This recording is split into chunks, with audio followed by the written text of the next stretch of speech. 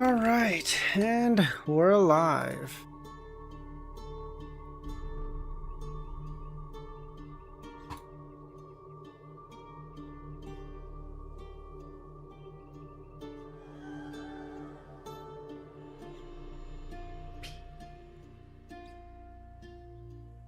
Sign-ups.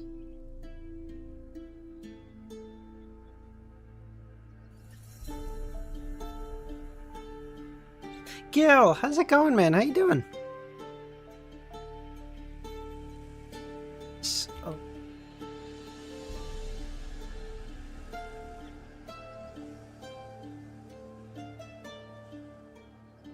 So Unknown, how's it going, man? How you doing? Are you finished your trip? No, there's no fucking way. You said like 30 hours yesterday. Math doesn't work out. Hold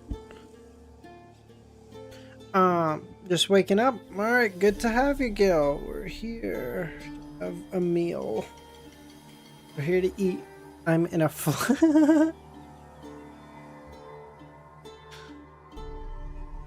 Still Inevitability Gear Circle? Yeah, something like that. Plague, how you doing? DSV, how's it going, man? How you doing? Milosh, how's it going, man? It's Starlink Wi-Fi. It's faster than Wi-Fi on the ground. That's nuts.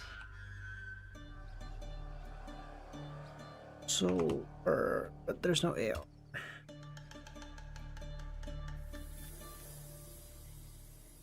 Chris, how's it going, man? That's a word? You're taking the piss. Stink. Starlink is super good from what I said. That's kind of crazy. Sid, how's it going, man? Sequence for Saint? There's no A. That's not a and there's no T now. So... Zaza, how's it going, man?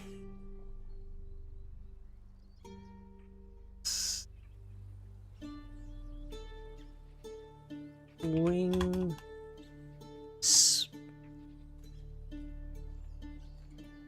We got it. We got it. We fucking got it. Oh my god. MX! Dr. Z, how's it going? I am indeed ready for I am indeed ready for the finale.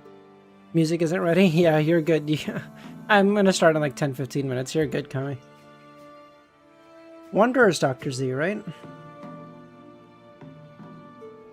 The clutch, baby. Nah, you're good, Zaza. You're good. That was a dog shit game. I don't even blame you, honestly. I was keeping it light. That was such a dog shit game. I don't even blame you. God damn.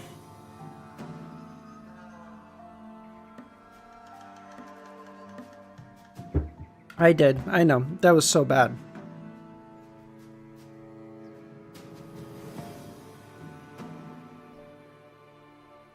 Fawn? No, wait. Fawn? Calf?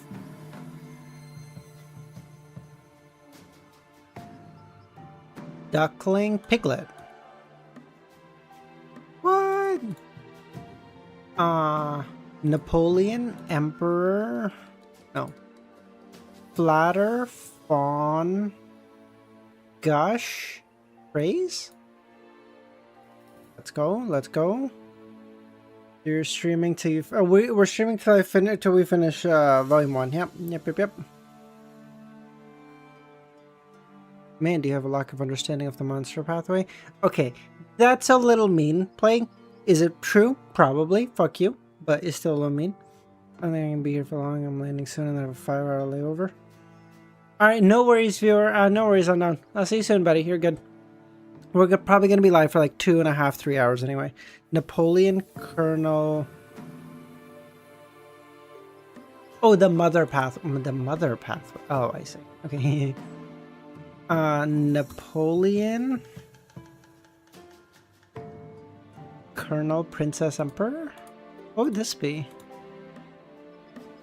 I think so.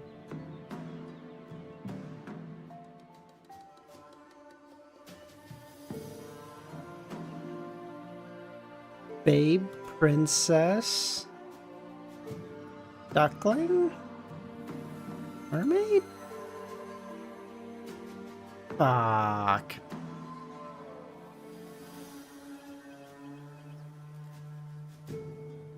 Chalk it up to being something. This would be something else. I don't know. Napoleon Emperor.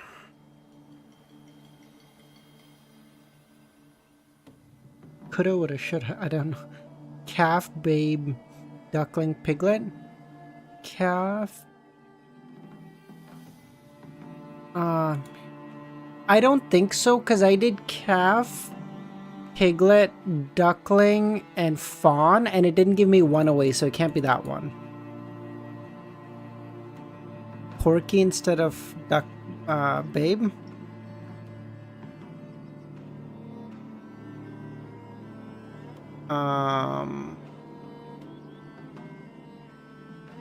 Calf. Isn't gonna work. Okay. Silent L is so cringe, dude. They did Silent T yesterday. Oh my god, they're running out of shit to do. Oh my god, these guys fucking suck.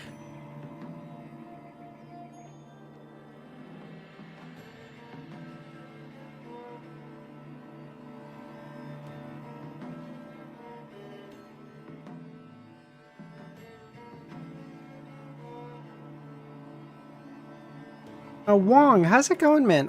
Have I seen you here before? Thanks for popping by. How you doing?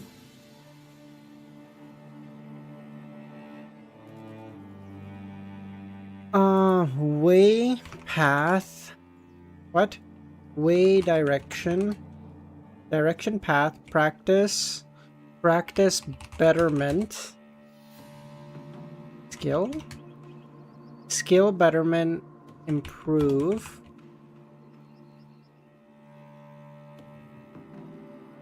Path, betterment.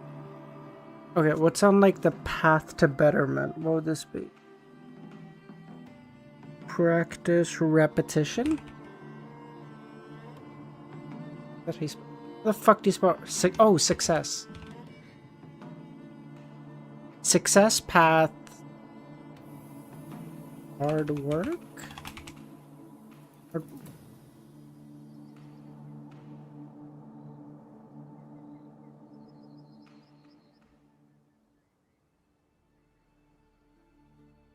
Study?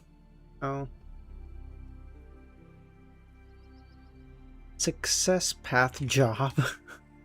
Job path, career.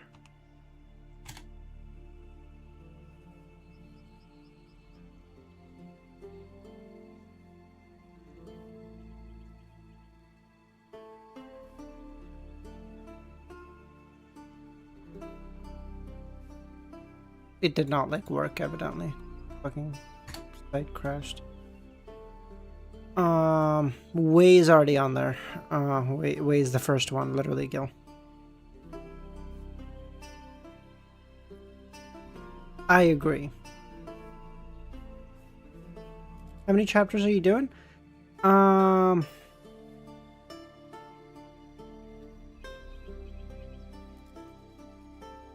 We're going to 109 MX, because 109 is the chapter volume ending, so we'll go to 109.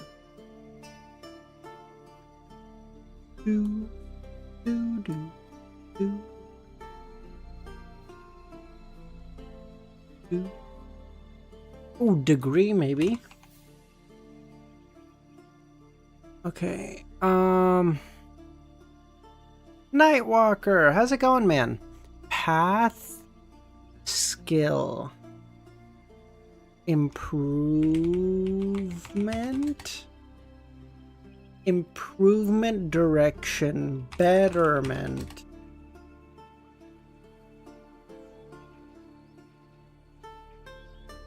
This is so bad.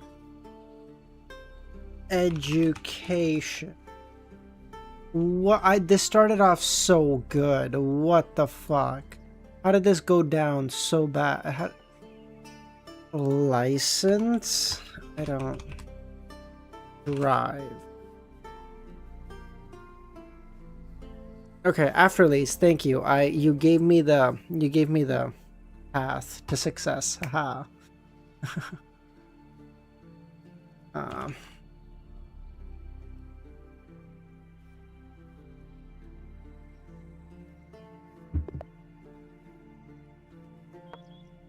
Alright, we're gonna play until we win, okay? So we might just do a 3-hour chess stream depending on how dog shit I've been playing today.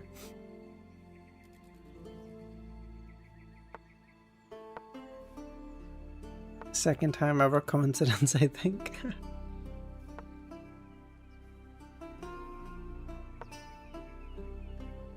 I'm gonna try not to, but I might.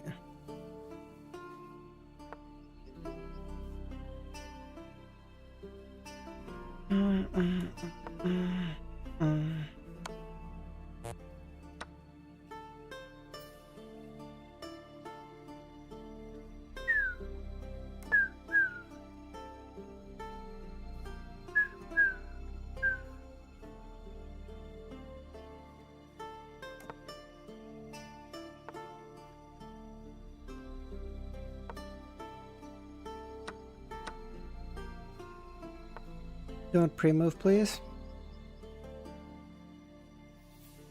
I get why you're saying that, I do. You're probably even right. I'm gonna go here if he takes, I don't... Knight, 1700? God damn. No, even at my peak, the highest I ever got was like 12 or 1300, I think, so. I'm not very good at chess.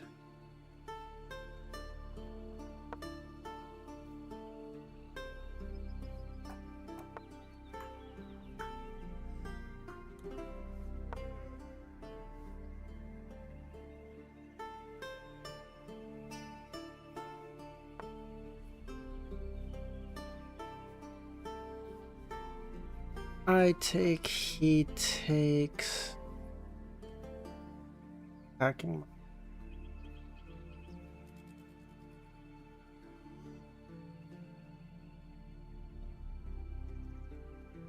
No, because if I do this, then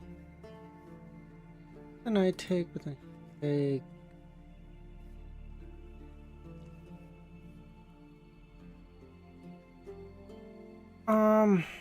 Yeah, fuck it. Yeah.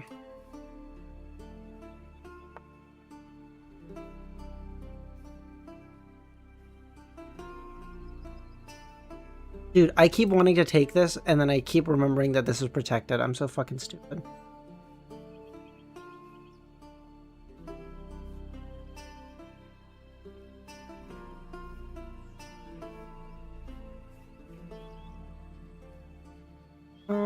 Yeah, let me at least do this. Yeah, good.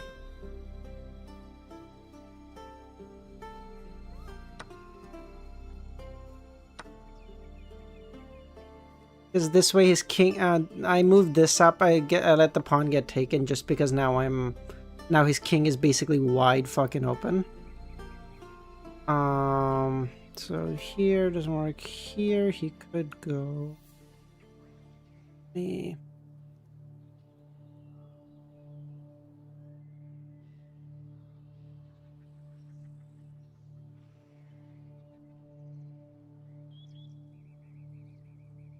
I'm running low on time, which is annoying. Okay, I gotta start moving faster.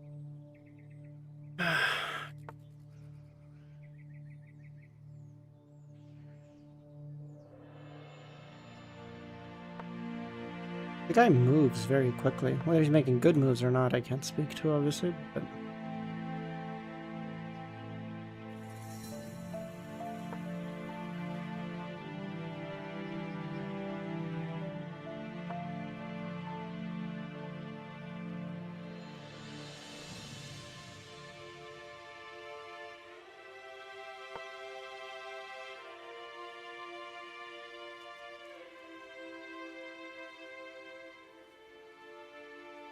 I'm gonna take this next. Is that bad? What do you see? What do you see that I don't see? Well, can't go here anymore. He can't go here because this knight is basically just blocked, right? I mean, unless he wants to go back, I guess. I'll bring this knight. I'll bring this. Oh, sorry. I'll bring this rook over here just to use this open file. Give my king some escape room if he needs it as well.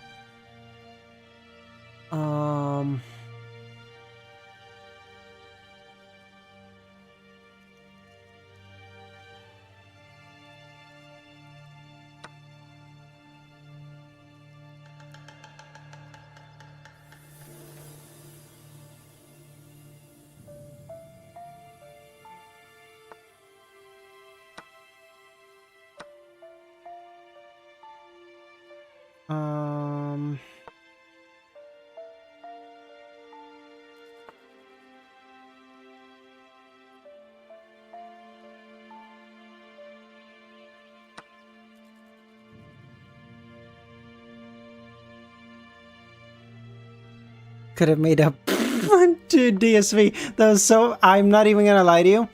I thought about it. I was like, damn, like I'm making a risky move here. Okay, let's just push this up.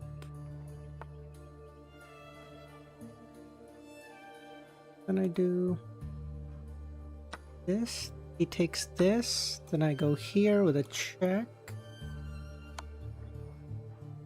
Take this.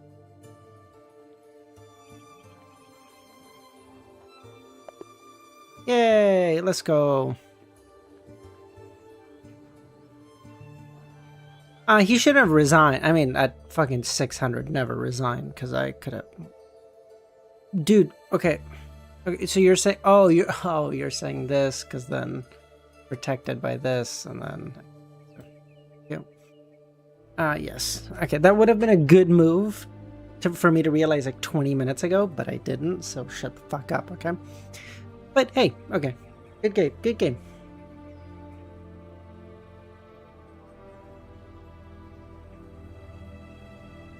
Here, he would have had to go here, I go here, that's fine. W is a W. True, Gil. Go. Money, how's it going, man? Look at that. You made it on time today. Goated. Alright, let's go. Let's go. Alright, let's start reading. Do a game review. Do you want me to? We can. Alright. Let's okay. Hey, look at that. Look at that. Playing semi-decently. Let's go. Almost 80% accuracy. That's not horrible. Almost 80% accuracy. Playing like in 1100. Like, that's not horrible. My opening is really good. Mid-game is dog shit. What does my ending look like? Bro, tell me what... Oh, I guess there was no end game, so I guess it doesn't matter. Fair. One blunder. Where's this? Wait, why was this so bad? Oh, yeah, I was going to take this regardless. Is this a blunder? Okay, I'm winning here. Oh, yeah, okay. There's no end game, yeah. So here, his best move would have been this. But then I take. He takes. You gave away a fork for their knight? Did I? What? Oh, I see. Why is this a good move? What? I don't know. Alright, let's go.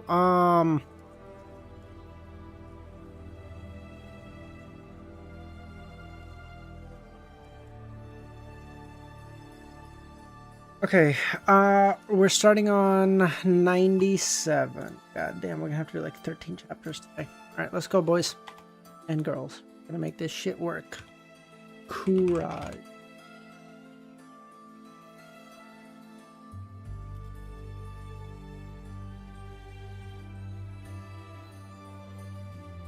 Oh, by the way, thank you for that background. This is nice. I like it. Which chapter? Boys and Dr. Z, yeah, exactly.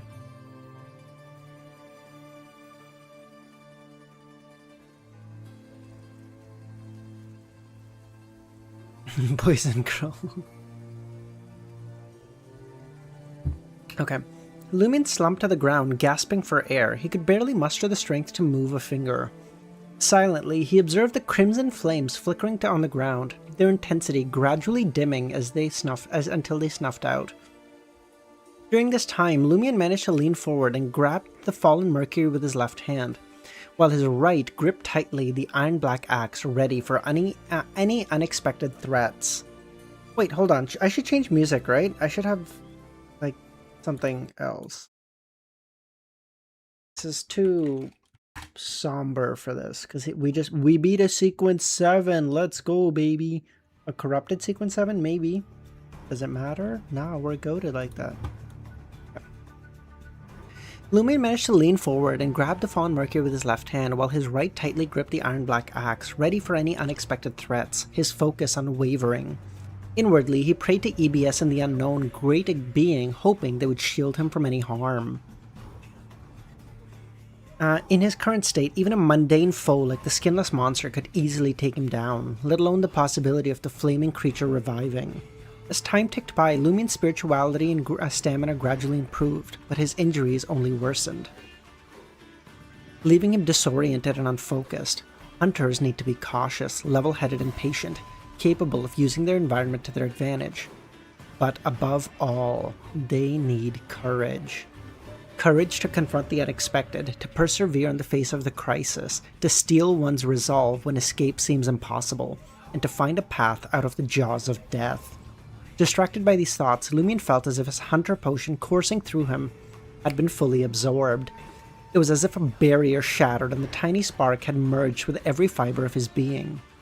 All traces of Lumion's loss of control vanished and his condition improved. Slowly, he rose to his feet and heaved a sigh of relief. I've digested it. This means he was ready for the next potion. Lumion, clutching the... what the fuck would I say? Lumion clutching the blade in his left hand, or dagger in his left, because he keeps saying dirk, but I don't like that term, so I always replace it with like dagger or something.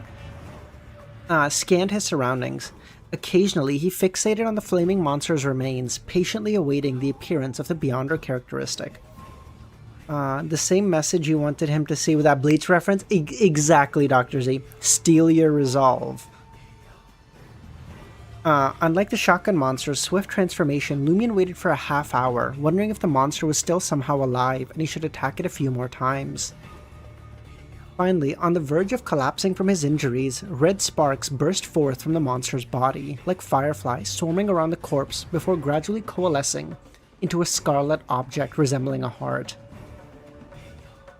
The heart pulsed, its surface pocked with tiny, countless holes from which indistinct flames seeped out. Is this the main ingredient for the pyromaniac potion? Lumion mused, ready to pick it up, a searing pain radiating from the palm of his hand to his mind, making him want to fling the heart away to escape the agony. Luckily, Lumion's skin had been numbed to the monster's burns, allowing him to barely tolerate the relatively minor pain. He tried wrapping the heart in a strip of cloth, but it instantly incinerated the fabric. After a moment of thought, Lumion set the characteristic on the ground, wrapped the fallen Mercury in the remaining black cloth and secured it at his waist, then emptied the contents of the cloth bag containing the lead bullets into his pocket. He then filled the bag halfway with soil from the area before tossing in the flame-wreathed heart.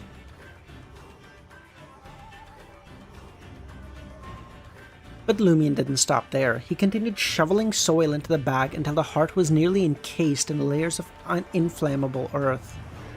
Exhaling, he carried the bag to the edge of the ruins, pondering a new problem. I'm only a sequence 9. This is a sequence 7 characteristic. I can't just go straight to 7, can I? This'll make me lose control.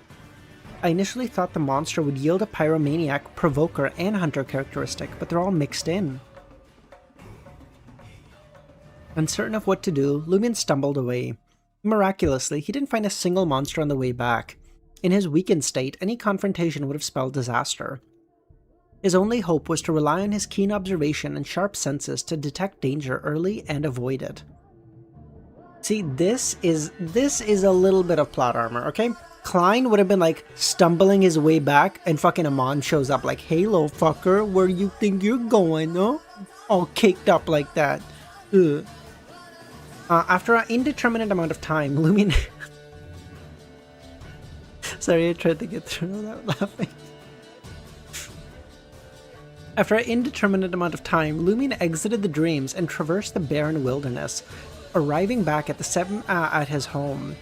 Laboriously, he climbed to the second floor and removed the blade, the cloth bag with the pyromaniac ingredient, and the iron black axe.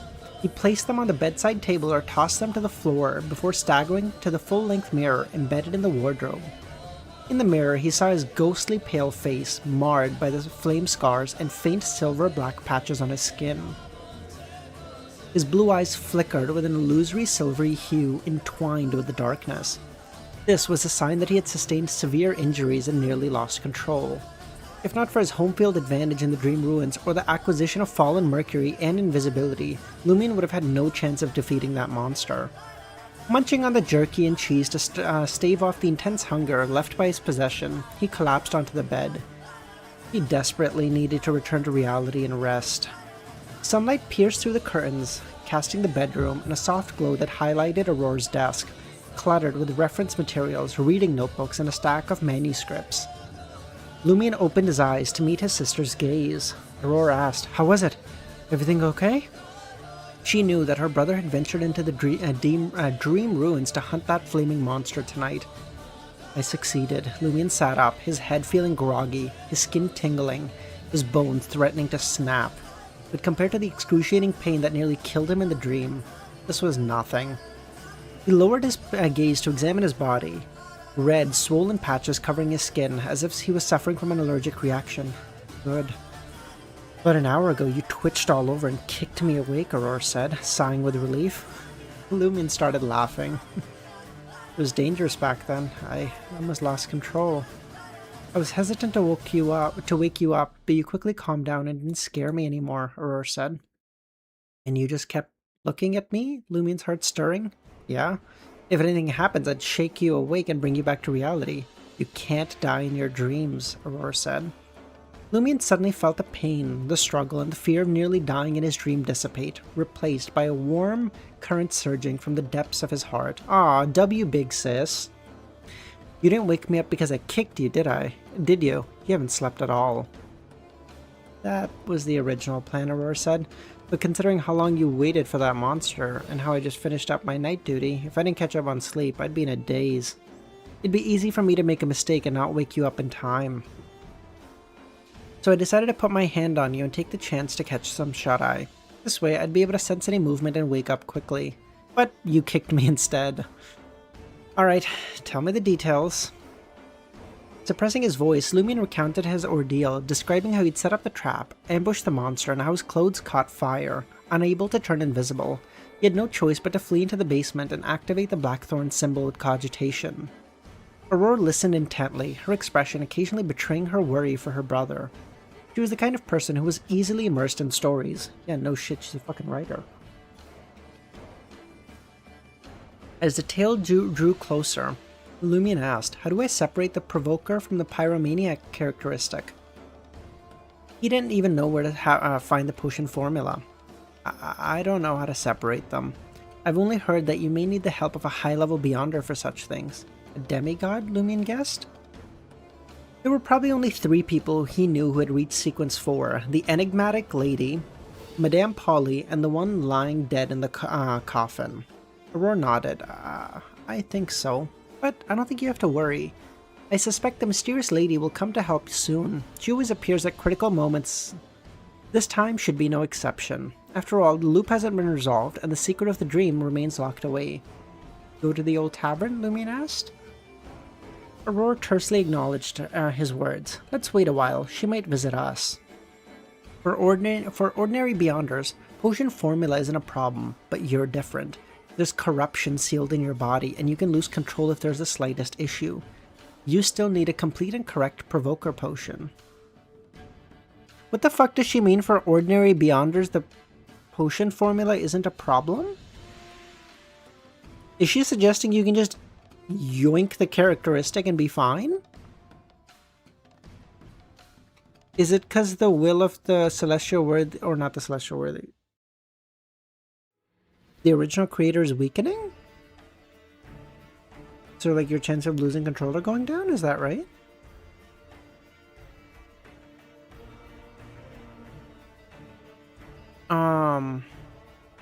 don't ordinary Beyonders need formulas? Lumion asked. It's not that they don't need them, but anyone below sequence 7 can just advance by consuming the main ingredient. Doesn't that risk losing control? Lumion asked.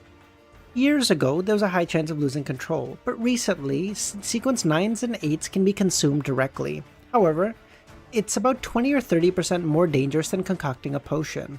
Oh, okay, think. If you remember, Klein said that the wearing of the original should be fine up to sequence 7. Does his real man just eat the characteristics raw? True, DSV.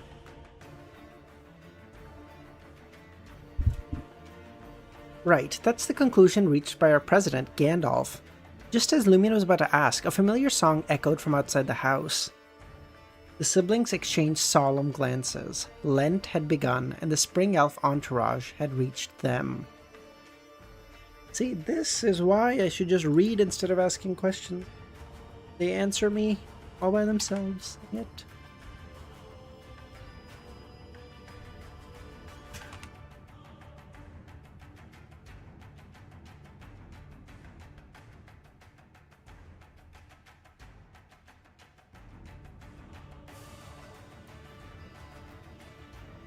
A group of young men encircled Ava, singing and dancing as they arrived outside Lumion's home. Guillaume Jr. was of the Berry family, strode to the door and slammed. He was a friend. Dr. Z, how the fuck are you switching accounts? What are we doing? He was a friend of Lumion, Raymond, and Ava, with curly brown hair and prominent freckles. With a creak, Aurora appeared before them, her blonde hair tied up, wearing a formal flounce-lined light-collared dress. She exuded energy, her face radiant, impossible to tell she hadn't slept well the night before. Ava, donning the laurel crown woven from tree branches and flowers, stepped forward and sang, "I am the elf of spring, with a sweet face and a joyful ring. Come and sing, come and dance, for this is the only way to obtain a harvest that will stay." Aurora listened quietly, took the leaf, and handed Ava a small pottery jar containing animal fat. Bumper harvest, the young men cheered.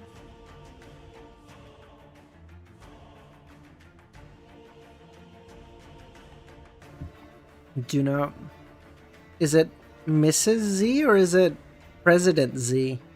Or is it President Xi Jinping? Who is it? Oh my god, new conspiracy. Dr. Z is actually President Xi Jinping. And the supreme leader.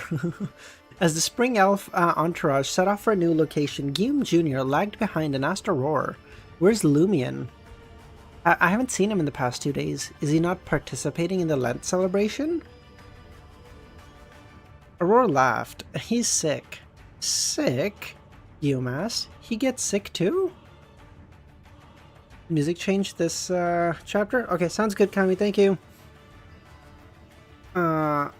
Quantum, how's it going, man? No worries. Thanks for popping by. We're still on the... Well, we just got to the second chapter, so we're chilling.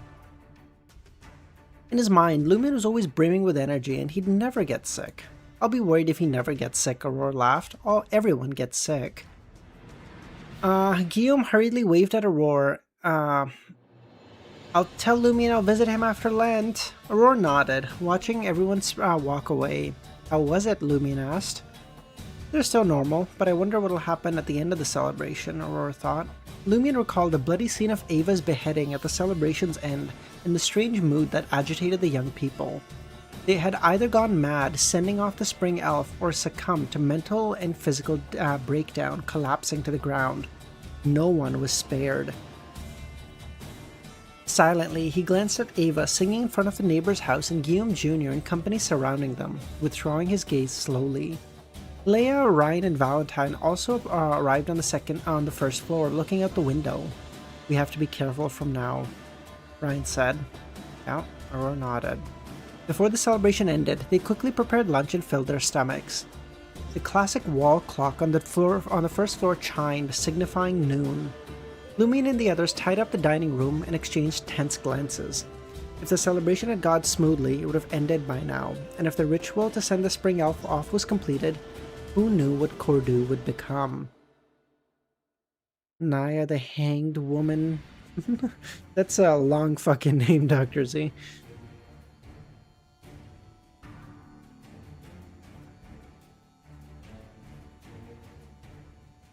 You gotta imagine in that name you have like a majority of the letters of the English lexicon. Leia paced around the stove, the small bells on her veil and boots tinkling non-stop, but it was neither intense nor soothing. We're already in danger, Aurora said. Or she said, looking at Aurora, it's been an extended period of danger, but it's manageable right now. Aurora acknowledged her. By the 12th night, it would be great if it was always at this level, Ryan said. Aurora blinked and embarrassed to tell his Dawn Paladin not to jinx it. Although Lumien's heart was heavy, he still smiled and replied to Ryan. My legal name has 26 letters?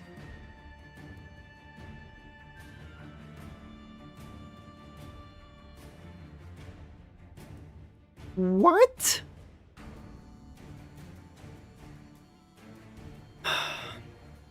Lumien smiled at Ryan and said, there's a proverb in the Dairy Edge region. Good and bad are all predestined. Regardless of how we worry, we can't change what happens. What he didn't say was the only thing they could do was muster up the courage and face it. 25? Wait, how many characters is my full name? 13, I guess. After almost 30 minutes, what the fuck? After almost 30 minutes, they found themselves staring at the door simultaneously. Footsteps drew closer. This is, although in fairness, I will also say I don't have a middle name, so if you have one, I understand if it's a little bit longer, so. Soon after, Aurora's doorbell rang, the sound reverberating through the first floor. Exchanging a glance with his sister, Lumien cautiously approached the door and peered through the peephole. The man who had rung the doorbell was their neighbor, Louis Bidot. Bidot? Bidot? What's going on? Lumien asked. Louis had black hair and blue eyes. He was in his 40s and had been injured while harvesting wheat in the fields when he was young. He had only 3 fingers on his left hand. Louis, clad in a grayish-blue blazer and dark pants, he said, I need to borrow your oven. It's Lent. We must bake some fresh bread for the kids. As he spoke, he lifted the flour bag and nudged the bag of the inferior coal beside him. Lumien hesitated before turning to Aurora. Aurora nodded, signaling him to let Louis in.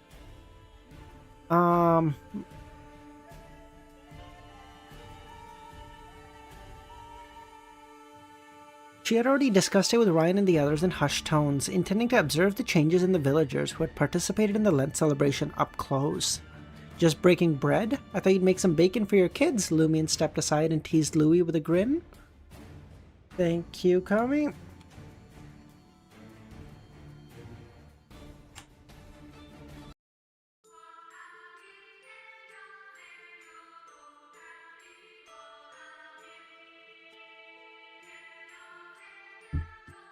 Wait, MX, are you German? Are you German? His eyes brimmed with anticipation, as if... wait, no, hold on. Louis replied cautiously, if we have a bumper harvest this year, there should be plenty of bacon. His eyes brimming with anticipation. Once inside, Louis greeted Aurora and headed to the oven, busying himself. The more Lumien and his companions observed, the stranger they found him. Louis didn't even glance at Ryan, Leia, and Valentine, as if they were invisible. You're Austrian. Ah. It was like a person who had already turned into a monster, trying his best to pretend to be normal. However, as long as they encountered something that exceeded their original memories, they would display obvious abnormalities or just ignore it. Lumien instantly thought of the Deputy Padre. Jesus Christ, Sid, no! What the fuck?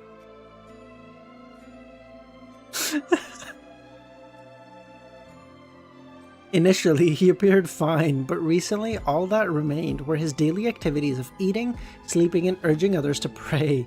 He ignored everything else. Under the watchful eyes of the 3 foreigners, Louis baked his bread mechanically, occasionally conversing with Lumien and Aurora. It was very normal, yet very abnormal. After Louis left with the baked bread, Aurora looked at Ryan and the others. Everyone who participated in the Lent celebration must be like this.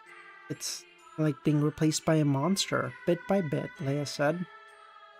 Lumion regained his composure and asked, how can we save someone like this if we want to? The only thing I can think of is purification, Valentine said. But if the abnormality is integrated with the humans closely, the final outcome might be purification together. So what he's saying is, like, if we purify them, they might just die if they're really closely intertwined. I know, right? I have Dr. Z. I know, like, different parts will have, like, perspective from different angles. The sun, the light will be refracting wrong. Like, it's all fucked up. I think the perspectives you're talking about, I think it's the windows or whatever, right? On one of his paintings.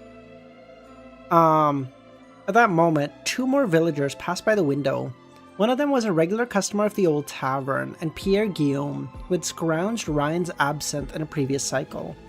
He was happily chatting with his companions. Sid, okay. Any fucking idiot that says this is just fucking wrong, okay? I'm sorry, you just haven't read the history. Him not getting into art school was not the pivotal reason he became who he was. It was like... And after that, we made art subjective. No, art was always objective. And secondly, I find like I feel like in recent times we've kind of had like such a hard bound to like art is subjective to like no. They're like, hey, there's good art and there's bad art. So like if you can make things that are like realistic and like if you can make like photorealistic art, that's like really good art. But if you do things that are a little bit more abstract, that's not good. And like I find that so cringe. Like the hyper real realism based art and like only liking that shit, I find is so bad. Like, dude, I don't need hyper realistic drawings. I can just take a fucking photo. I want people's interpretation of stuff.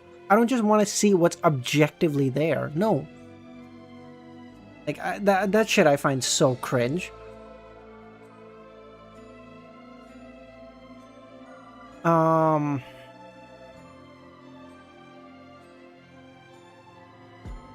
At that moment, two more villagers passed by the window. One of them was a regular customer of the old tavern, Pierre Guillaume, who had scrounged Ryan's absinthe in a previous cycle. He was happily chatting with his companions, seemingly discussing the excitement of the Lent celebration. As they passed by Lumion's door, they simultaneously turned their heads to look inside, their expressions grim. In that instant, they withdrew their gaze and resumed their conversations, smiles plastered on their face. If Lumion and his companions hadn't been watching whenever someone passed, they wouldn't have noticed that change of expression. The louder the laughter outside, the more suffocating they felt. Silence took over the conversation. Eventually, the two villagers left and Aurora sighed. This isn't just being replaced by monsters bit by bit. I suspect that the entire village is filled with monsters wearing human skin. It's gonna get tougher every day, everyone. Hang in there, Ryan said. The painting should be like a poem, and not all paintings should be respected.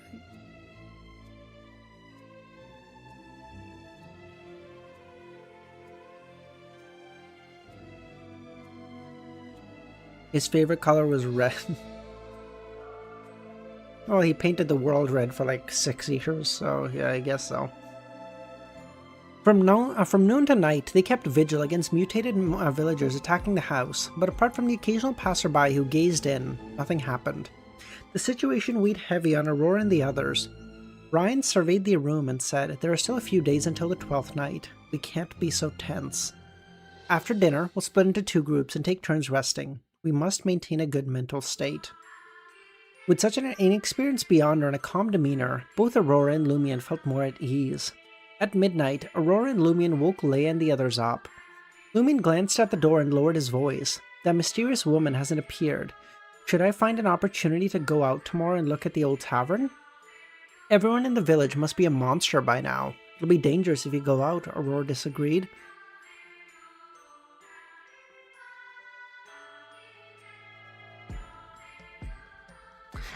I agree, Gil. There's like a... I want to be clear. There's like a... maybe you can take things too far to the point where you're saying so little to cast a net so wide. Like, I think this is like a saying in like kind of any creative field, but like I know specifically it refers to like movies and video games, which is that if you're trying to make a movie or a game for everyone, you're making it for no one. You don't want a game or a media that's meant to be like so open-ended that everyone can understand it, because no one will like it. You want something that's a little divisive or derisive, that like, hey, some people will really like and other people won't like. That's okay. So I get that, like doing DI's killing. Shut the fuck up, man. Demon ass, what are you doing to me? So I get that, but like there needs to be something else too. Like you need to make your art like have a message that's like specific and pointed. Don't make it so vague that it's like, hey, you can just read into this whatever you want, because then you're not giving anything. Lumion glanced at the door and lowered his voice. The mysterious woman hasn't appeared. Should I find an opportunity to go out tomorrow and look at the old tavern? Everyone in the village is probably a monster by now. It'll be dangerous if you go out, Aurora said. Let's wait a bit longer. If she doesn't appear tomorrow, I'll go with you to the old tavern.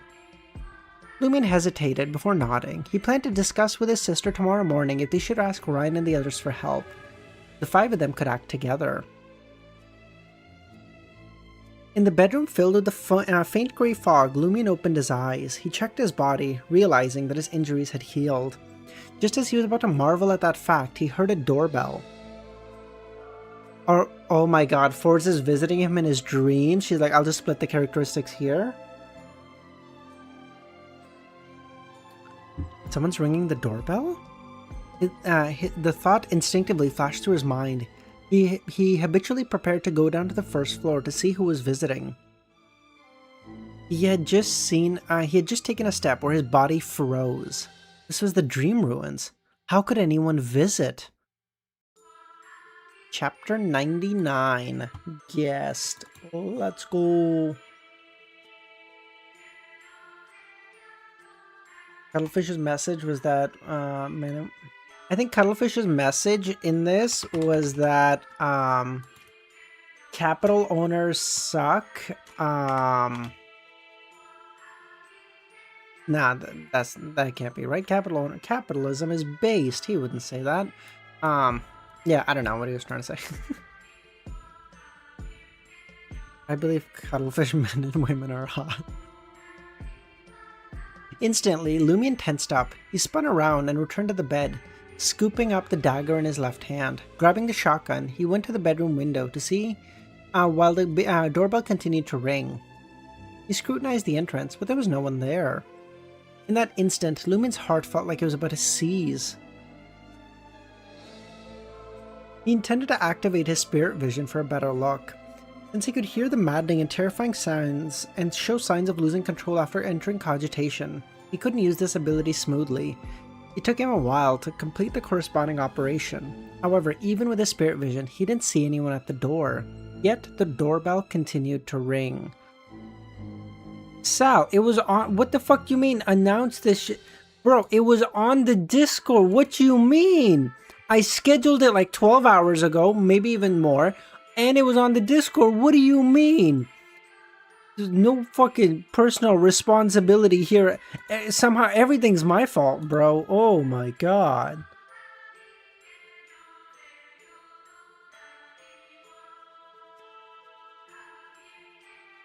It was on YouTube and Discord for like 12 hours. If you didn't see it, that's not on me. No, I'm not taking this. And secondly, we talked about this for a week, that we're going to end Volume 1 ending this weekend. Do you want... Dude, I don't know. I'm so on edge recently. The thing is, dude, I'm actually so easy to get rage baited right now. It's actually crazy. Like, because I'm so fucking, between like work, studying after work, streaming, going to the, like I'm so fucking, like, I'm like so on edge. Like, I get rage baited so easily right now. Especially when someone like is like, hey, you didn't do this when I fucking did. Oh my god. Okay, Sal, Hold on. So you want me just to be clear, you want me to like individually message you like, hey bro, we're like volume 1 ending or whatever, or like volume ending on this date? This is what you're asking? I want to be clear. Dr. Z, I have a certification for work I need to, so like I'm done all my other shit, but I need to get my license to trade options. So I have that exam on Wednesday. But once that's done, I'm done for the end of December. And then in January, I'm going to start studying for a new certification. That's more personally for me than for this current job. That's more for like career progression and shit. But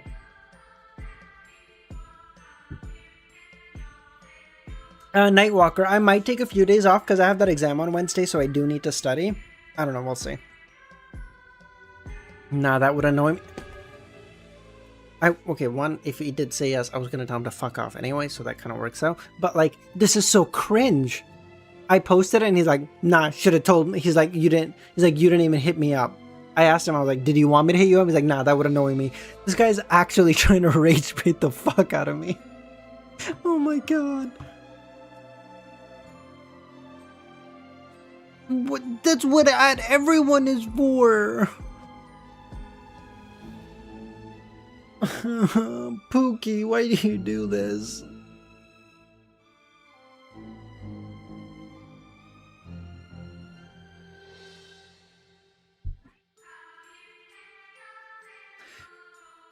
He spun to his bed. Wait, no, hold on. Bug, how's it going, man? His thoughts raced. Lumion considered returning to bed and forcing himself back to sleep to escape the dream, but he felt that even if he did, he might not be able to evade the subsequent attack, considering the unknown danger that could invade his home at any moment. Two scenarios. The person ringing the doorbell can enter, and going to bed is as good as surrendering. If they can't enter, I'll be safe as long as I don't open the door. Regardless, I must go downstairs and take a look. Lumion made up his mind, sheathed his dagger, clipped his axe, hoisted his shotgun, and walked out of the bedroom and descended down the stairs. In the dead of night? Alright, sounds good. Thanks, Kame. DSV, drunk streams are so much more fun. I enjoy them so much more.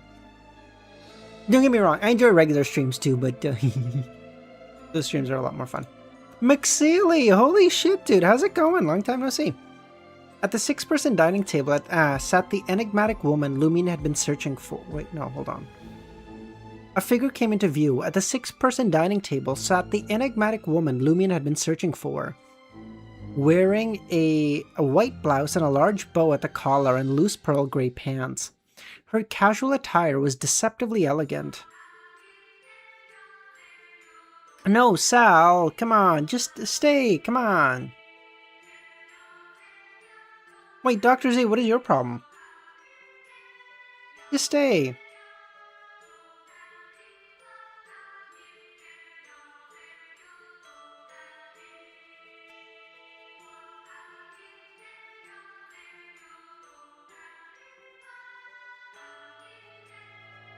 Bro, I'm not... Oh, by the way, you feeling better?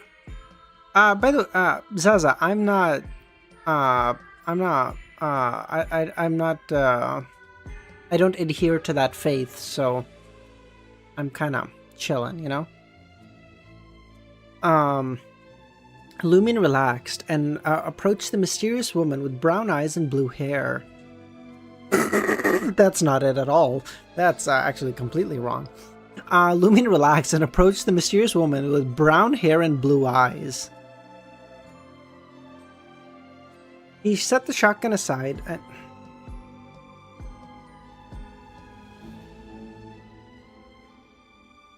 Dr. Z, being drunk and being high are not the same thing. Like, remotely.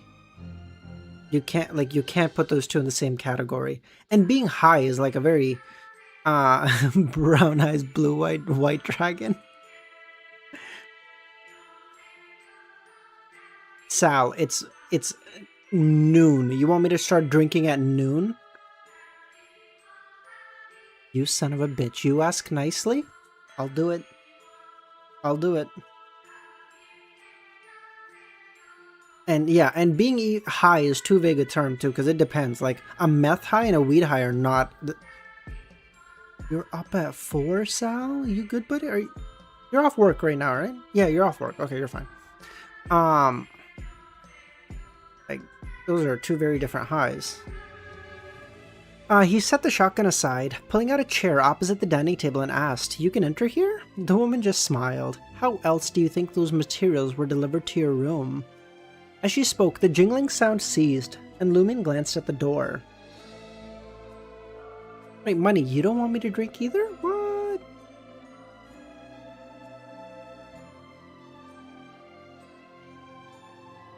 She smiled and replied, "That's basic courtesy." Wait, since you're already inside, why did you ring the doorbell? Why are you still ringing the doorbell? That's basic courtesy. She smiled. Courtesy that can scare people to death, Lumion thought. "I've obtained the pyromaniac ingredient. It should be a pyromaniac."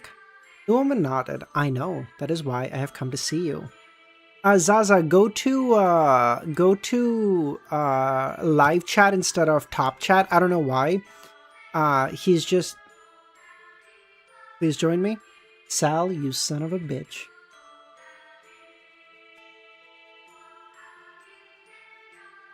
I'm in. That is not straight coke, by the way.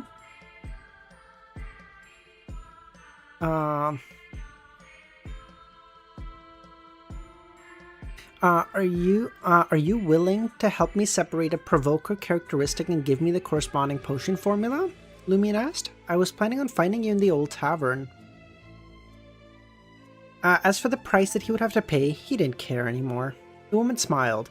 "With Cordus's present situation, it's dangerous for you to go out, so I came here. I can indeed provide you the help you want, but it won't be free this time." Lumion noticed that the indecipherable emotion in that woman's eyes, but the notion that it was no longer free reassured him. "What is the price I need to pay?" She replied calmly, "The separated pyromaniac and hunter characteristic belong to me."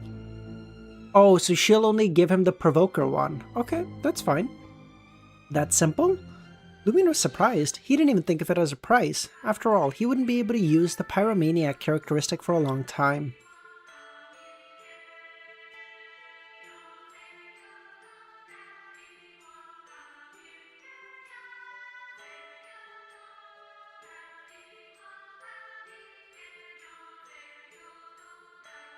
How do you know what a meth high is? Oh, hey there. Because like any kind of like ADHD meds, like Adderall or like Vyvanse or whatever, they're basically chemically the same. And like the first time you take them, like for the first couple days, I was like, I'm good. This is fine.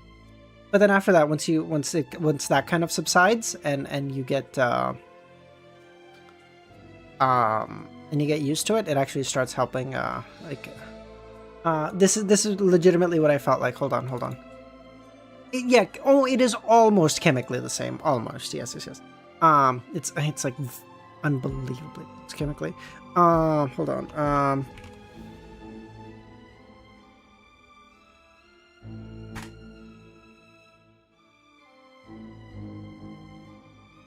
This is unironically what it feels like.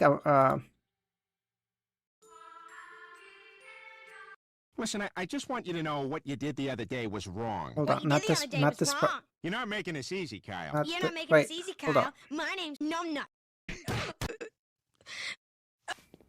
Wait, hold on. Yeah. Okay, just this part. Okay, ignore the first part. That didn't happen. Okay, just from here. This is all that matters. Hey, Peter. Hey, what's going on? Is something wrong? No. Everything's cool right now. Might be some problems later, but we'll cross that bridge when we come to it. Hello? Peter did what? Well, I best be getting to work. It's nighttime. Boy, you said it. All right, take it easy. Like you're like, whoa, like we're fine. This is do what I need to. This is fine. Yeah. Good times.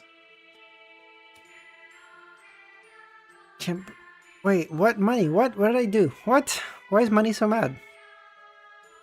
What happened? Zaza. No, okay, sorry. Whoa. Sorry, I was gonna recommend I was gonna recommend some bad stuff, and then I realized that's against your religion. So never mind. You know what? Good on you. Good on you. Don't do that. That stuff's bad for you anyway. You're good. Whoa.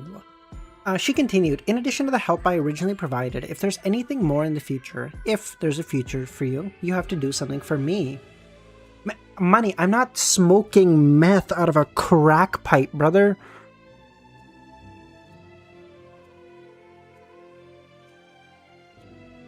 I haven't stopped drinking. So...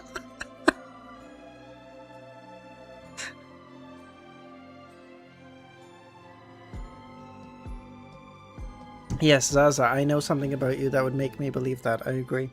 I'm sorry, that was mean. No. Like, no. That stuff's bad for you anyway. If you can avoid it, you should. But, again, like with everything, just remember, don't take anything too far. You'll be okay. The way you were explaining that sounded like you were experienced. No, money. I didn't. Okay, like I said, I'm not talking about meth. I'm talking about like ADHD medicine, like Vyvanse or Adderall, because they're chemically very similar.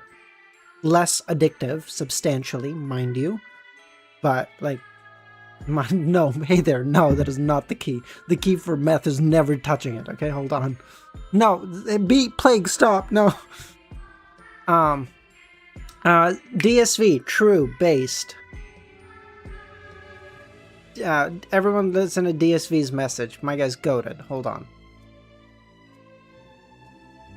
I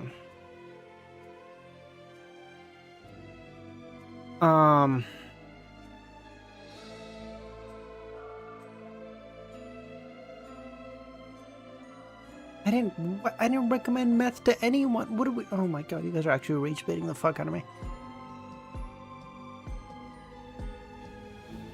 Lumion sensed the inscrutable emotion in her eyes. But if I don't, he asked. Isn't it common for investments to fail? Didn't your sister lose money buying stocks with divination? What do you need me to do? Lumion asked. Let's talk about it if you survive. Alright, give me the characteristic you obtained. So this confirms it, right? She's at least,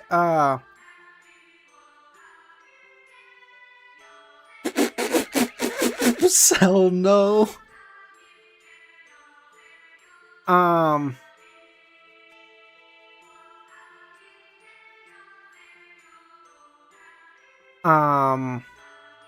So this confirms it. She's, Angel. Lumion arose and headed for the stairs heading to the second floor. He barely restrained himself from sprinting up the stairs. When she could no longer see him, he dashed.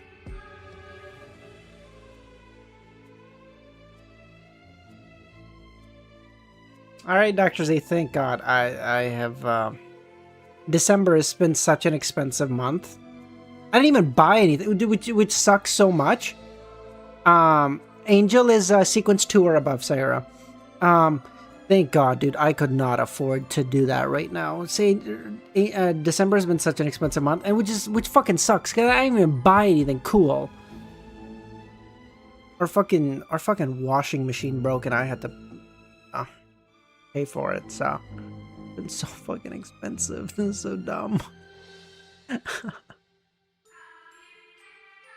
My mate has been smoking punchy.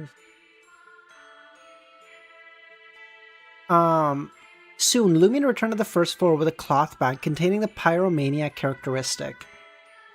The woman raised her glass again and sipped the pale gold liquid. What is this? Lumion asked. She explained simply, it's an aperitif from Trier called Black Polka. It's brewed from ginger, cinnamon, and nutmeg and cloves, soaked in sweet wine for a long time. It tastes quite decent.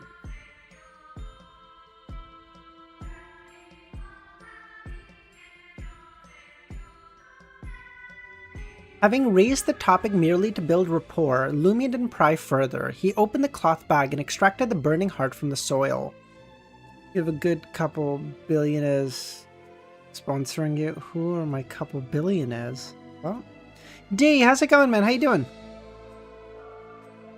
A scorching sensation seared his palm, enduring the mild pain. He leaned forward and handed the characteristic to the woman from across the dining table.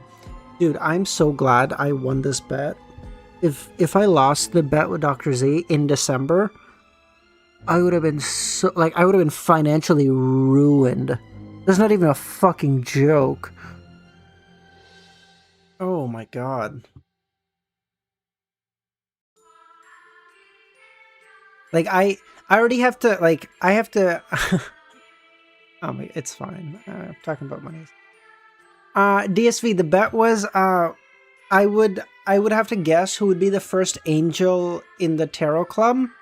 If I got it right, Dr. Z would give, like, 20%. Sal, you don't, like, the bet was that, I would guess who was the first angel in the tarot club. And if I got it right, she would donate a quarter of her salary for a month to charity. If I got it wrong, then I would donate a quarter of my salary to charity. And this would have just been such a bad month, because, like, I have to give, like, 110% of my fucking salary for this month to help out in the house and shit. So, like, I'm already, like, running a deficit this month, so this would have been, like, the most dog shit month to do it. Oh, we're okay. Okay, we're okay.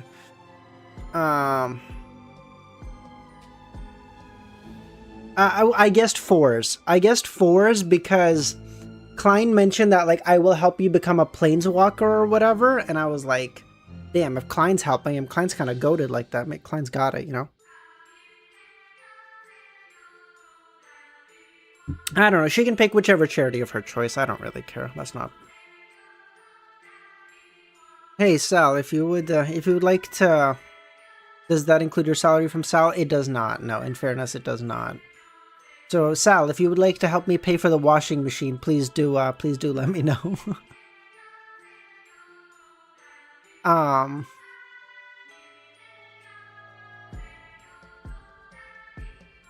Wait, where am I?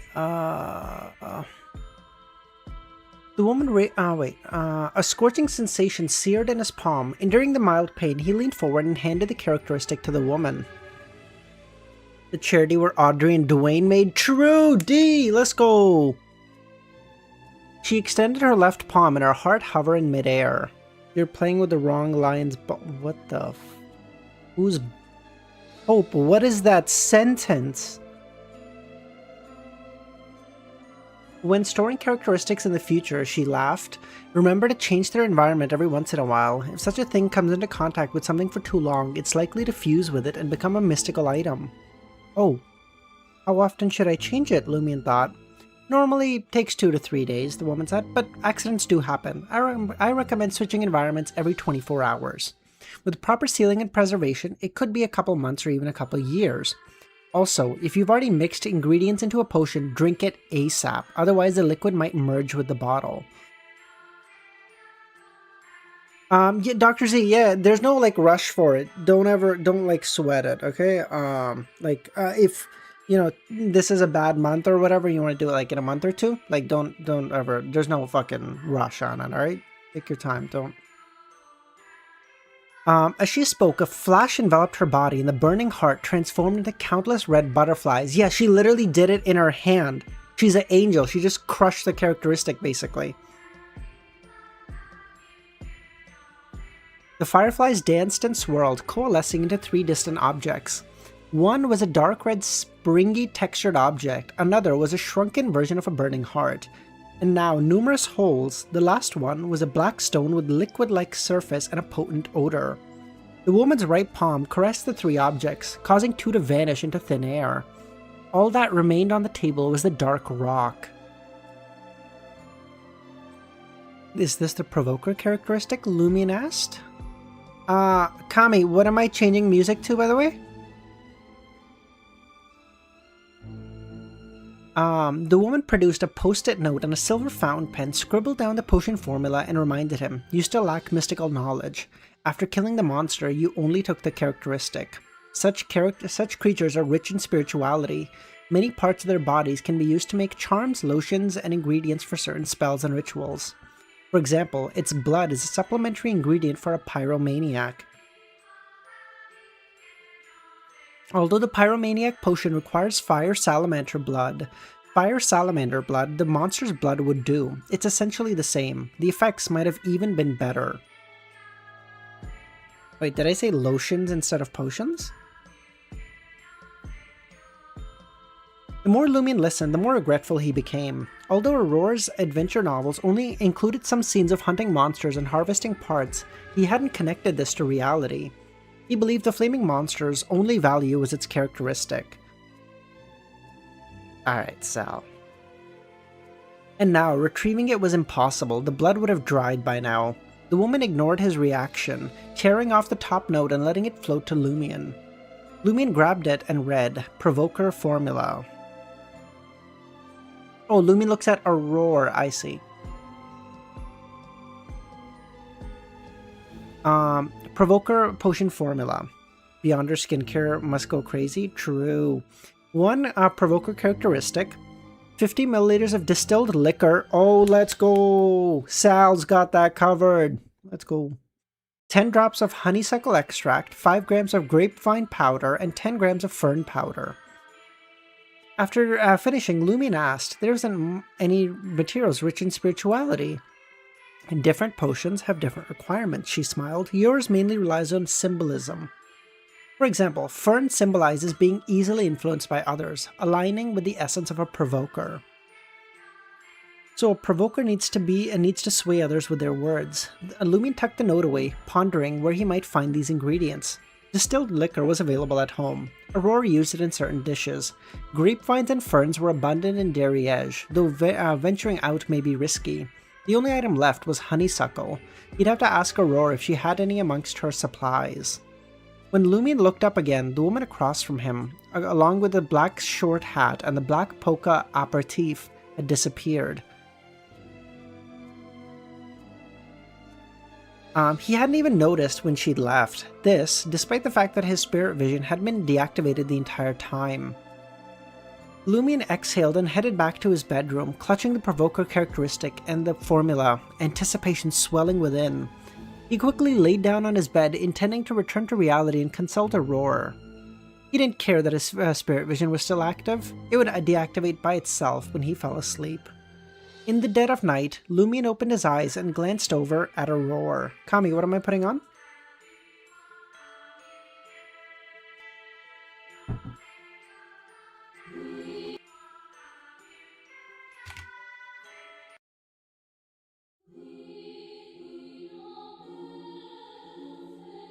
He couldn't wait to share the news of acquiring the Provoker Potion formula with his sister, yet almost simultaneously he spotted Aurora's mouth open slightly, a hazy, translucent figure emerging.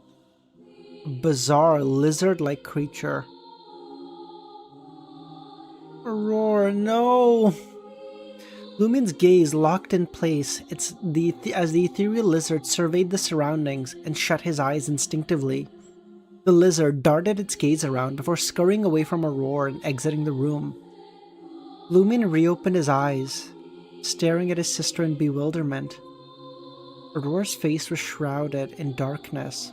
Her mouth hung open as she slumbered peacefully.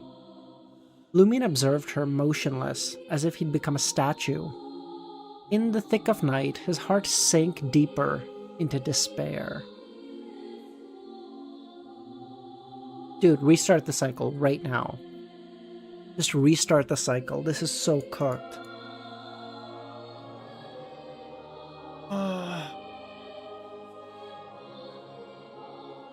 Cooked or cook and she's cooked? Yeah, I agree, Sal. That's so sad. God damn it. We made it so close, too.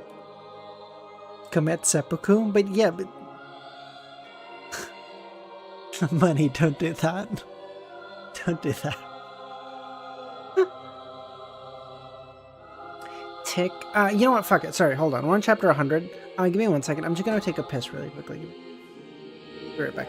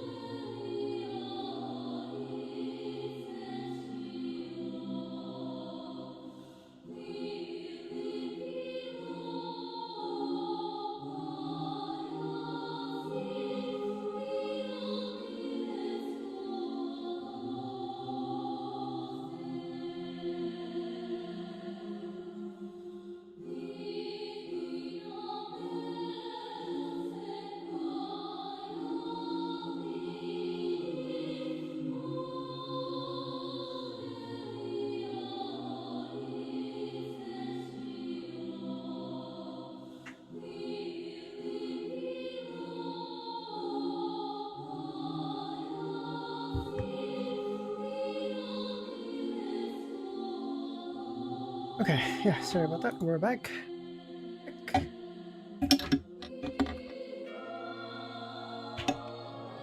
Wait, Sal, this is the best volume of COI for you? Seriously?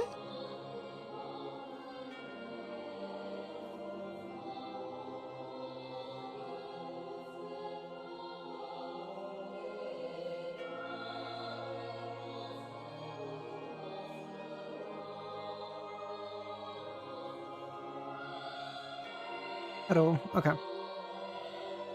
Okay. Tick tock. Tick tock. The second hand of the wall echoed throughout the room. After what felt like an eternity, Lumion finally shook off his nightmare.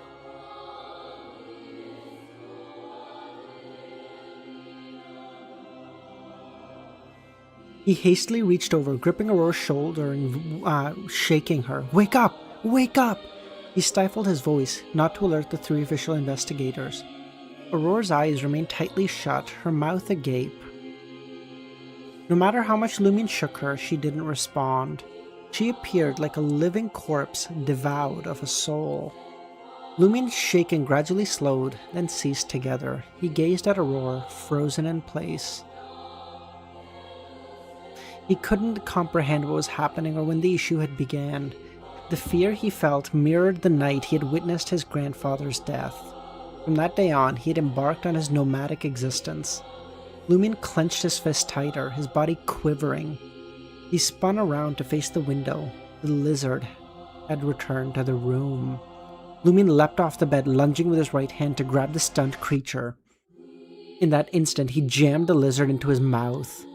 You like to worm your way into people's mouth? Fine, I'll give you a chance. What the fuck?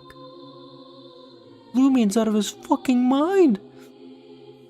He crammed the lizard into his mouth as he tore at it ferociously, his eyes bloodshot.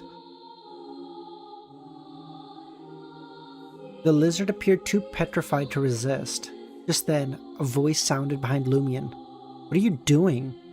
It was Aurora's voice. Lumion froze and turned to look at her. At some point, she had woken up, her hair disheveled. She sat up with her light blue eyes with confusion and bewilderment. Subconsciously, Lumion glanced down and read that and realized that the lizard had long vanished. For a moment, he didn't know if he had just seen a nightmare, or what he saw was reality. What's wrong? Aurora frowned. Lumion forced a smile. You kicked me off the bed while you were having a nightmare. Oh? Aurora looked at her brother suspiciously, as if he was playing a prank. She thought for a moment and said, I had a nightmare. I dreamt that I was grabbed by a huge monster and stuffed into its mouth. I was so frightened that I struggled with all my might and woke up. As Lumion listened, a chill ran through his body, as if he had been submerged into an icy lake. Maybe I kicked you. Aurora was a little embarrassed. I'm just kidding, Lumion said. I woke up because of something else. Oh, that lady appeared in my dream and helped me separate the characteristic and gave me the formula. So you woke up in joy and asked me if I had the corresponding supplementary ingredients, Aurora asked. That's right. Do you by chance have honeysuckle extract, grapevine powder, and fern powder? His smile was much more natural than before. I have both grapevine and fern. One is a ritual ingredient and the other spell medium. Honeysuckle flowers, we have them at home. Don't you know that I soak them in water for drinking? That's honeysuckle? Why did you ask if I was given free help this time? Lumion asked. Aurora took out a short grapevine and said, You grind it into powder yourself. She didn't seem to hear Lumion's question. Okay. Lumion pretended not to have asked.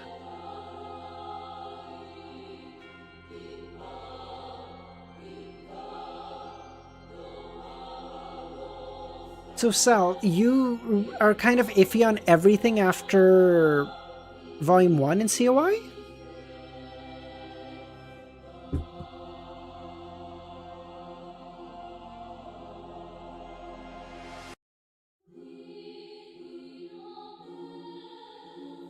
He then said to his sister, The Provoker potion still requires distilled liquor. I'll head to the cellar to get it and advance to Sequence 8 tonight. It'll take some time to make extracts from the flowers of honeysuckle, Aurora said. But the ingredients of a low sequence beyonder aren't that strict. You can use the entire honeysuckle flower as a substitute. You can consume them as long as the characteristic can eventually dissolve. You will find out why people are this way. Yeah, I finished Volume 1 only after half dropping it. Interesting. Okay, we'll see. She then looked at the open door and asked, Aren't you afraid that Ryan and the others will be suspicious if you go to get liquor in the middle of the night? Lumion smiled. As a regular of the old tavern, waking up in the middle of the night and wanting to drink is quite normal. Although alcohol may have its disadvantages, it can relax the mind. True, my goat. You know what? Lumion's better than Klein. I'll say it. I'll be the first to say it. You can hate me all you want. Goated. That's some goat behavior right there.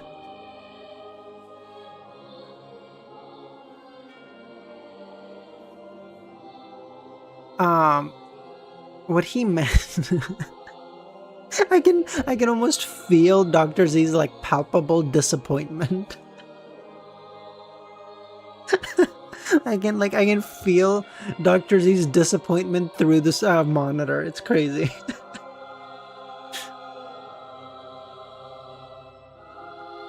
What he meant was to use an excuse that the Lent celebration had ended and he was under too much stress and needed some liquor to relax. Sure, Aurora said. Lumion turned around and walked to the door, the smile on his face disappearing. He clenched his fist tightly from beginning to end. After exiting the door and arriving at the corridor, Lumion saw Ryan standing diagonally opposite him in a brown tweed shirt and a pale yellow pants. Leia and Valentine were at opposite ends of the corridor. If you spoke the same language as me? That may be the case, Dr. Z. But I legitimately do believe there's there's something inherently lost when you translate like poetry or like a piece of literature in a different language. I feel like there's something that's inherently lost. I don't know. Like there are certain words in languages that can't be directly translated, and you lose so much meaning by translating them.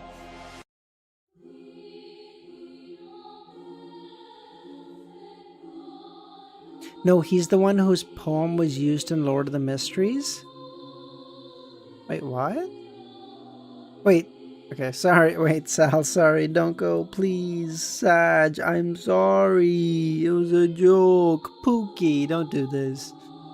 After exiting the door, Lumion saw Ryan standing diagonally opposite him, and Ray and Valentine were at opposing ends of the corridor. Now, when it gets translated, I get lost. Not sleeping anymore? Ryan asked. I'm going to the cellar to get some liquor. How about it? You want a sip to relax? Nah, I'm good. You haven't experienced anything like this before. You're tense. I get it. Alcohol can help. He then said, I'll go with you. You shouldn't be alone at a time like this. Okay, Lumion said. As the two entered the stairs, Leia took the initiative to approach Aurora's bedroom and stand guard. Sal, that's why I was making the joke. The joke was that Lumion said, like, alcohol may have its downsides, but it can help you relax. And I was like, goated behavior. That was a joke. Come on. 1 step, 2 step, 3. Lion. What the fuck? Lumion and Ryan descended down the first floor. Ryan asked casually, did something happen upstairs? I heard some commotion. Aurora. Something's wrong with Aurora, Lumion said. His intention in suggesting they get alcohol wasn't to advance tonight. The 2-story building in the Dream Ruins also had a cellar and the distilled liquor. His main goal was to avoid Aurora and communicate with Ryan and the others about what just happened. Now that crossed the line.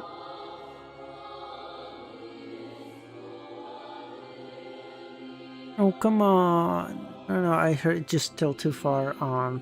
Sorry, Pookie. However, when the words reached his lips, he almost couldn't bring himself to say them. He felt that the unsaid words were even more choking than the strongest liquor. And this man is saying some shit, okay? He's saying these words are worse than absinthe. I've never had absinthe, I want to be clear, because it's illegal here. But, like, I gotta imagine, that shit is like drinking... I gotta imagine, that shit is like drinking the fucking worst thing in the universe. Oh my god. Like, I've had, like, Everclear, and that is, like, fucking gasoline. So, like, I can't even imagine what something like absinthe would be like. Ryan's expression turned serious. What's the matter? Aurora, like the deputy padre, had a lizard come out of her mouth. It was as if all his strength had been drained when he said this. Wouldn't that be... Isn't proof double? Wouldn't it be like 200 proof or whatever in that case? Plague? Isn't that how that works? I don't actually know. Dude, Everclear is like fucking gasoline. I don't know how people drink that shit. Oh my god.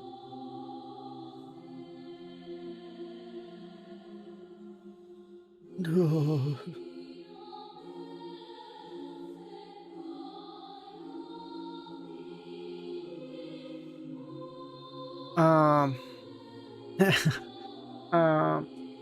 Ryan listened quietly and didn't rush him. You handled it well. We can't let her know that something's amiss. I'm worried that it'll worsen the situation. 99% is isopropyl. Exactly. 95 is Everclear. Like... continue pretending that nothing happened. At dawn, I'll use an excuse that Cordu has been corrupted and that we need to undergo purification every day to prevent ourselves from being affected. I'll get Valentine to try and exorcise the lizard. Okay, Lumion said. Nagito, how's it going, man?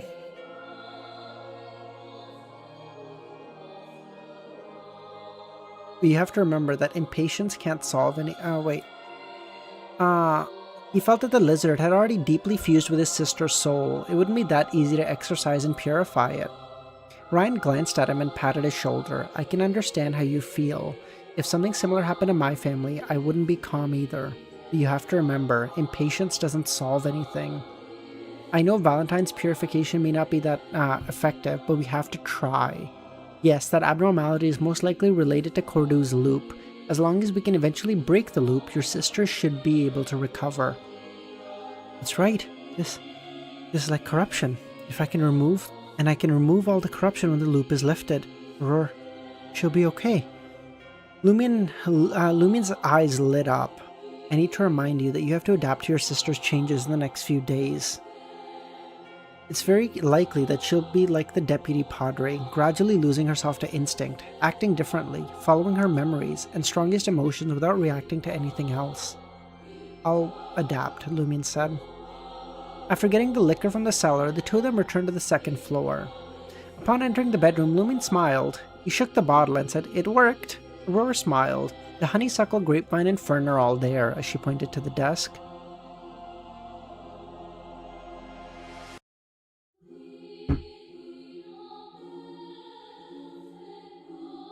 Nagito, I'm just goated like that, bro. And then he got back on the bed, closed his eyes under the pretext of trying to fall asleep, and advance in the dreams ASAP, but he couldn't fall asleep, no matter what he tried. What do you think this potion will taste like? Like liquor, bro. What do you think? He couldn't figure out when his sister has been corrupted and the lizard entered her body. During this period, the two of them were together every second. Even if Aurora went to the washroom, Leia would accompany her. How could there be a problem? If it happened during our sleeping hours, why didn't anything happen to me? Lumine tried his best to recall, hoping to find a source, then remembered something. In the previous cycle, the Padre had remarked that the church didn't want to kill all the adults and harvest a ruin. He said that they had other means even if Aurora really wanted to deal with them, and he was an ordinary person at the time. Lumine initially believed that he was relying on the shepherd, but with the current situation, he had a guess. A crazy guess. Maybe most people in the village have been parasitized by those lizards from the start, including Aurora. As the 12th night approached, the corresponding abnormality would become more and more obvious, and some people would show signs earlier. The reason why he was spared was because he had the bluish-black symbol on him. Recalling Aurora's lack of commitment in a matter of half a second of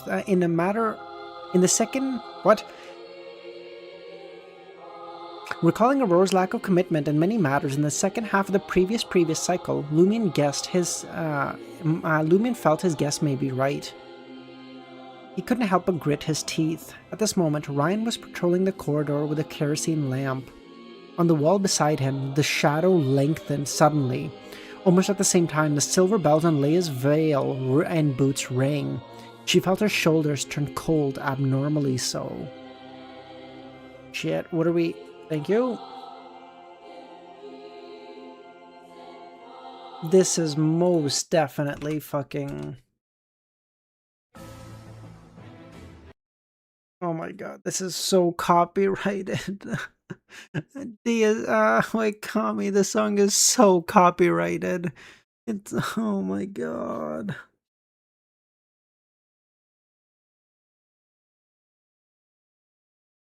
Oh my god.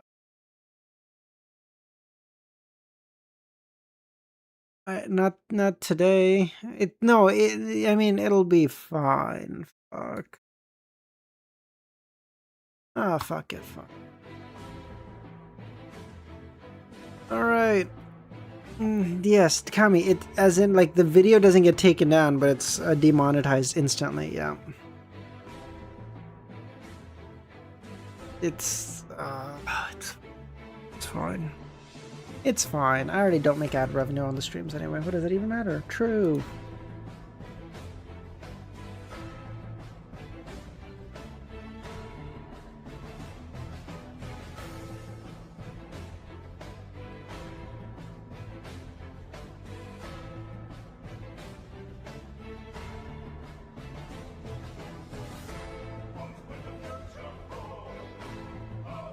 The sound of tinkling bells sent a shiver down Leia's spine. Thank you, Sal.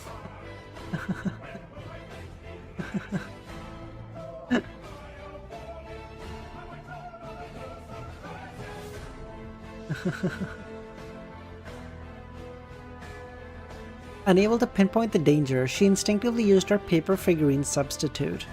Her body shrank and thinned, morphing into a carefully trimmed paper figurine. The paper figurine darkened. Please release the VOD for non-members. I will. In 2 days.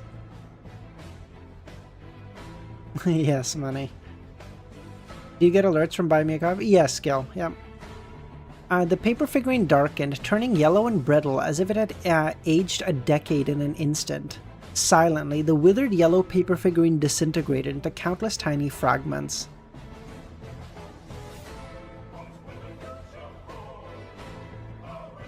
Leia reappeared at the top of the stairs, clutching the kerosene lamp, but in the next moment she felt chills on her shoulders. Activating her spirit vision, she glanced at the room across her and the glass window. In the dim light of the kerosene lamp, the washroom's glass reflected in Leia's upper body.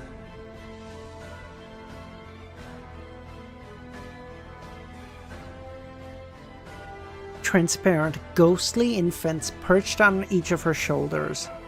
Their faces were round and chubby, their skin a ghastly blue-white, their expressions twisted in malevolence. The spectral infants leaned down, pressing their mouths to Leia's neck, as if feeding on her essence.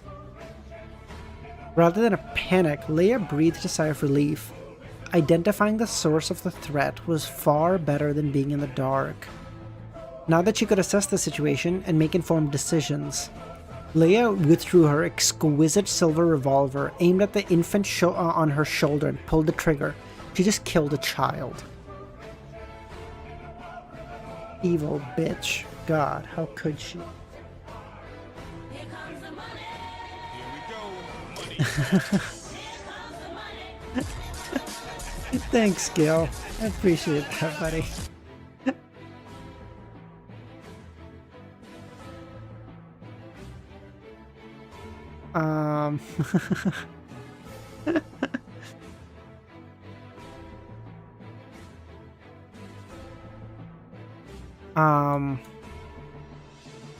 A golden bullet wreathed in illusory flames burst from the barrel.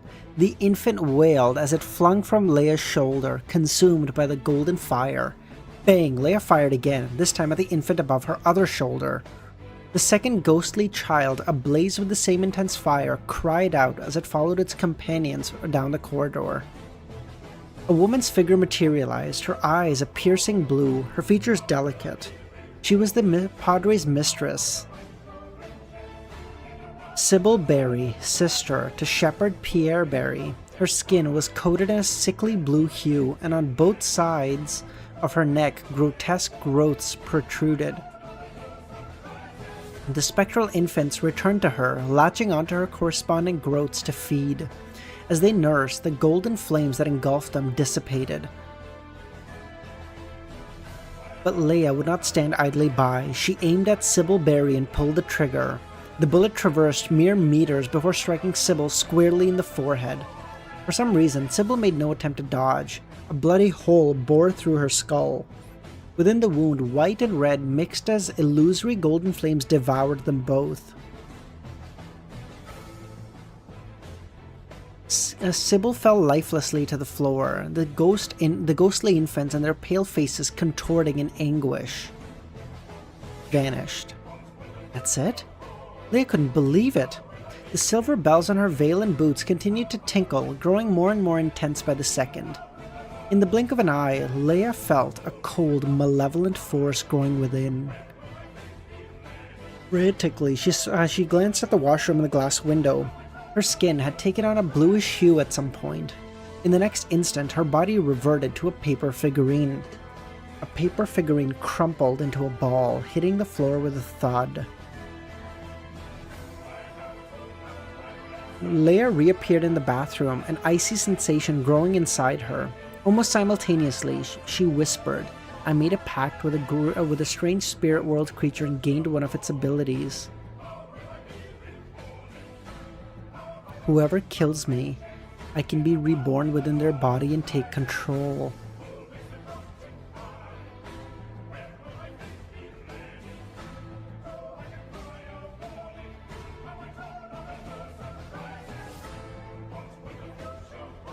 No fucking shot! We're so cooked! We're so cooked!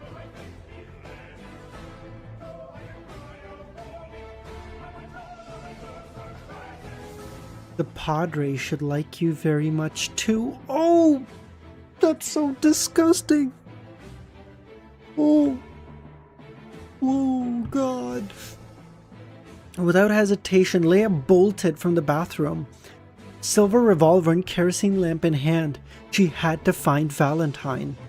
Exorcism was one of the Sun Domain specialties, perfectly effective against such threats. Valentine found herself cornered on the balcony. The area was pitch black. Was choked by pitch black, thorn-covered vines hanging from the ceiling. Blood red, putrid-smelling flowers blooming all over. Valentine spread his arms, summoning the golden flames from thin air to incinerate the monstrous flora. Just then, a figure materialized. He wore a white robe adorned with golden threads. Guillaume Benet, the Padre of Cordoue. No longer invisible, he floated in the air and looked down at Valentine and bellowed in ancient Hermes, "Valentine." Dark energy flickered within the Padre's robes, an ability that Guillaume had obtained through contact with the spirit world creature. By invoking the target's true name, he could affect their soul body, causing disorientation. The closer the language was to nature in the spirit world, the better the understanding of the target, the stronger the effect.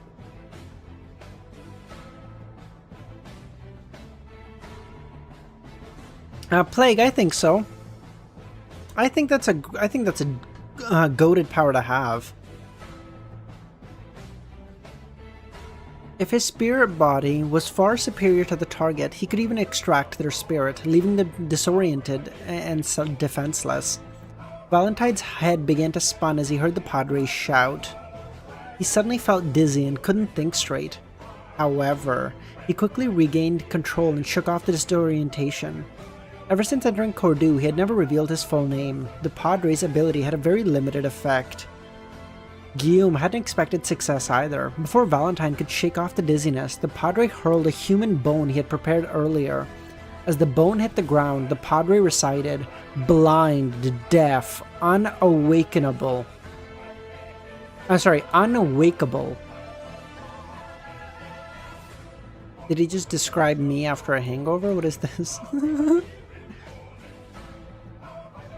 He cast bones symbolizing death to render the target like the dead, blind, deaf, with unresponsive eyes. Valentine wasn't asleep, so the curse couldn't render him unconscious, but the dizziness intensified, blurring his vision, causing his ears to ring. He struggled to see beyond 3 meters or hear anything. Seizing the opportunity, the Padre extended his hand. Complex mercury symbols reminiscent of tiny rivers swirling around Valentine, forming a grand illusory river. Countless tributaries branched off downstream. As the main river surged forward, most were swallowed up, leaving only one. Guillaume observed for a moment and snatched one of the mercury symbols before Valentine broke free from the cursed blind and deafness. He intended to amplify the corresponding tributary. And the Valentine's fate of being paralyzed by the abyssal demon flowers a reality. Kami barely managed to dodge the Shadow's axe and slashed down towards him. He quickly discarded the lamp in his hand and donned a silver-white armor, in his hand a broadsword condensed of light.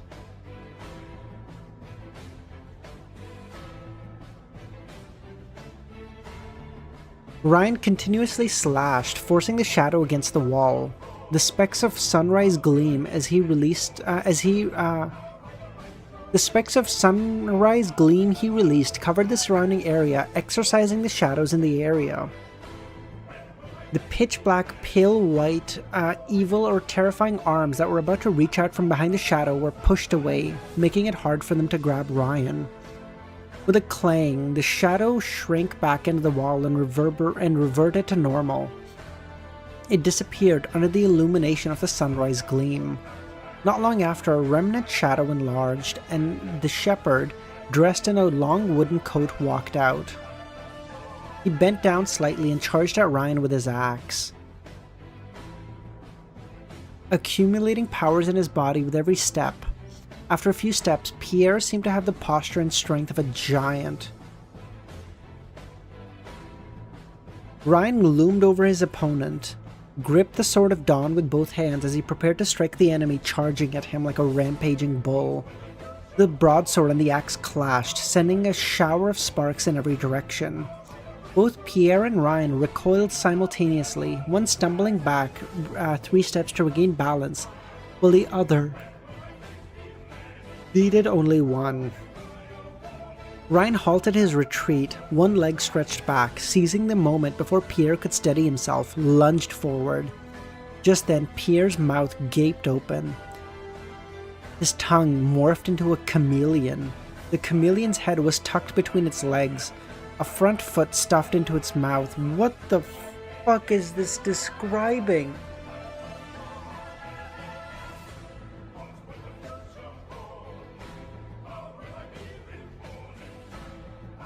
Drummer, how's it going, man? The instant Ryan's gaze fell upon the chameleon, he was racked by a searing pain in his head, so intense that his attack faltered, failing to land. Headache curse. Pierre had gained this ability through a pact with an enigmatic spirit body that had reveled in studying all manner of curses in its life. Capitalizing on the opportunity to inflict a debilitating headache on Ryan, Pierre summoned the receding shadow back and unleashed a ferocious assault. Kami. Amidst the cacophony of clanging metal, Ryan found himself forced to retreat. Amidst the chaos outside, Lumion bolted upright and told Aurora something's not right. We have to regroup with Ryan and the others. Ryan had drilled this principle into their heads time and time again. In the face of an attack, strive to stay together. A unified team was far more effective than 5 individuals. As Lumion neared the open doorway, he caught sight of the figure. Deputy Padre Michael Guerriege stood before him. Do you want to play? Do you want to pray? He said, smiling at Lumion. With a swift motion, Lumion yanked his axe free and aimed for Michael's neck. Michael's head lulled, but only a trickle of blood escaped. Glancing at Lumion from the corner of his eye, he inquired with a radiant smile as if nothing had happened at all. Do you want to pray? As Lumion prepared to raise his axe again, an overwhelming sense of danger washed over him. Relying on the dancer's uncanny agility, he spun around and swung the axe behind his back. In the next second, his gaze froze. He saw Aurora. Her eyes had grown vacant. She hurled a handful of powder, ground from some kind of tree, at Lumion. Gazing at his sister's familiar visage, his axe decelerated before stopping. He even forgot to evade. A crackling sound erupted as a sphere of lightning struck Lumion's head. He fainted. Darkness swallowed his vision.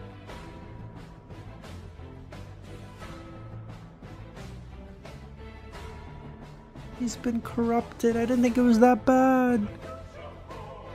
Oh, we're so cooked. Can't trust these unaffiliated Beyonders. Can't trust these unaffiliated Beyonders. Lock them all up, that's what I say. If you're not an official Beyonder, you go to jail. Oh god, what have we done?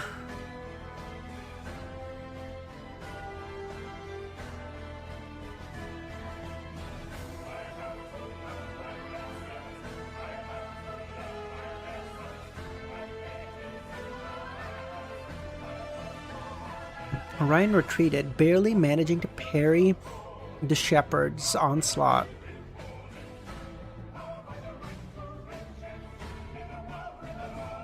As sinister arms, either pitch black or ghostly white, reached from the shadows to ensnare Ryan, Pierre swung his axe at Ryan's head. This time, Ryan didn't parry or retreat. He didn't even raise the Sword of Dawn. Instead, he twisted his body, allowing the eerie arms to grasp his legs and Pierre's axe to strike his shoulder. Spider-like cracks appeared all across the silver pauldron, light flaking off and dissipating. Grimacing in pain, Ryan genuflected, plunging the Sword of Dawn into the ground. He knew he'd been separated from his allies for too long, and they needed to retreat. The strength of his team surpassed that of any individual. In the split second, the light-infused two-handed Sword of Dawn, it detonated. It shattered into countless light fragments, morphing into a hurricane that barreled towards the shepherd. Panic flickered in the shepherd's eyes at the devastating blow. Ignoring the malevolent arms, he retreated into his own shadow. A fierce storm of pure light engulfed the area, slicing shadows and evil into shreds. As an AoE attack, Hurricane of Light inevitably affected Ryan's surroundings, despite his best efforts to direct it at his enemy. Silently, the walls of Lumion and Aurora's bedroom crumbled, reduced to tiny fragments. Near the balconies, pitch-black vines hanging from the roof writhed like tortured weeds. Even the Padre, suspended in mid-air, had no choice but to dodge. Bloodied scratches marred his body as he fled Aurora's home. Half the roof had been obliterated and the second floor pockmarked with gaping holes. In many places, the stove below was visible.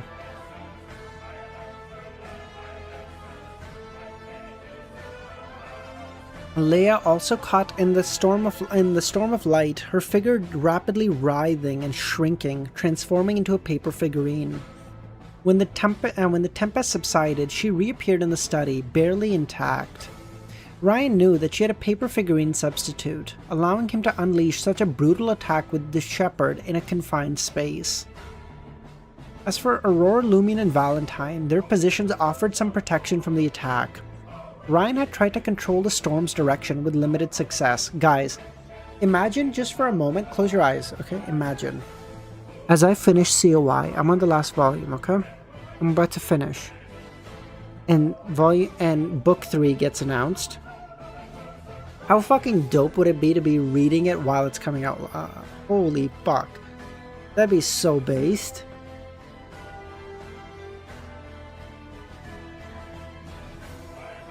As for Aurora, Lumion, and Valentine, their positions offered some protection from the attack. Ryan had tried to control the storm's direction, with limited success. After assessing the situation, he decided to use this decisive attack.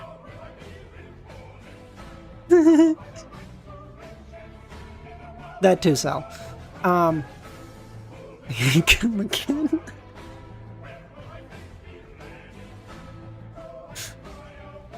Crimson moonlight and faint starlight streamed through the ruined roof. Ryan scanned the area but saw no sign of Aurora or Lumion. Leia was rushing towards him. Valentine lay unconscious on the balcony, numerous wounds from the hurricane of light, but none lethal. You are going to experience the pain of waiting for each chapter, but we experience that pain as a society, Seal. Imagine, all of us together. Seeing his battered allies, Ryan stopped searching. He grabbed Leia's shoulder and leapt to the balcony. With one hand, Ryan hoisted Valentine and jumped from Lumion's residence. Relying on his not yet shattered Dawn armor to withstand further ambushes, he raced to the edge of the village. They had a plan. If they couldn't defend Aurora and Lumion's home, they had to retreat to the pasture. There, they could use the terrain to their advantage, escaping by leaping off cliffs and re-triggering the cycle. Are we all meeting up for the Lord of the Mysteries final movie drop? In 10 years? Fuck yeah. The Padre Guillaume Benet hovered above, unable to match the Dawn Paladin's top speed. By the way, can I just say, given all the instability and all this shit that's happening in the world, no one is more optimistic than the creators of the Lord of the Mysteries Donghua, okay? They're like, in 10 years, Everything's gonna be fine, okay? The world is gonna be exactly the same. We're still gonna be making Lord of the Mysteries. Like they're not even concerned about anything. Everyone else is like, fuck, dude, like in 10 years, like, is there World War III? What's gonna happen? Like, there's so much shit. And they're like, no, trust. Everything's gonna be just fine. We're gonna still making this piece of shit, okay? We're still trying to figure this bitch out.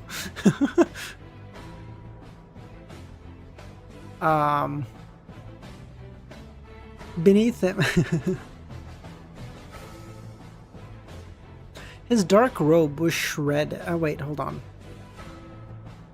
Guillaume Benet hovered above, unable to match the Dawn Paladin's top speed. Beneath him, the shepherd emerged from the shadows at the edge of the house. His dark robe shredded, his hood long gone. His face, chest, and leg bore deep gashes, blood oozing relentlessly. Had he not swapped his shadows with that of a villager at the crucial moment, he'd be dead with his body torn to shreds. The villager who had served as his pawn and now undoubtedly a mangled heap of flesh and blood. As Ryan obliterated the abyss demon flower with his hurricane of light, Valentine's paralysis waned. He regained consciousness before leaving the village. "What's the situation?" he asked. Ryan, running at full speed, said, "Help Leia first." Valentine glanced at Leia, cradled in Ryan's other arms, noticing her ashen face. He stretched out his hand with great effort and placed it on Leia's shoulder. "Son!" he cried out in ancient Hermes. Glistening droplets materialized out of nowhere, raining down on Leia. Her expression contorted as steam rose from her body. Within seconds, Sybil's ethereal figure was expelled, her face filled with shock and terror. She couldn't fathom how she'd been ejected from Leia's body. Immediately after, ghostly golden flames erupted from the void, engulfing the bizarre spirit like a candle, reducing it to a liquid droplet. Absolute cinema. This time, she failed to incarnate in Valentine's body. "Vile creature," Valentine muttered under his breath. The shepherd looked up at Guillaume Benet. Should we chase them?" he asked. Despite his injuries, he refused to surrender. "No need. Our priorities lie here," the padre said. "They won't make any moves in the short term. They'll observe and assess. That's plenty." He then furrowed his brows and whispered, "Sybil's dead. Can't she be reborn?" Pierre asked. "I warned her not to use her rebirth in front of 3 official Beyonders. Rebirth at this level is inherently countered by the power of the sun, but she didn't listen. What an imbecile! What a waste of the Lord's gift!"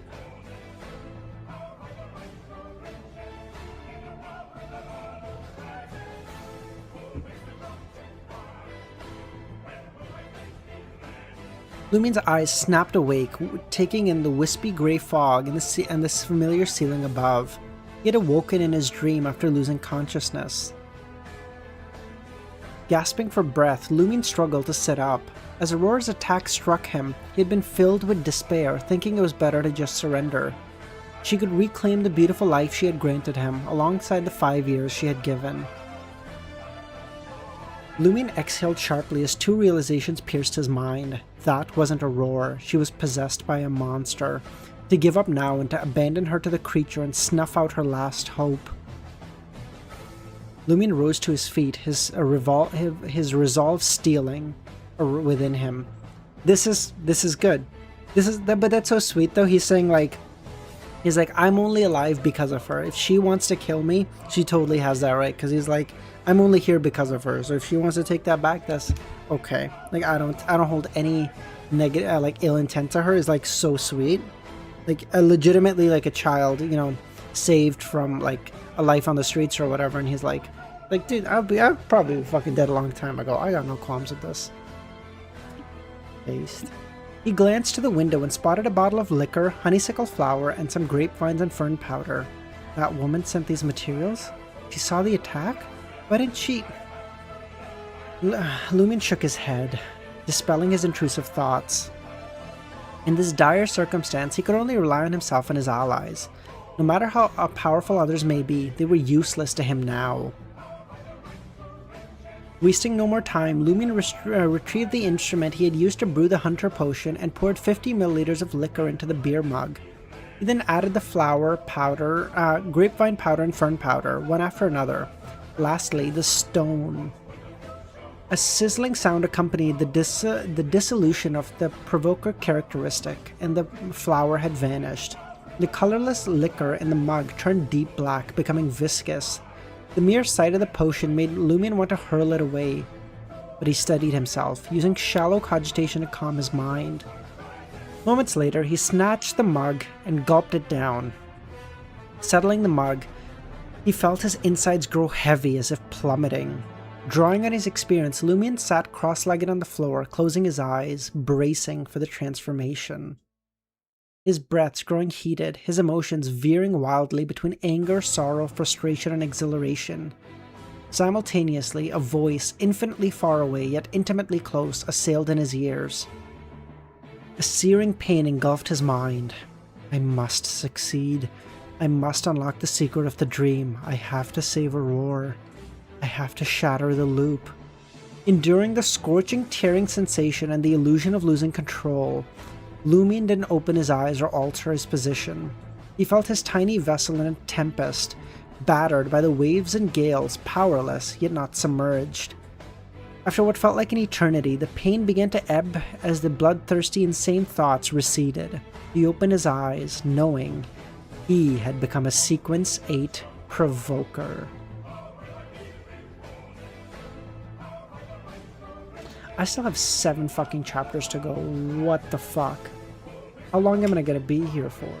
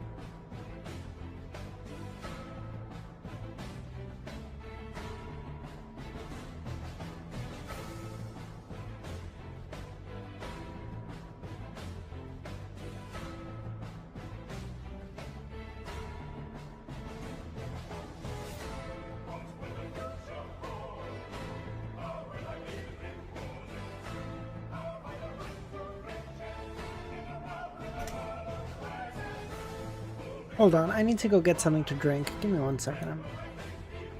I'm quick. Back. 7 chapters.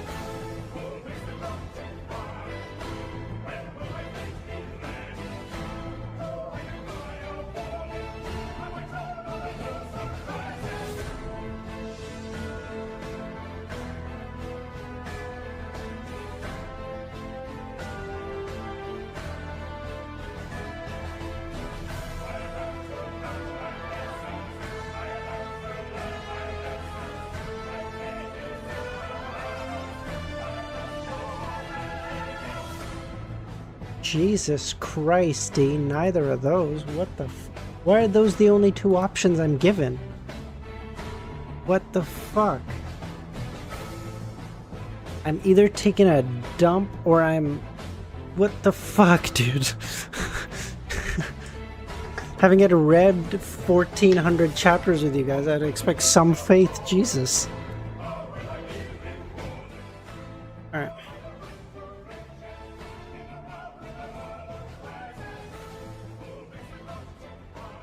You have death now? What? Okay.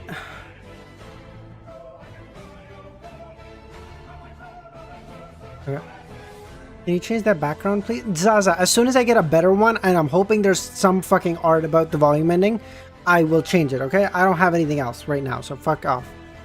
A dense white fog hung heavy in the sky, swallowing most of the light and casting the dream into a perpetual twilight. Lumion stood, stretching his limbs and surveying the blood-streaked mountain peak as he assessed his condition. In comparison to Hunter, the Provoker's strength, reflexes, and agility had all improved, albeit modestly. Lumion identified three main changes. First, his body had grown more robust and his recuperative abilities had seemingly improved. Second, his spirituality had increased to an extent. He could now maintain his possession state for about 4 minutes, from 3. This is so dogshit. Lastly, he had gained a beyonder power called Provocation. Holy fuck, I can't read. This ability induced a permanent state change while also requiring active activation to achieve its desired state.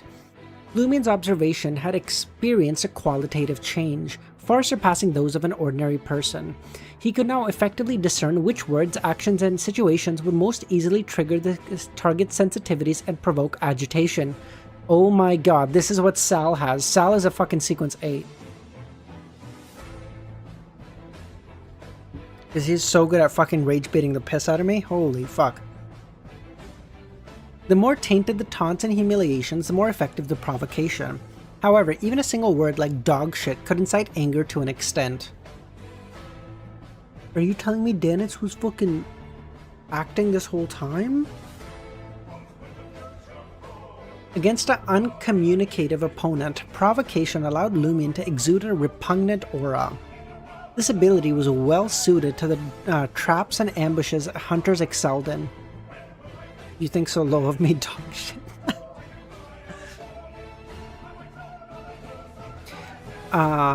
He had no time for hunting. His sole focus was exploring the walls surrounding the bloodstained peak and uncovering the secret of the ruins. In contrast, the enhancements to his spirituality and physical resilience pleased him. At the very least, he could delve deeper into the dark area that once lulled him to sleep. With the potion's boost, he massaged his temples. This time, activating his spirit vision was seamless. He had the capacity to easily invoke his spirit vision finally. Without hesitation, Lumion changed his clothes and gathered his equipment. The dagger, the axe, the bag of cheese and biscuits, slung his shotgun around his shoulder and exited his home, traversing through the wilderness and entering the ruins. He followed a familiar path, avoiding areas where monsters may lurk, and cautiously proceeded. Upon reaching the area he had encountered the three-faced monster, Lumion danced, partially triggering the Blackthorn symbol. With the amulet, he navigated increasingly treacherous terrain and repelled several horrifying monsters. At last, he arrived at the thorny wall formed by an array of houses. After a moment of consideration, he chose a direction. He resolved to enter the area that seemed to be shrouded in night, a place that instantly plunged him into a drowsy haze.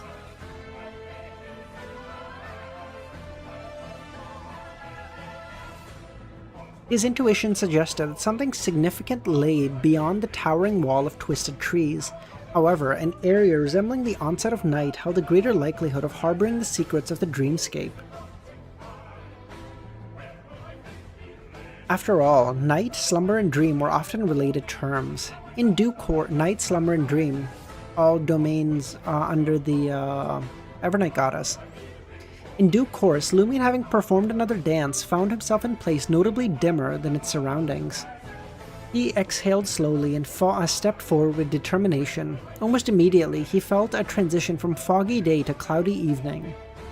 Clutching fallen mercury, he yawned and pressed on. I can't fall asleep, he urged himself. As he proceeded, he remained vigilant, scrutinizing the buildings that formed the city wall, yet the secrets of the dream ruins eluded him.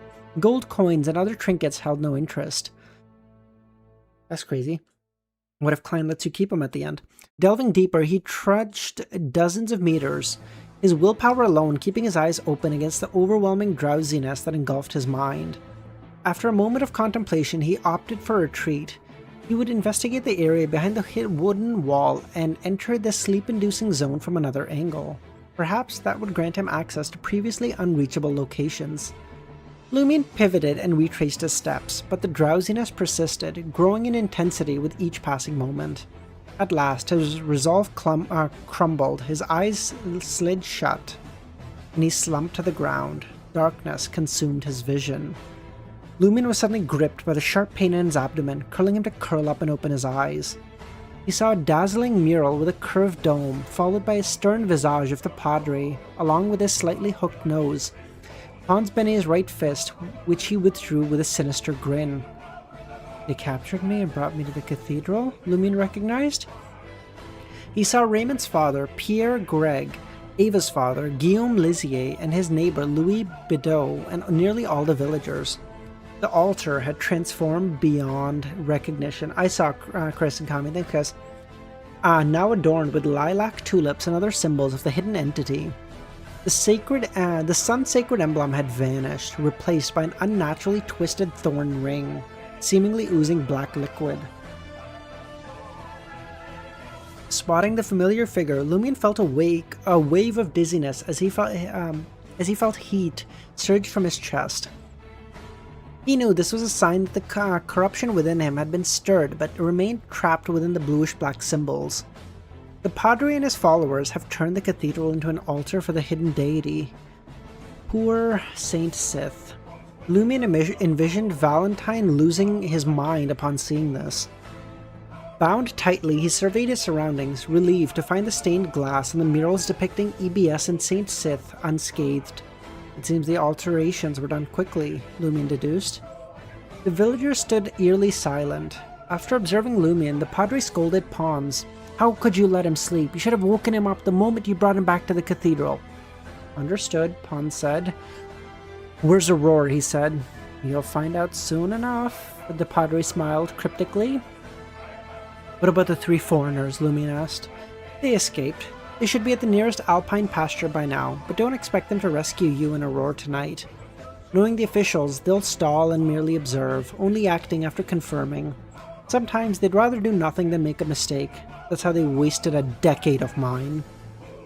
Lumion conceded the Padre's point, but knew that Ryan and the others weren't waiting. Without understanding why they had captured him and Aurora, they wouldn't take drastic measures, like triggering the loop's reboot. They wanted to wait until the 12th night to uncover the cause of the disturbance, laying a foundation for escaping the predicament. In a matter-of-fact tone, he announced, I plan to complete the ritual tonight. What? Lumion was baffled. This is so... What? If they wait and they complete the ritual tonight... Oh, they're so cooked. I intend to move the ritual from April 9th to tonight. The 3 foreigners won't have a chance to interfere, the Padre said. What? They can move it up? At that moment, the Padre turned to Pons and instructed, before taking him to the altar, ensure he stays awake. Use any method you want, but do not kill him. And what if I do? Pons said. Then we die together, the Padre said. Send me to the altar and start the ritual? Could the symbol on me be useful again? Lumion studied his nerves and listened to the brothers' conversation. Don't worry, you are not the vessel, he said. We have a better choice. Aurora. Wait, a vessel? So they're trying to... Are they trying to reincarnate, like... the circle of inevitability or some shit?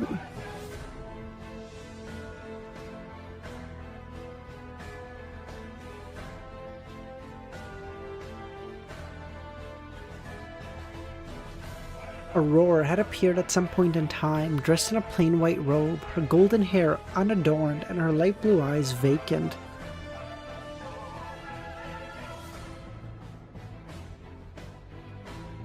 Aurora! Lumion cried out. Aurora, however, remained statue-like and unresponsive.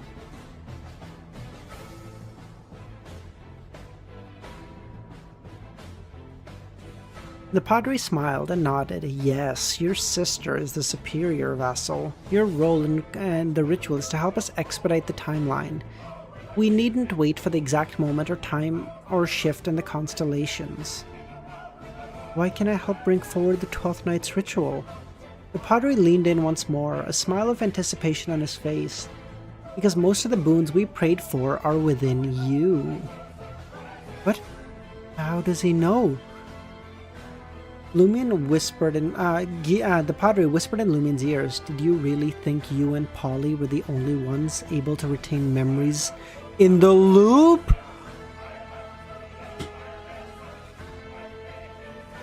Dude, the Padre played his part so well!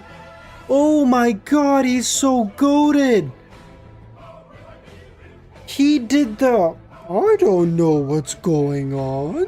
I just do what I'm supposed to. So good. Dude.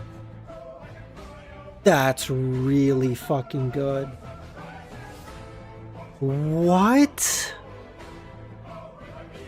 That's so good. That's such a good plot twist. Yeah, sorry, music change. Holy shit.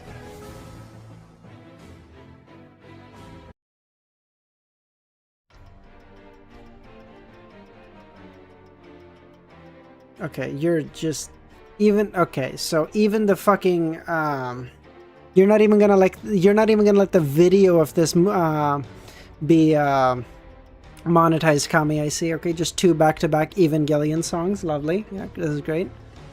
Okay, alright. Even if there's only one song, I can mute it in like YouTube. I can like but if there's 2 of them, YouTube just says it's too complicated and doesn't do them. Oh, I was gonna post this as a video, but even that's not gonna be monetized now. You bitch.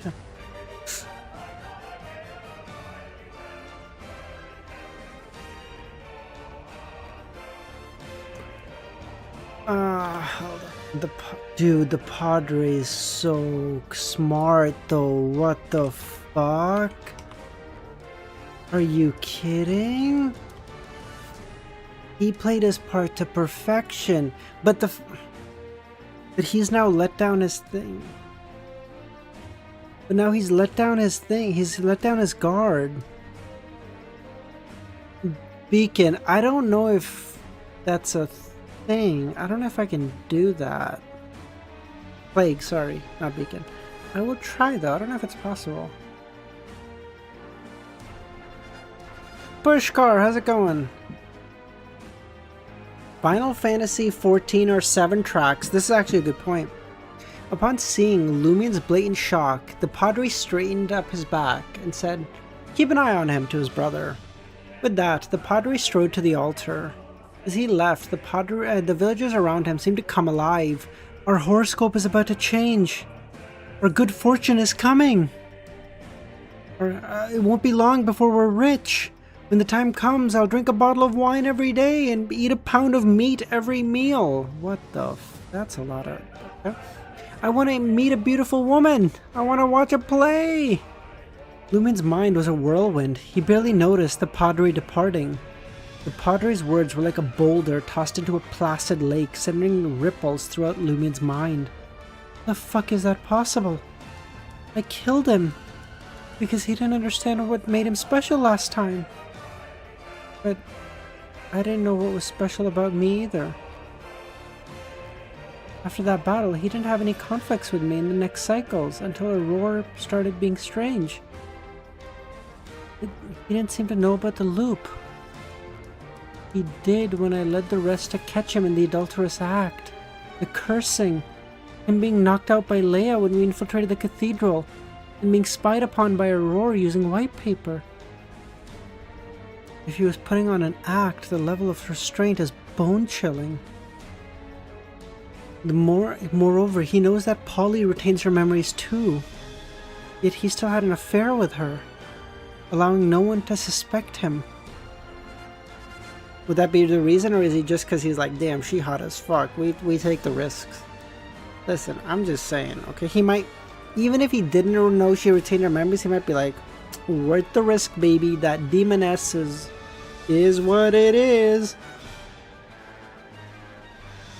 If it were me, I wouldn't have the desire after finding out Polly had done this, let alone sleep with her. The more Lumion thought, the more he found the Padre terrifying. A fear unlike the terror he felt from Polly last time.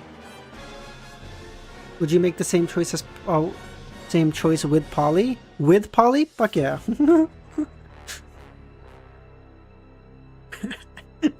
Bug true. Why didn't the Padre with his memories sacrifice the 3 sheep from the beginning and obtain the corresponding boon to take full control of Cordu? Why didn't he complete the 12th night ritual on the first day? What was he waiting for? The sacrificial ritual only takes place near Lent. Does it have a date and time requirement? The Lent celebration is an integral part of the main ritual, so the Padre can only have a chance to advance after the subsequent ritual after Lent is over. But he could just control everything from the beginning and wait for Lent to arrive. Also, didn't the Hidden Existence find it odd that they prayed for a boon twice across 3 cycles? Yes, he might have done something, like helping the Padre recover his memories. No, if the sacrificial ritual was complete, the 3 sheep would have entered the loop. Their spirit and beyond their characteristics would have gone to that existence. Could it be that, like Raymond, the spirits gathered around the altar and didn't escape? Who were the Padre and the others praying to, and who bestowed the power? As Lumion considered this, he felt a sharp pain in his lower body. He instinctively curled up, but the ropes binding him prevented the motion. Hans pulled his foot back from between Lumion's legs, smirking as beads of cold sweat formed on the young man's forehead. He squatted down and slapped Lumion. "Did you enjoy that? Tell me, did you enjoy it?" Without waiting for Lumion's response, he swung his arm and slapped the right side of his face, causing his ears to ring. Lumion felt like his head might fly off. Seeing Lumion being beaten by pawns, Raymond's father approached and squatted down and said, "Bear with it. Just endure for a while. Our fortunes are about to change. Good luck is on the way. If you leave now, you'll miss it." Ignoring Lumion's reaction, he kept repeating the same words, trying to console him. He disregarded him, ignoring the pain and humiliation. Only one thought occupied his mind. The situation is dire. Ryan, Leia, and Valentine won't trigger the loop and restart everything prematurely. Besides, they just fought. Who knows when they'll recover? They probably won't sneak back into the village or tomorrow, maybe even the day after. No one can stop the Padre from conducting the ritual tonight. Hans continued slapping Lumion's face and kicking his body.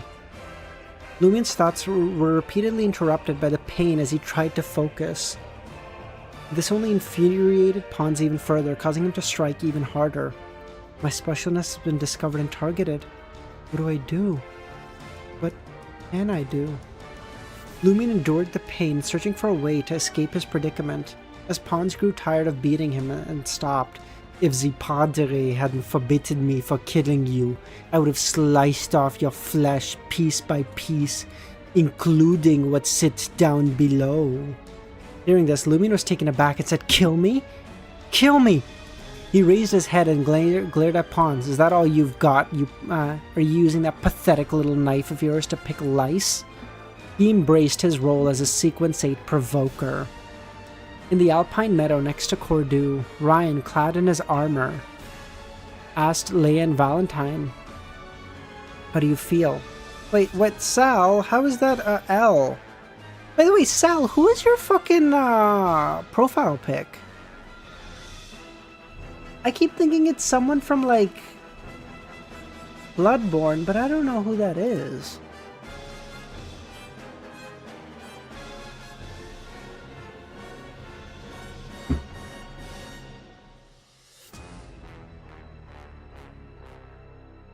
Bondrude from Made from Abyss? I've not seen Made from Abyss, honestly.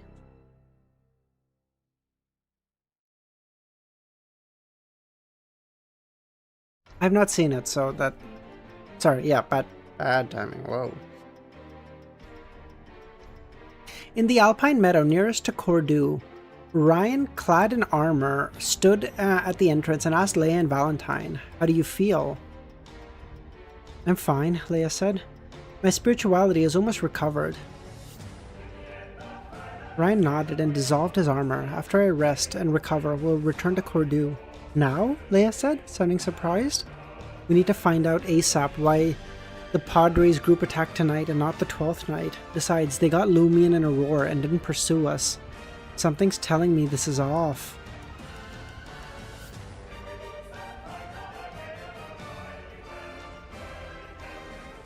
"Yeah, but we're not in good shape," Leia said. "That's why the Padre doesn't expect us to return tonight. Also, we left that item at Lumion and Aurora's house. We have to get it. We can't risk the Padre and the others getting their hands on it." Everyone's expression turned grave at that moment, at the mention of that item. They agreed to Ryan's plan. Pons slapped Lumion's face again, making his nose throb. Good lord, sorry.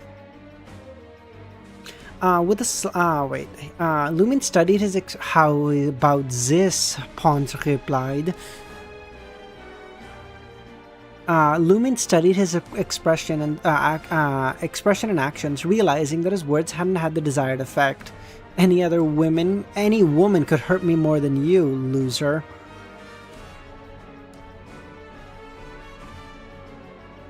"Is that so?" Pons said. With a slap, he struck Lumion's mouth, sending two of his teeth flying. Relying on the provoker's insight and his experience at pranking, Lumion sensed that Pons' reaction was different. Familiar with all sorts of scandals and rumors in Cordu, he thought, "You don't seem to have a mistress." His mouth swollen from the slap as two of his teeth were missing. His words came out muffled. Hearing the word mistress, Pons' expression shifted as he kicked Lumion's groin. Lumion nearly blacked out from the pain. Forcing a smile, he said, "And the Padres' mistresses are all over the village. Can't you get it up?"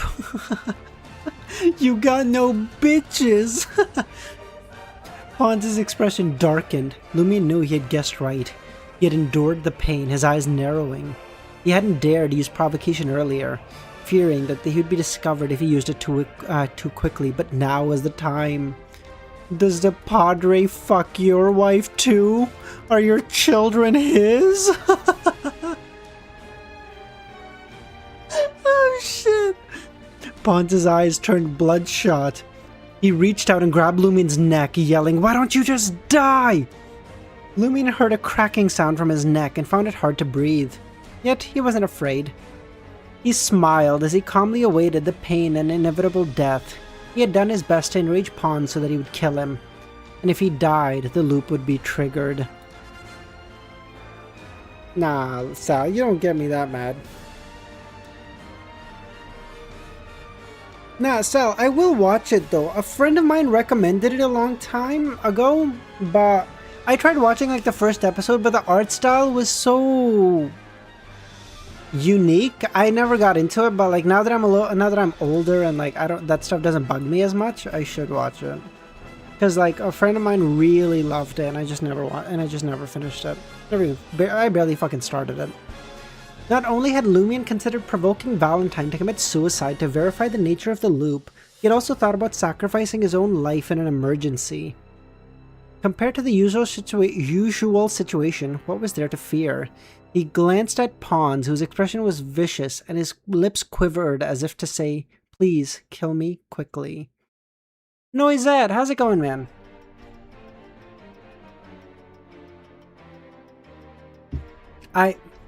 I put this on my... You ain't watch it? I'm sorry. I'm sorry, you fucking Gen Z. Can you fucking say that in like English? I don't know what the fuck that sentence was. I put this on my bands. What the fuck? What is this? What are we? What does that sentence even fucking mean?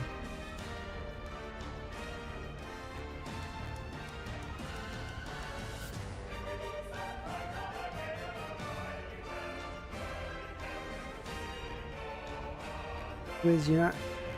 I am Gen Z viewer, but I also but I speak coherently, so I don't know.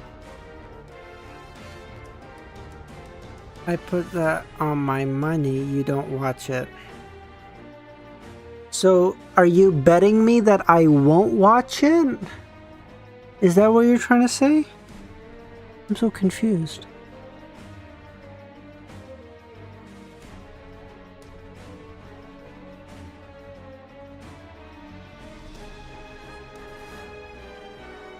Oh, you're betting that I don't want to watch.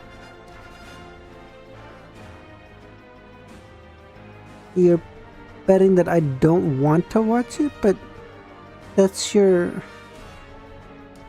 profile pic. I would have thought you loved that series. What? I'm so confused. TSP. Ponce's grip tightened, his eyes bloodshot. If it hadn't been for the fact that Lumion couldn't speak or that his vision had started to fade, he would have thanked him. Suddenly, a hand appeared out of nowhere, grabbing Ponce's hair and pulling him off Lumion. What the fuck are you doing? Are you trying to kill him? Have you lost your fucking mind? Pierre Barry growled, stopping Ponce, but Ponce wouldn't listen, his eyes locked onto Lumion. His mind consumed by fury and murderous intent. All he could think of was to kill this bastard. Whack! Pierre swung his right leg up, kicked Ponce's groin with his brand new shoes. Ponce let go reflexively, clutching his groin, squeezing his knees together and collapsing. He whimpered involuntarily. Pierre glanced at him and said, "Once you've recovered, bring Lumion to the altar. The ritual is about to begin."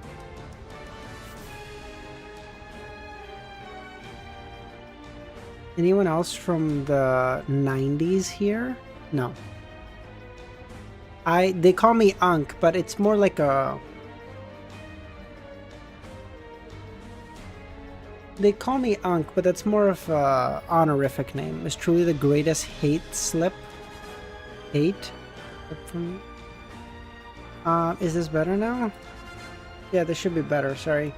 It wasn't anything else. It was the sun was hitting my camera directly, and so that was causing like a glare or something.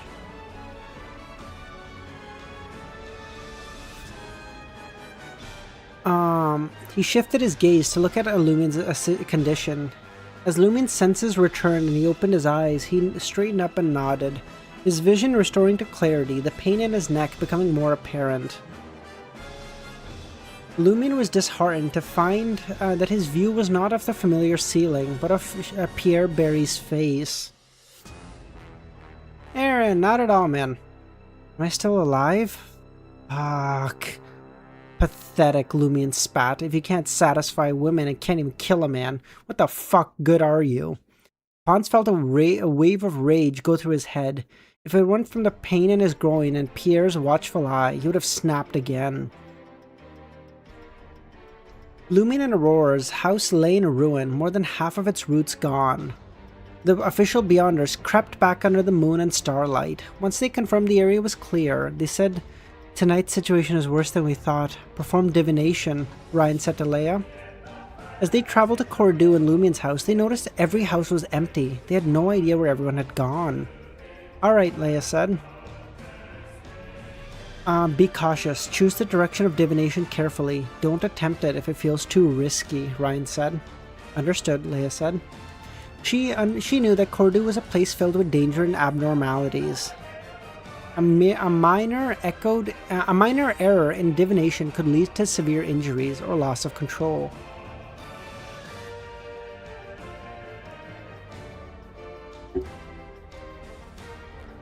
After a few moments of contemplation, she entered Aurora's bedroom, which now lacked a wall along the corridor, and found a manuscript as a medium. As Leia wrote the divination statement, Ryan and Valentine entered Lumine's room. Seeing that Ryan's brownish-yellow suitcase sat beside the desk, concealed by a curtain, seeing the item was still there, Ryan breathed a sigh of relief and said to Valentine, "Make preparations." As he spoke, he pulled the suitcase out, pulled it on the ground, and undid the brass-like metal buckle. Valentine opened his arm slightly, and illusory golden flames emerged from the void, illuminating the room. With sunlight, Ryan finally dared open the suitcase. Inside, there were no clothes, books, or coins, just a strange, folded scarecrow. Unknown. If his birthday was yesterday, then it would be happy belated birthday, idiot. I'm sorry.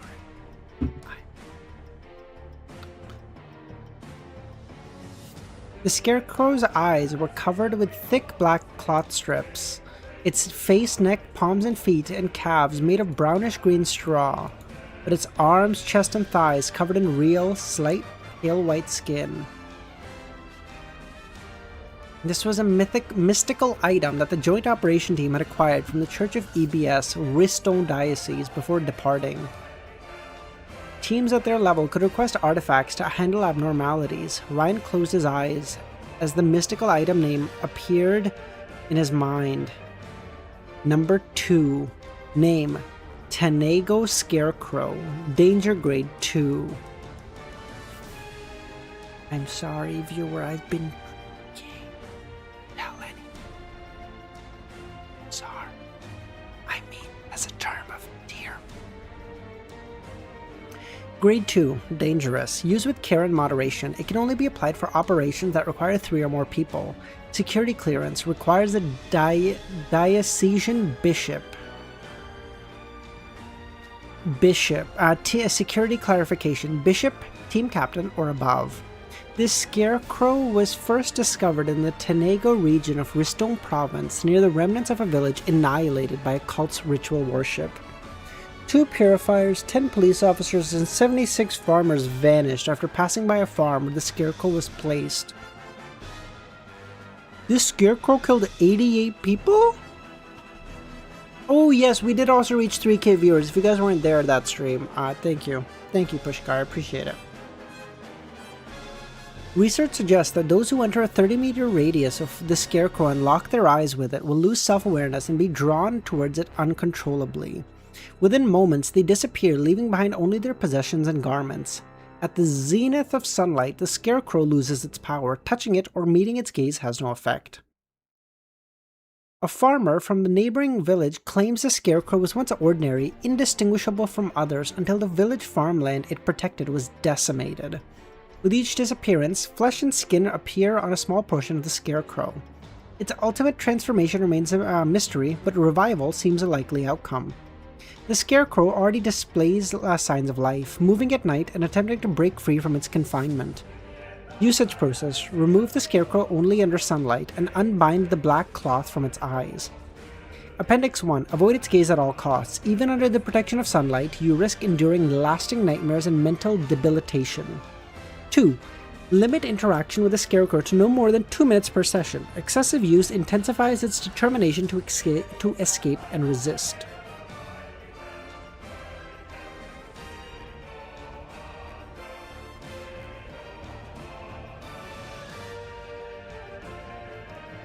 Oh, thanks, Kami. 3. Permanently seal the scarecrow before it acquires enough flesh. As Ryan and Valentine investigated the artifact's possible escape or loss, Leia entered a dream divination state. Whispering the divination incantation to locate Aurora, she sat at her desk, reclined in her chair, and closed her eyes. Guided by her bells, Leia glimpsed Aurora, clad in white armor, in a cathedral. They're at the cathedral! Performing a ritual, Leia said as her eyes flew open and bolted from the room. Inside the cathedral of EBS, pawns carried the disappointed Lumine to the altar, adorned with lilacs and tulips, the shepherd keeping a watchful eye accompanying them. Glancing at his sister, her eyes vacant, Lumion turned to Pierre and sneered, "You're nothing but a fucking coward. And a piece of trash." The shepherd shot him a glance, but remained silent.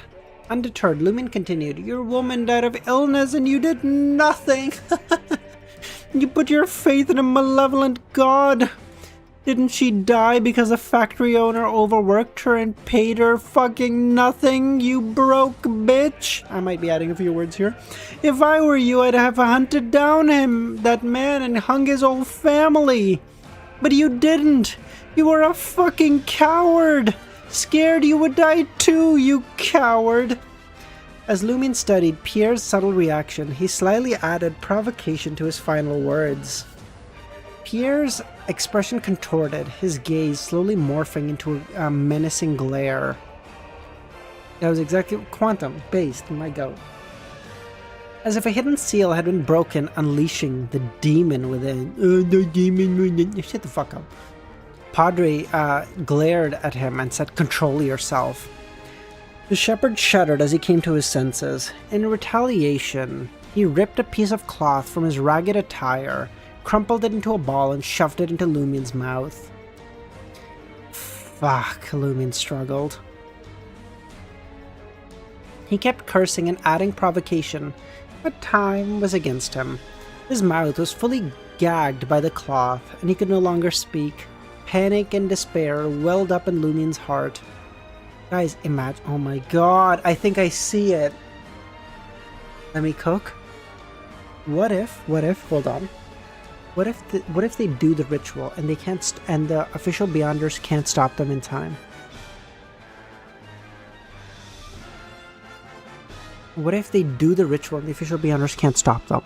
But instead of granting the power to these evildoers or whatever, the great old one says like, "Nah, I'm gonna put my faith in this Lumion guy instead," and he instead gives him the blessings or whatever, and then Lumion kills him. Am I on crack? Maybe. Who's asking? I don't know. Who's asking? He desperately reined in his emotions. Circle of Inevitability is a good guy. Oh, let me be clear. No. I'm not saying like good guy, bad guy, okay? Let's be clear. Gods and great old ones don't really give a shit if the people underneath them are good people or bad people, okay? No one gives a fuck, okay? They care about whether the people underneath them are strong or weak. That's all that matters. Okay? And Lumion has more potential than these fucking losers. Or maybe the Lord of Mystery steps in instead. I don't know. Or maybe a regular basic bitch fight happens and Lumion wins. I don't fucking know. Just why you're indeed sharp. Aw, thanks, Dr. Z. And I'm a lot slower than normal right now. Because I haven't eaten all day because I didn't want to eat before stream because I wasn't hungry, and now I'm starving. I'm just thinking about food right now. I can't even think about anything else.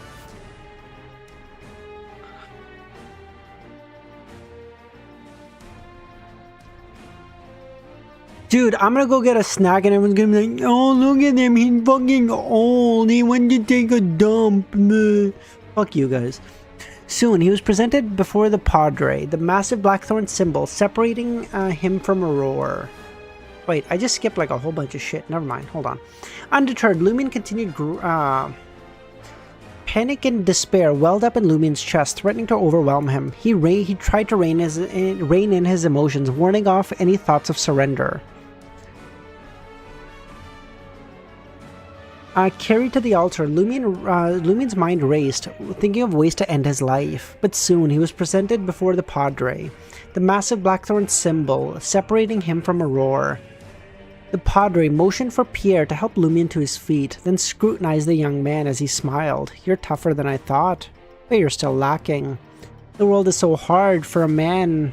The world is so hard, a man must have two fathers to look after him. Yet you have none to teach you the ways of life. The world is so hard, a man must have two fathers to look after him," was a popular saying in Intes. referring to both a biological father and a societal father, often known as a godfather.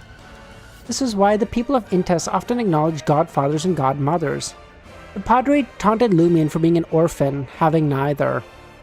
In response, Lumion wished he could retort, mocking the Padre about having children, having his own child, having 3, no 4 fathers. The Padre himself, the godmother, his mother's lover, and his mother's lover. If the gag hadn't held tight, Lumion would have definitely taunted the Padre enough to make him lose his mind. Unfortunately, he couldn't say anything right now.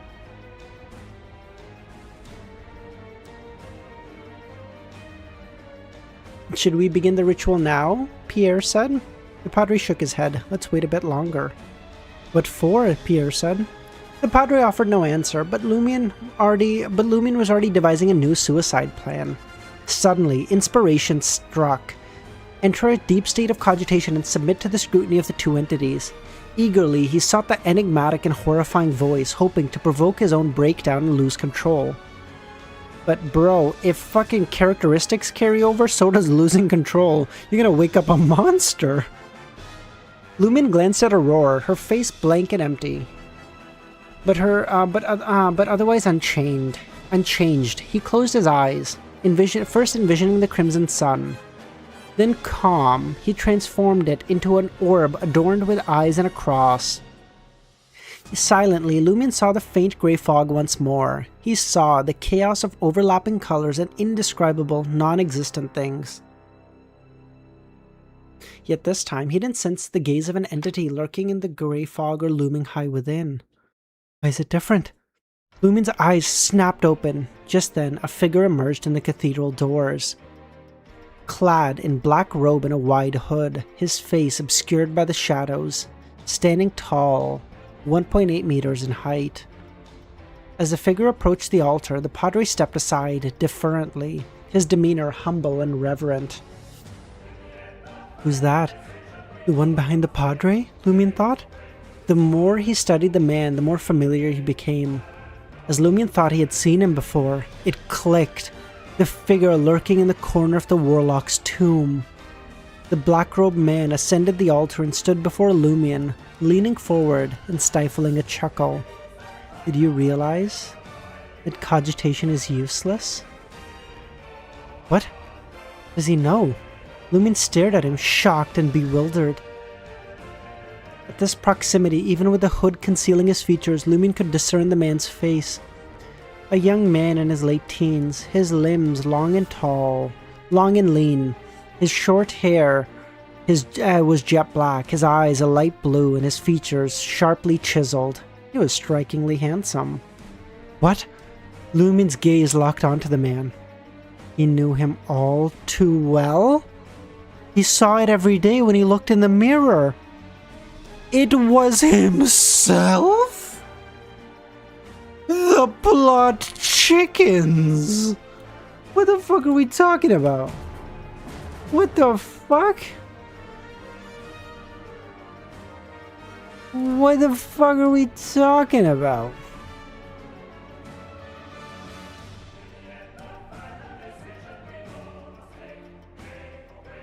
What?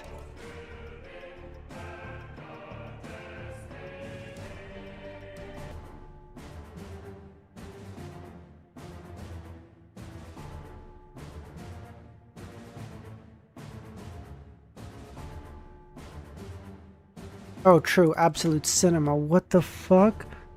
It was you all along, Lumion. Don't even mention snacks to me right now, money. I will end stream right now. I am so hungry. Oh, by the way, I don't think we're gonna have a chat with Easy today. Just a heads up, boys. I'm not gonna chat. I'm not gonna leak our fucking chat again. But I think he's busy today. Not on me, okay?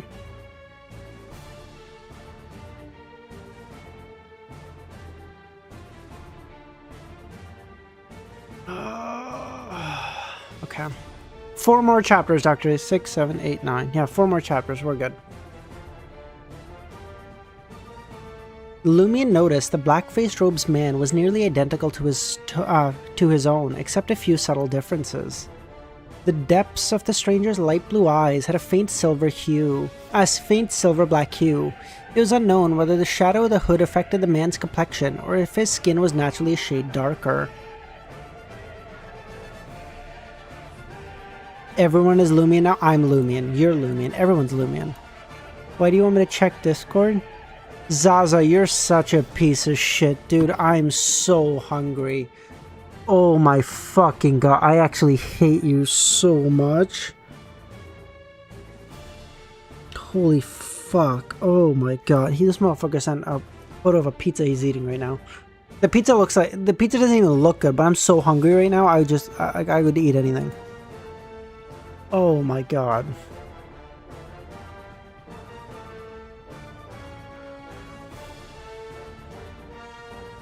Dude, can we do a quick snack break? Is that fine?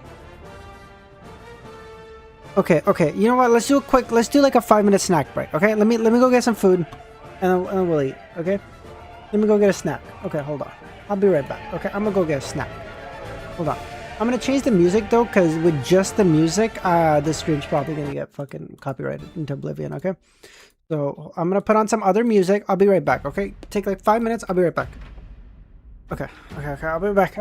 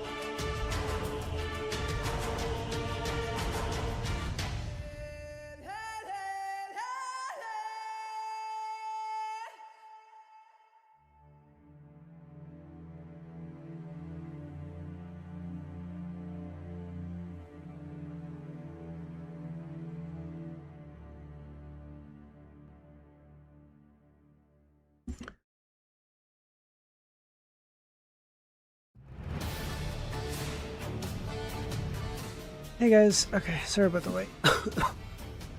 Alright, alright, I just got some chips and I don't have fucking 5 minutes. I don't have time to make shit. Last time I made like a PB&J, which was like the fastest thing I could fucking make, and you guys acted like I took 80, you guys acted like I took 80 fucking years, so I just got some shit.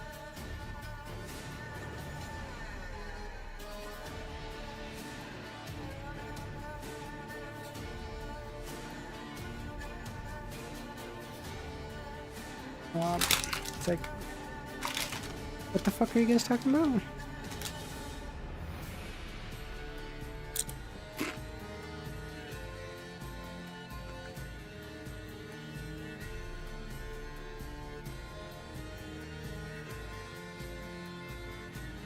Yeah, but Chris, what time do you wake up?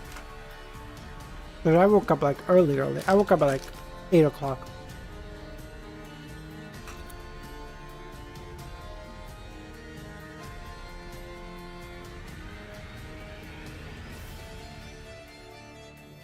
Tommy, do we just keep this music on? I feel like it's kind of goated, no? 5 hours ago? You go back 10? Okay.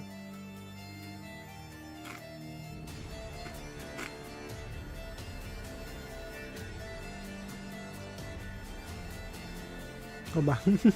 Okay. I figured. Alright, let's go.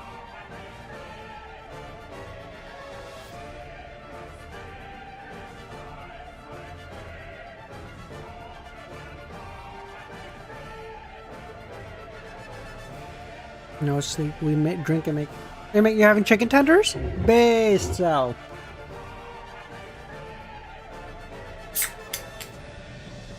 Okay. Lumion noticed the black robe man's. No, I already read this. Hold on. Who are you? Lumion blurted out in shock, his words muffled by the cloth in his mouth. The black robe man smiled without introducing himself and turned back towards the padre. Lumion strained to follow, desperate to learn the man's identity, his purpose, and why he had appeared in the dead warlock's tomb. This was crucial to him. Although the padre's ability to retain memories in the loops was surprising, it wasn't inexplicable. Lumion's theories about the nature of the loop could account for such an anomaly. After all, Madame Polly was a prime example. Oh shit, thanks Kami.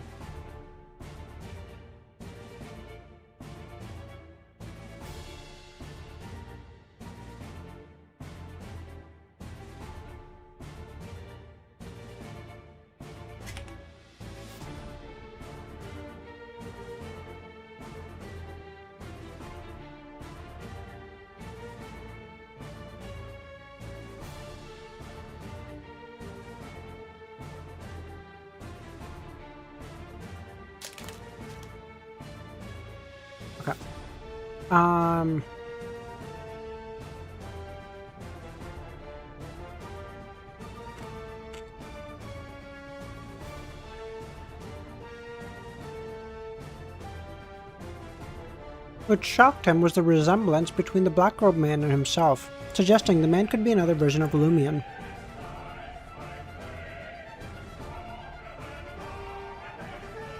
His theories about the loop's nature failed to explain this baffling revelation. Something's not right. Lumion struggled to lean forward, but the ropes kept him, causing him to crash onto the altar. His nose, which had stopped bleeding, began to flow again, and the red, swollen wounds grew more prominent. Undeterred, Lumion pressed on, unable to use his limbs. He relied on the dancer's flexibility, slithering to the black robed man with great difficulty. His mind raced. I have to find out who this man is and why he's here. This must be a manifestation of the loop's essence. Unraveling this could provide hope of using the loop to escape the current predicament and solving the anomaly of Pordu. Drip. Blood from Lumion's face stained the ground a vibrant red. His blood smeared a crimson hue in all directions as he writhed in struggle. He strained to reach the black-robed man, but didn't utter a word. The black-robed man, bearing an uncanny resemblance to Lumion, glanced down and instructed the padre, "Begin the ritual."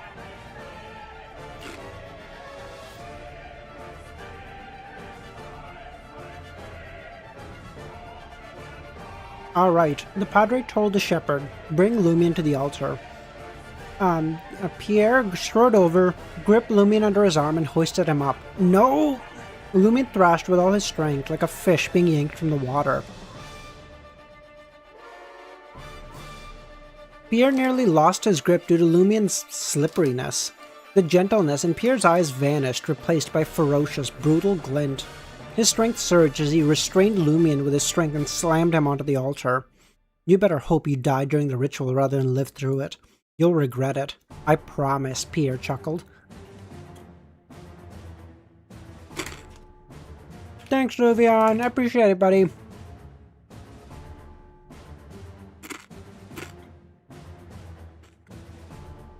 Is this a response to my earlier provocation? Just as this thought crossed Lumion's mind, he saw Aurora approach his side. She leaned against the altar, her gaze vacant as she stared at her brother.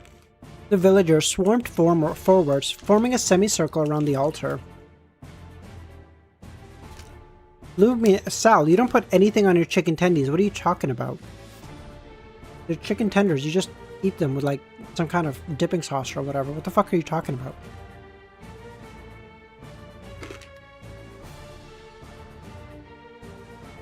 We're thinking of the same thing when we say chicken tenders, right? Am I out of my fucking mind?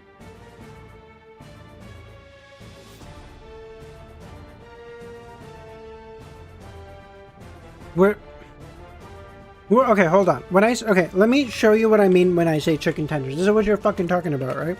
You're not talking about anything else?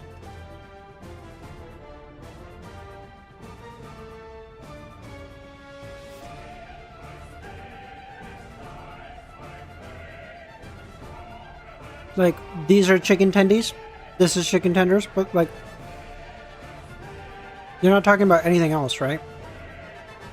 Do you see how in every fucking photo, they're just chicken tendies with, like, some kind of dipping sauce or whatever? Like, what the fuck are you talking about?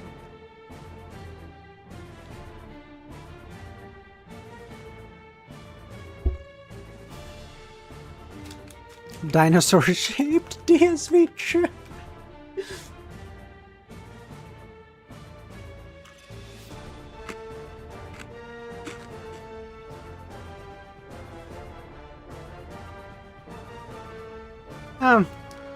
I'm not as against it as like other people are. Like, I mean, don't get me wrong, ketchup is not like the best condiment or dipping sauce to be using here, but like, you can use it, whatever. Like, people are ferociously against it. I'm like, well, do whatever you want. It's fucking not my food. The Padre retrieved 2 grayish-white candles.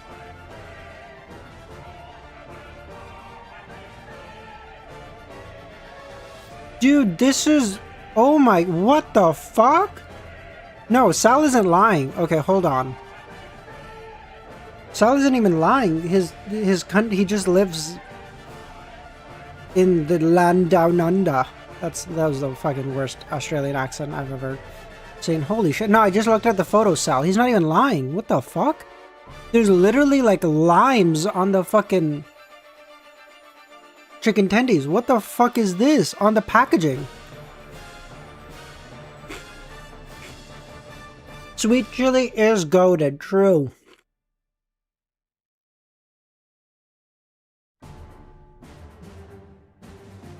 Okay.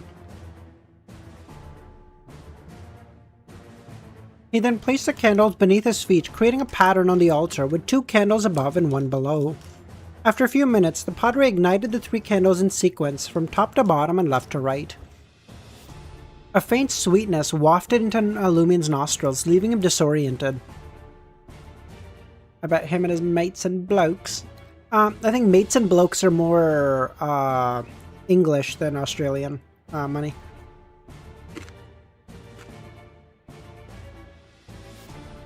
Ryan, Leia, and Valentine stealthily approached the side of the EBS Cathedral, clutching the brownish-yellow suitcase. Hidden in the shadows, they peered through the stained glass to see the EBS Sun's altar transformed. They spotted Lumion bound on the left and Aurora standing on the right. They saw the Padre facing the siblings, a grayish-white candle lit beneath their feet, flanked by the enigmatic black-robed man and Pierre Barry. Valentine's fists clenched as a golden light flickered in his eyes. Mate is... They don't use mate in the US, mate. That's English. Oh, mate is us. Oh, I see, as an Australian. I see.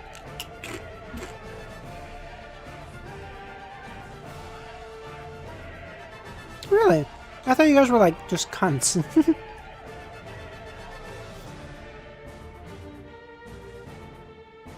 Oi, I was filling up the motor and the little gitter done a runner.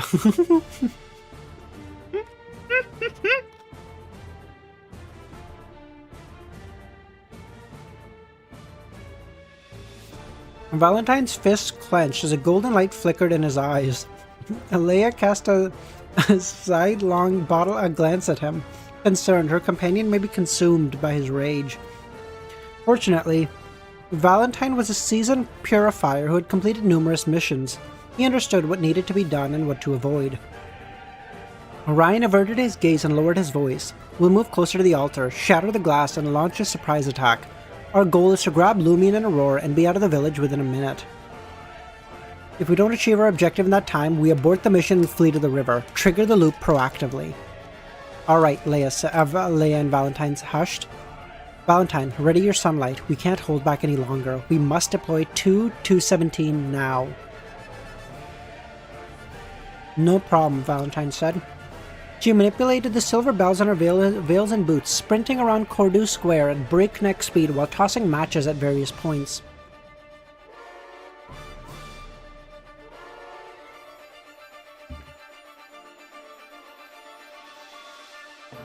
This marked a predetermined escape route. Magicians never performed unprepared. Once Leia had completed her task, the trio of the investigators would cautiously circle beneath the stained glass to the side of the altar. Valentine peered inside and told Ryan, the ritual is about to start. We must act now. Ryan also observed the cathedral's interior, furrowed his brows and asked, did he notice anything off? I can't hear anything inside, Leia said. This was a mere 3 meters from the closest villager, and yet they couldn't hear any sounds from within. The villagers were clearly engaged in an animated conversation. Ryan narrowed his eyes as a suspicion took shape in his mind. He stood up and rammed into his stained glass windows and before him, disregarding that the cultists inside the cathedral may discover his presence. Clang echoed as the delicate glass remained unbroken, but the villagers within the cathedral seemed oblivious to the chaos outside. As Ryan summoned the Dawn armor and the Sword of Dawn, Leia sprinted in circles outside the window. This time, not a single deliberately uncontrolled silver bell jingled. From Leia's perspective, this implied there was no danger yet. There was no danger. Yet, how could there be no threat emanating from the cathedral? Concluding that the situation inside was extremely dangerous. So dangerous that the sealed artifacts that her silver bells came from were utterly disrupted or dared not react. The Sword of Light, the Sword of Dawn, forged from light, struck a pane of stained glass, but failed to have any impact. It seemed as if the entire cathedral was shrouded by an invisible, terrifying force that barred outsiders from entry. A brilliant pillar of light encircled by flames descended from the sky as Valentine spread open his arms. However, it didn't appear inside the cathedral as he anticipated. It landed outside the stained glass, causing ripples. Sal, that's just like the whole planet, bro, minus you guys. I've never seen anyone put like lime or lemons on their fucking chicken tendies.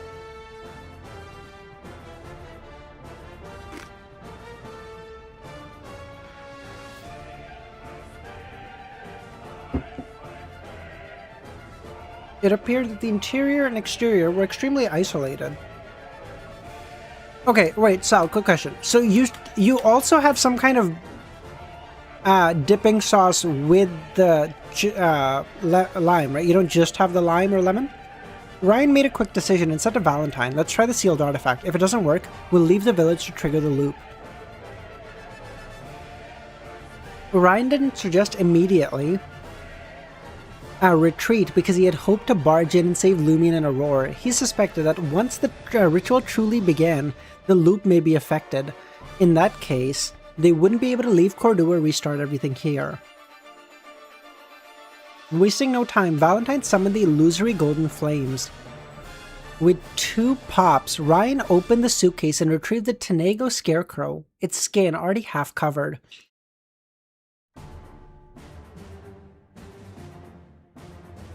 A pair of human-like eyes appeared on 217's face, devoid of emotion and embedded within the brownish-green straw.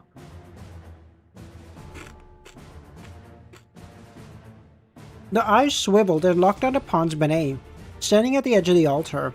The villain froze and bolted to the window. As he ran, his body vanished, leaving his clothes to flutter to the ground. A piece of skin covered flesh emerged from Tenego Scarecrow's neck, fusing with the stalk below. "It worked," Ryan and the others said. This meant that breaking into the cathedral wasn't impossible, and the protection of the altar wasn't impregnable.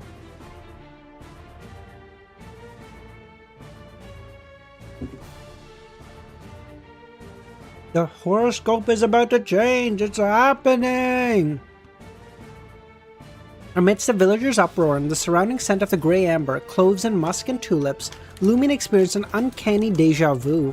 Relying on the dancer's flexibility, he forced his upper body despite being bound. At the next second, he saw the Padre open his mouth and shout at ancient Hermes, "The mighty circle of inevitability!" As soon as the words left his lips, the darkness enveloped the entire cathedral's interior, and everyone fell silent. The orange flame on the 3 candles were reduced to the size of pepper granules, and now tainted silver and black. Lumion's mind buzzed as a familiar sensation ignited in his chest.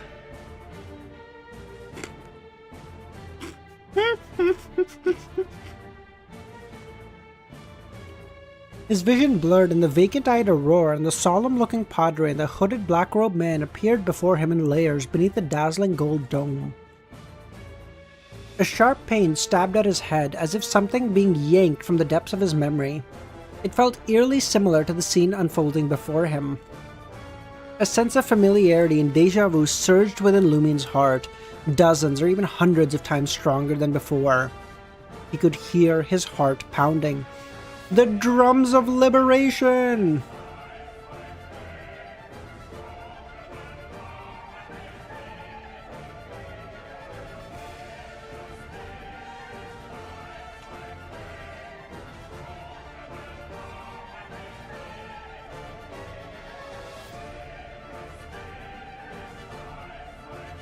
Pushkar, you and I went to the same place. Nice.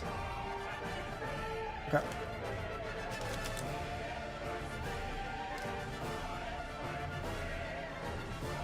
We're still...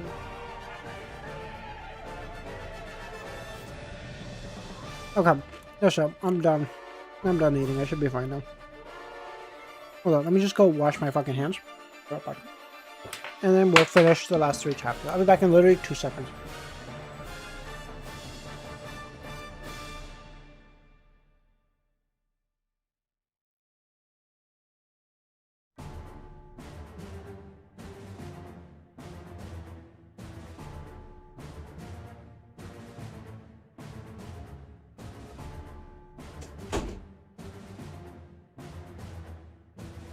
Okay, this is it. Bro, how is this stalling? I had to clean my fingers. You guys saw me eating Doritos. Stop. Bro, I've been... Okay, it's fine. Okay. Lumion felt his heartbeat pounding as images were painstakingly dragged from the depths of his memories. His head threatened to split open. He fought against it, unwilling to continue. Outside the stained glass, Ryan observed the ritual beginning. He tossed the Tenego scarecrow to Leia without hesitation, signaling her to use the artifact against the Padre. He hefted the Sword of Dawn.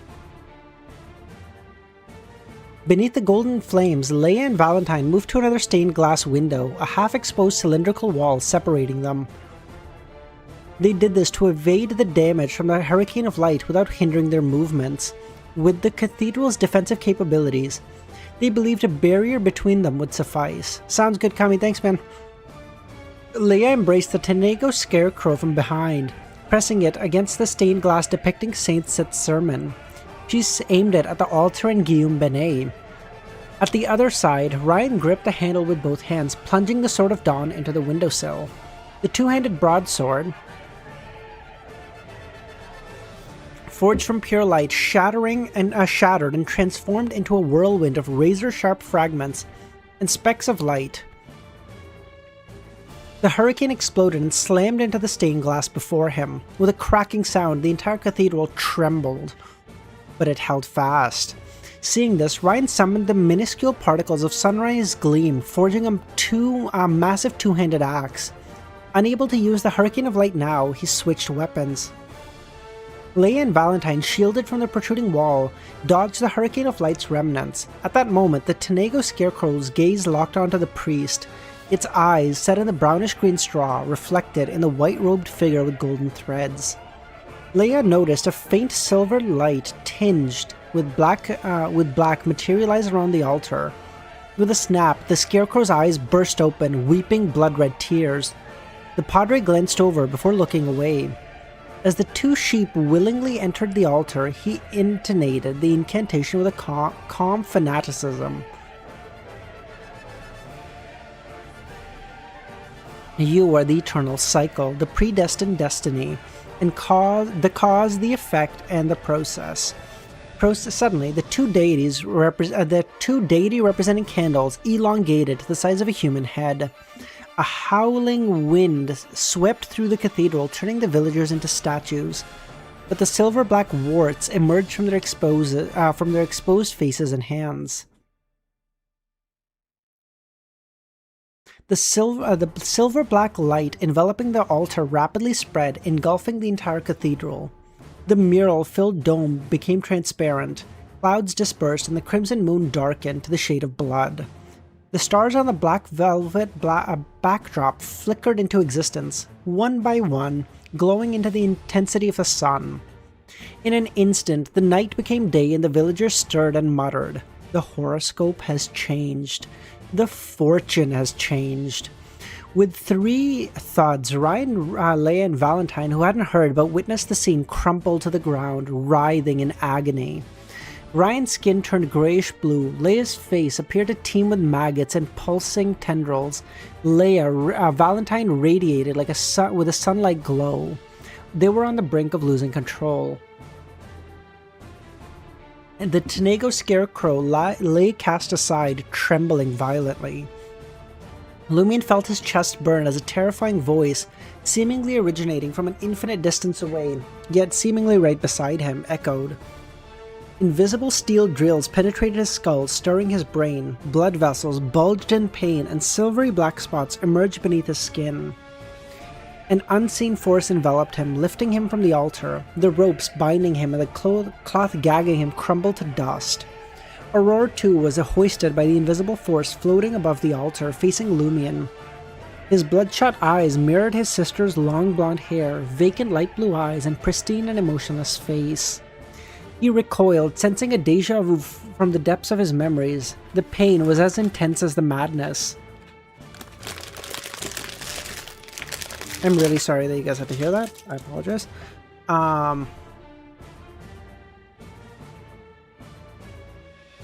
He keeps saying déjà vu, so that implies that in the first time when the cycle started, this whole thing was happening and someone saved him.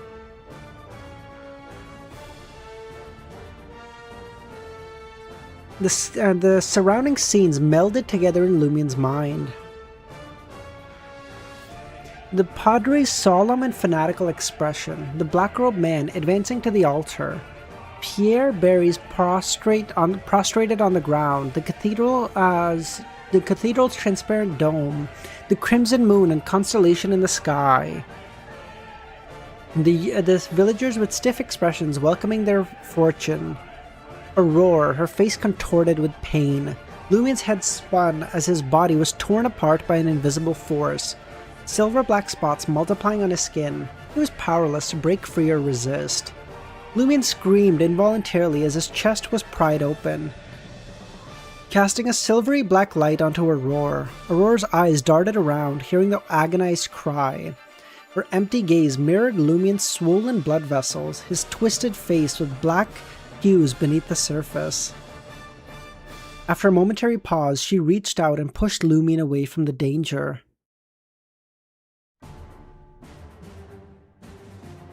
Big sis.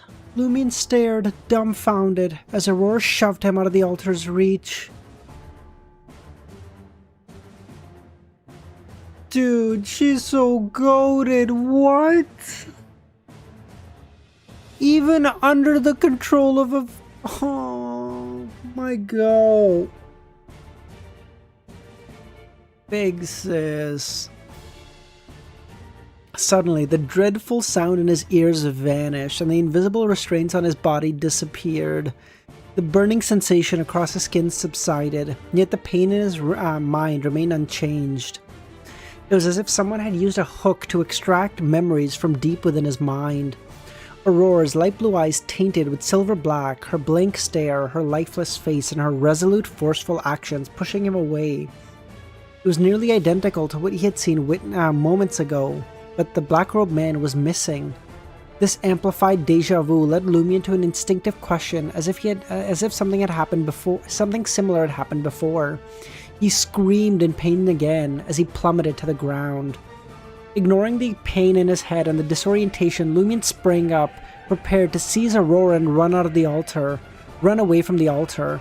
A figure obstructed his path. A black-robed man wearing his face struck him right in the chest, sending him sprawling to the ground.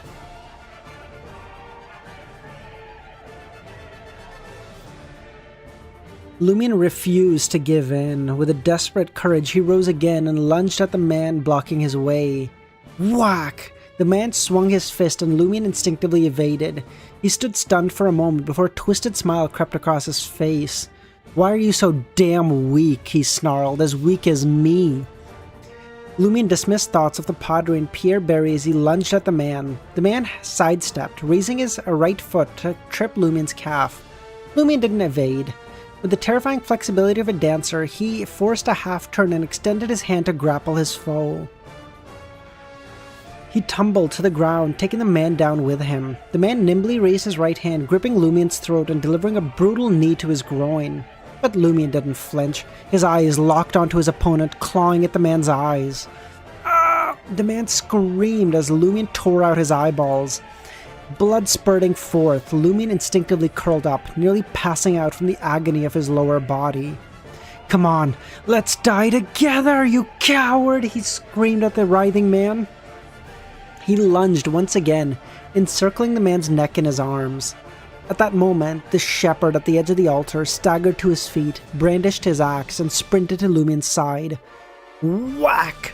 The axe descended, only to be halted by a faint grey mist that materialized, failing to harm Lumien.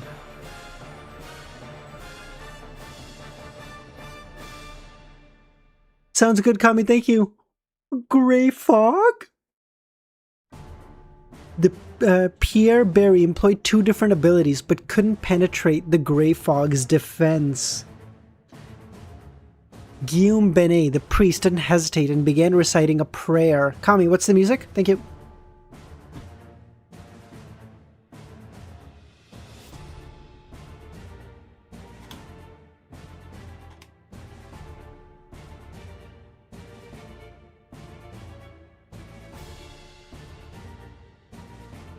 What's going on? Why is this not working?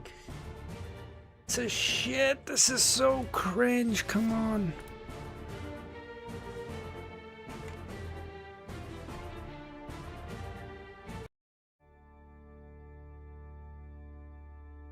Okay. I implore you, I beseech your benediction, I plead you to grant me. Before he could finish, the scene transformed. The constellation in the sky is shifting incrementally, deviating from their positions. Cordoue trembled violently as every house and every inch of soil surged towards the cathedral. Silently, the villagers decomposed into organs, eyeballs, mouths, noses, fingers, hearts, and flesh. A scant few reassembled into different people. Some appeared normal, others malformed, others missing parts, and some with extra appendages. The majority hurtled to the center, to the altar in a roar. Cracks spread across Aurora's body as she disintegrated into countless pieces of flesh. Witnessing this, Lumion spiraled into deep despair, yet he still refused to surrender. Seizing the black-robed man's head, he twisted it violently, snapping his neck under the man's gaze. Lumion rose and raced to his sister, but an invisible barrier surrounded Aurora, obstructing him. With a muffled thud, the cathedral began to ascend. Trees, soil, boulders from the outside village soared, accompanied by houses, furniture, and other items. The organs of the villagers merged with Aurora's flesh at the altar, contorting and writhing before morphing into a colossal being. Dude, he's gonna kill her. Of course he's gonna kill her. As a standalone, he needs to show what kind of world this is, like he did with Dunn and Old Neil. Oh, he's gonna kill her. Oh, he's such a piece of shit. The organs of most villages, the giant stood 4 to 5 meters tall, boasting 3 heads and 6 arms. Its entire form was composed of flesh and organ fragments. Its body riddled with cracks oozing yellow pus. The central head of the giant, filled with pain and regret, strained to gaze at Lumion. Transparent, blood-hued tears trickled from the corner of his eyes. Witnessing this, Lumion's mind reeled as if cleaved by an axe. His vision wavered as he saw the shattered cathedral and the steadily rising blood-red peak and the thorny city formed by the distorted houses, encircling the ruins around the peak, and the various monsters forced to flee the area. Lumion's head throbbed with pain. As he watched the countless tiny beams of light shoot up from the giant and the monsters landing on his chest, he realized that the scenes buried deep in his memories had been entirely unearthed, nearly identical to what he had just seen. Lumion had a hunch as his headache worsened. Suddenly, everything before him turned illusory, and pronounced cracks appeared like broken glass. Lumion finally realized something. He then saw the hooded black-robed man transform into a pitch-black, repulsive liquid that soared before him and seeped into his chest. Lumion screamed in agony as his surroundings crumbled. Music change? What am I changing to? What? What am I changing to? What? Yeah, Thank you.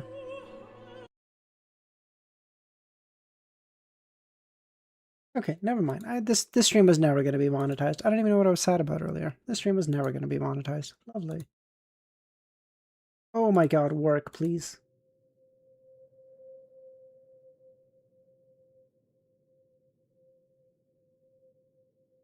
Lumion screamed in agony as his surroundings crumbled.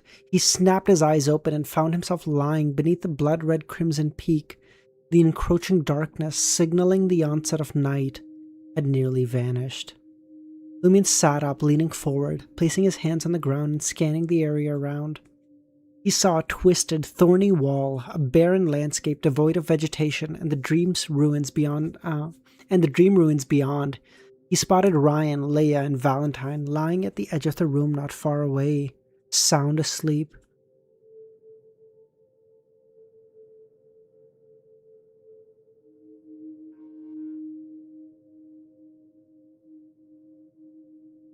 Lumion bowed his head, raised his hands, and grasped his hair, whispering in agony. Is reality a dream? And the dream reality? Is this the present or the past? Roar. Is a roar beyond saving? Yes, a woman's voice echoed in the ruins. Lumion looked up, bewildered, and saw the enigmatic woman appear before him, wearing the orange dress she had donned at the beginning. That's why you were so desperate to obtain powers in your dream, regardless of the consequences. That's why you disregarded others' lives, even your own. You wanted to resolve the loop, embodying the concept of a problem as quickly as possible. That's why you couldn't control your instincts and uttered inappropriate words or performed inappropriate actions on certain occasions. Lumion gazed at the woman dazed, realizing that the indescribable and inexplicable emotions in her eyes had resurfaced. This time, he finally understood. It was pity.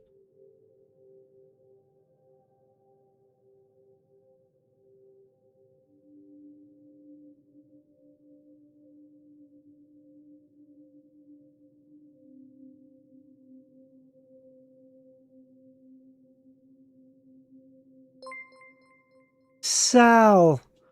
Holy shit! Sal, dude! Oh my god!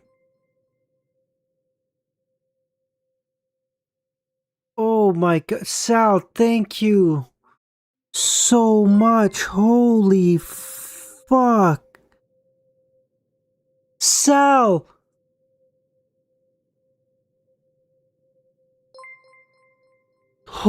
Sal!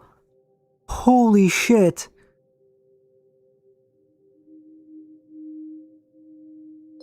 Dude, hold on, I'm sorry. Thank you, Sal, so much. I'm sorry, I need a minute. What? What? What the fuck just happened?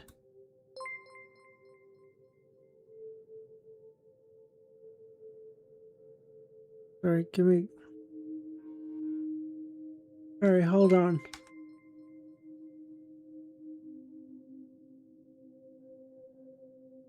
Hold on, give me a minute.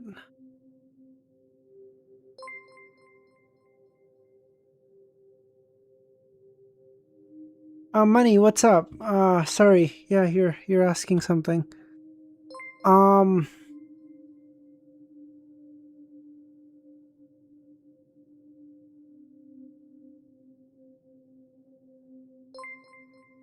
I don't know. Okay.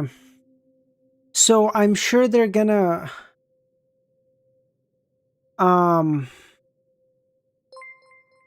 I'm sure they're gonna explain it, but from my understanding, it was that oh yeah, please, thank you, Sal, in the chat, please. Just W Sal. Thanks, buddy. Seriously. Holy shit. From what I'm getting here, which might be very limited, but I think I get it, Kami? I think so what we're seeing as reality is not real, and it seems like that's already happened in the past, and so this is like a kind of trial or something that's being done, sort of to get Lumion okay with the fact that he can't save his sister, because he's like mind fucked by it, because he's like, no, like I need to save her, but it's just like getting him aware, like, hey, listen, you can do whatever you want, you could have tried whatever you want, it wouldn't have worked. Aurora couldn't have been saved.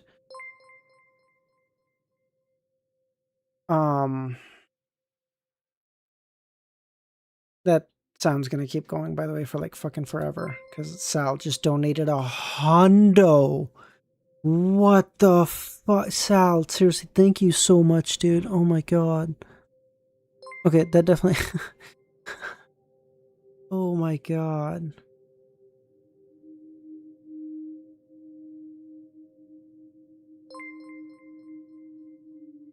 Okay, let's read the report, okay? Let's chapter 108, report.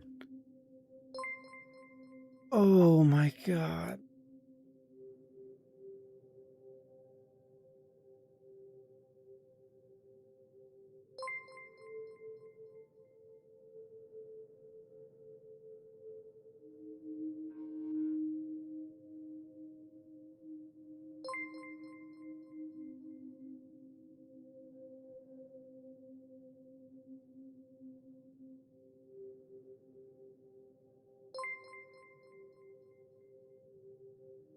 Music a bit louder on our end. It's very low. Oh, I'm sorry. Yes. Okay. Were we surprised? I know, Sal, but dude, seriously, thank you so much. What the Okay. Several days later, an investigation report on Cordu Village was submitted to Intes Intelligence and Homeland Security Committee's Bureau 8, the machinery hive mind on the Church of God of Steam and Machinery, and the EBS's Inquisition. Upon receipt, the brass reviewed the report. Background: over the past year, numerous disappearances have occurred in the Fenapotter Kingdom's Grabaka province near the Dairy Edge region and the Lemberg Republic's Upper Hell State. Several Beyonders without official permission have mysteriously vanished, and these incidents seem to be connected to shepherds traveling across the three regions. Among them, those from the Cordu village have become our primary focus. Consequently, after receiving an unusual distress letter, we prioritized the mobilization of elite personnel and dispatched them as a joint investigation team.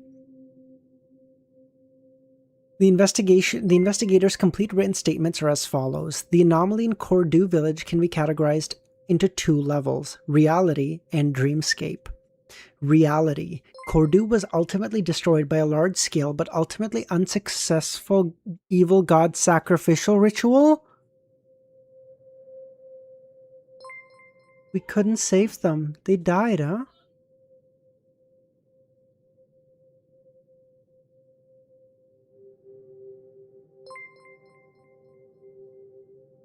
Everyone died, didn't they?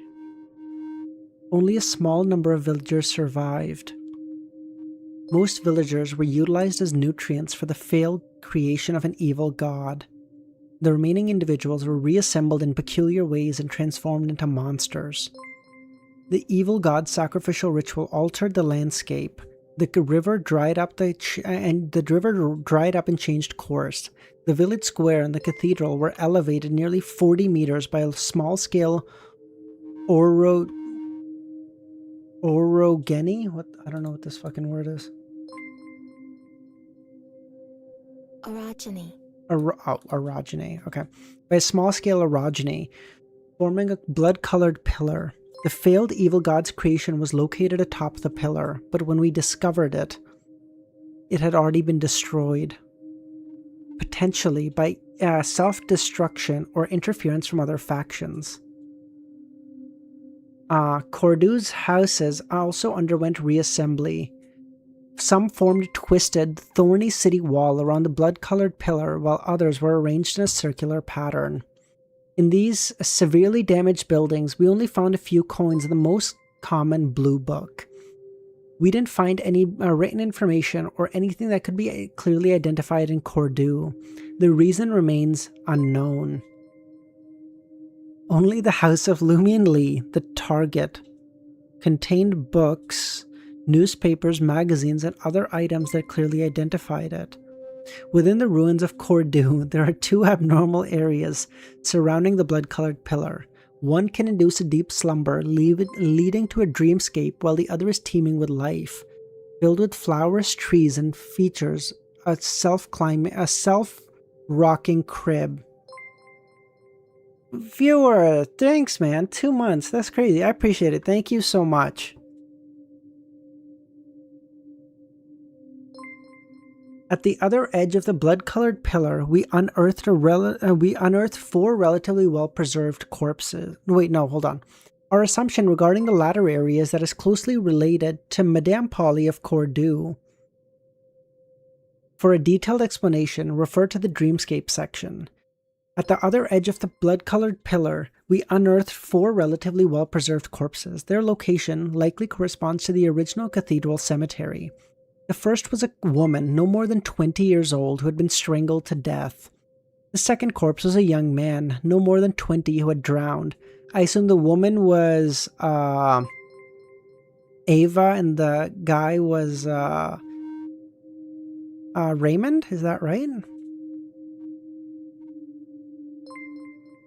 The third corpse was surrounded by coffin fragments. Female, over 60 years old, died of mechanical asphyxiation. Based on other evidence, we speculate she was suffocated by a pillow. This is the old lady, right? Fuck, they killed her. The fourth corpse was a male and had not decomposed. His tongue had been severed while he was alive, and there were visible ligature marks on his neck. Ligature? I don't know what that word is. Ligature. A thing used for typing or binding something tightly? Quantum, 3 months, man. Thank you. No, Sal. No. I appreciate that, dude, but don't.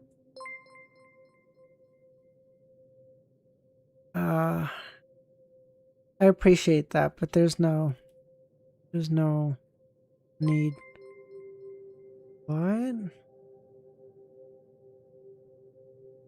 Is this Lumion?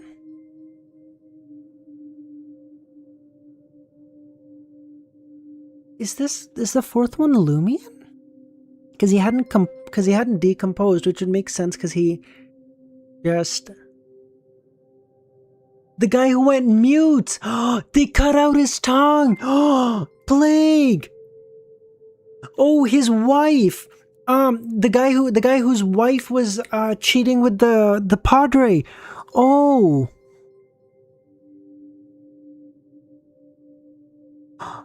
That's who it is!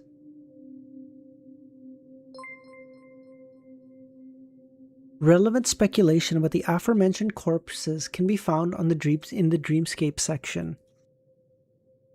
Upon entering Jesus Nightwalker. Upon entering the ruins of Cordu, we were likely affected by the power emanating from Lumion Lee's body. Our memories of dates become distorted, and the thoughts of leaving cease to occur to us.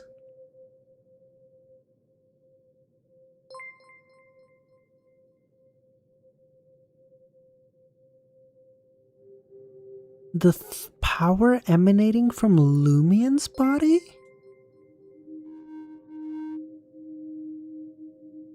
One by one, we fell asleep. While in the dream state, our bodies maintained a weak level of activity, eliminating the need for food replenishment for several days.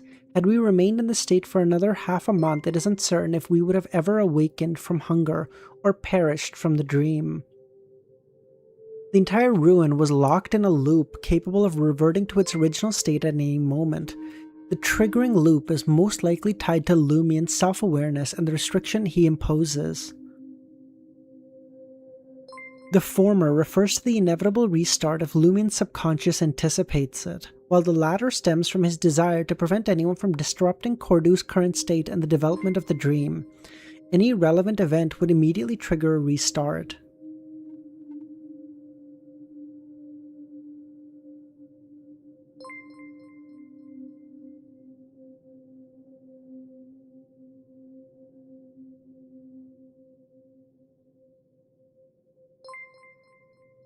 So, the restrictions that Lumion found were entirely self-imposed. So when he, jumped away into the river or whatever, and it restarted the cycle, it was because he thought it would do that, and by envisioning that that would happen, he caused it to happen. It's entirely self-imposed. We inquired with villagers from surrounding areas, but they reported no abnormalities regarding Cordu. Via their responses and previously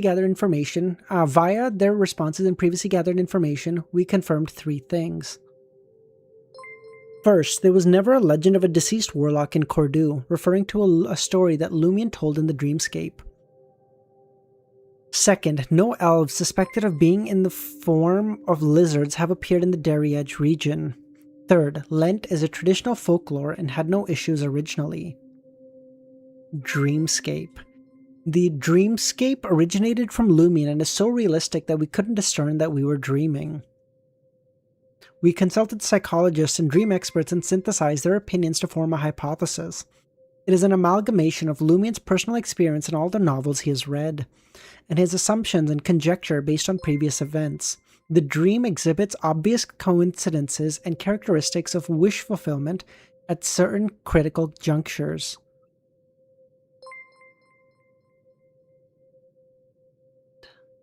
Dude, this might be the most mindfucky thing I've read in all of Lord of the Mysteries. What? Within this dreamscape, not all the situations we encountered were real, nor were they entirely fabricated. Disorganized facts, the minutiae of daily interactions, and the illusory scenes that left a profound impact on Lumien were reassembled in a chaotic, symbolic manner, presenting themselves to us.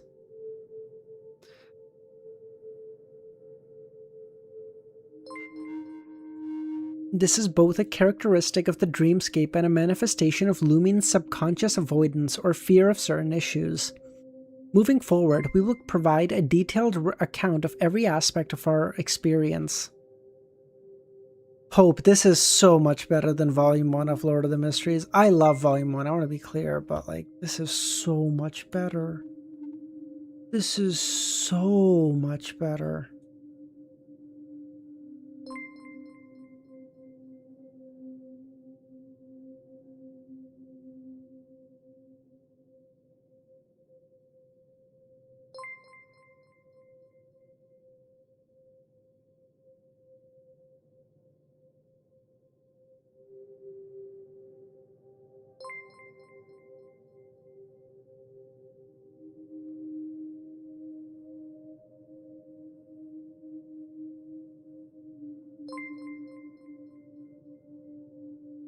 And cut out.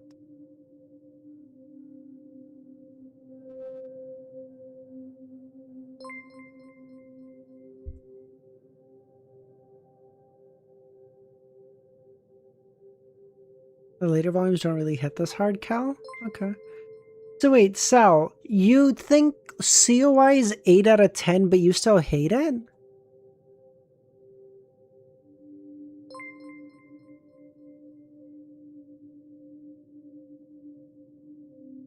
We ought to have realized that we were in a dream earlier on. The most evident clue was that we did not recall needing to or changing our clothes until Lumien reminded us that our garments were severely damaged. Though this is quite unusual, humans tend not to think critically within dreams.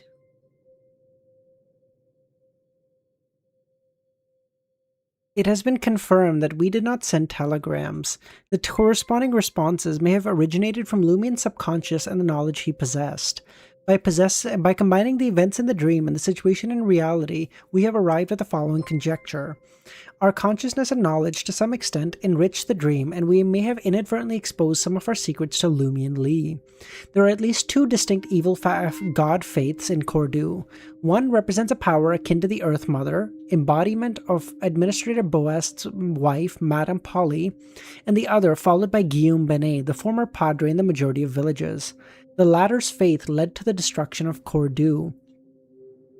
During the Lent celebration, the spring elf beheading and the send-off symbolized the driving force representing Madame Polly out of Cordu. There may have been a violent conflict between these two factions. Simultaneously, the decapitation of Ava Lizier, the personification of the spring elf, symbolized that this girl had discovered something amiss in reality.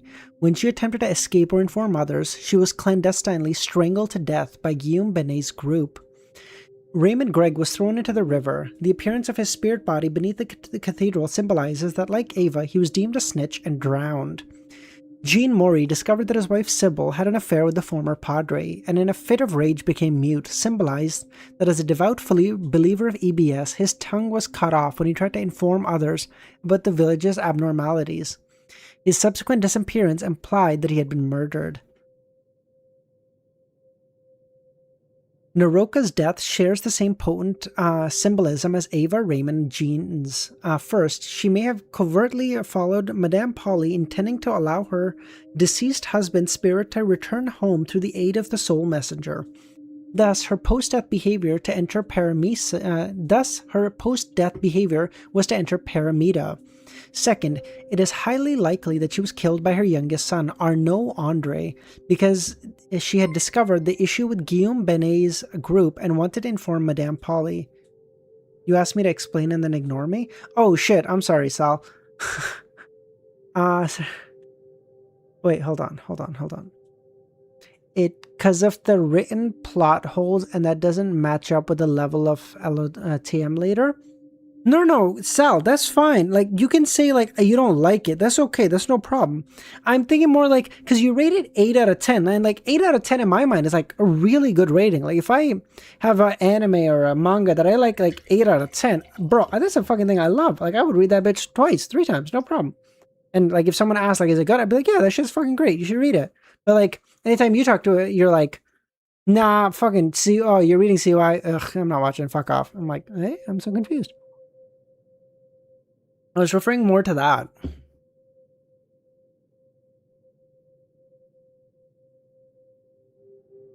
Based on our search of the ruins, the Lent celebration, and Madame Polly's claim that she could depart at a specific moment implied that her husband Boest, butler Louis Lund, and lady maid Kathy left Cordoue before the ritual on the 12th night. They remain alive and their whereabouts are unknown. This is reflected in the dream by the lady's refusal to assist at critical moments.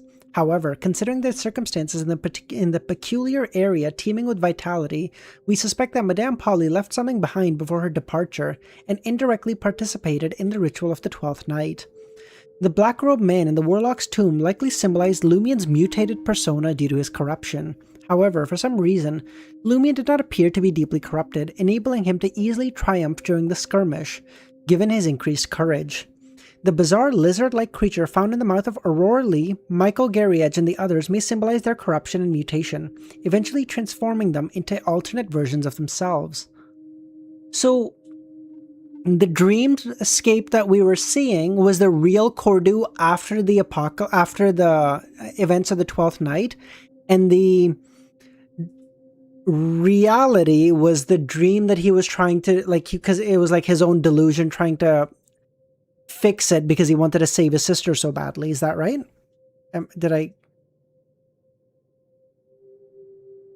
How is Lumien Lee aware of the abilities of Guillaume Benet, Pierre, Barry, and the others?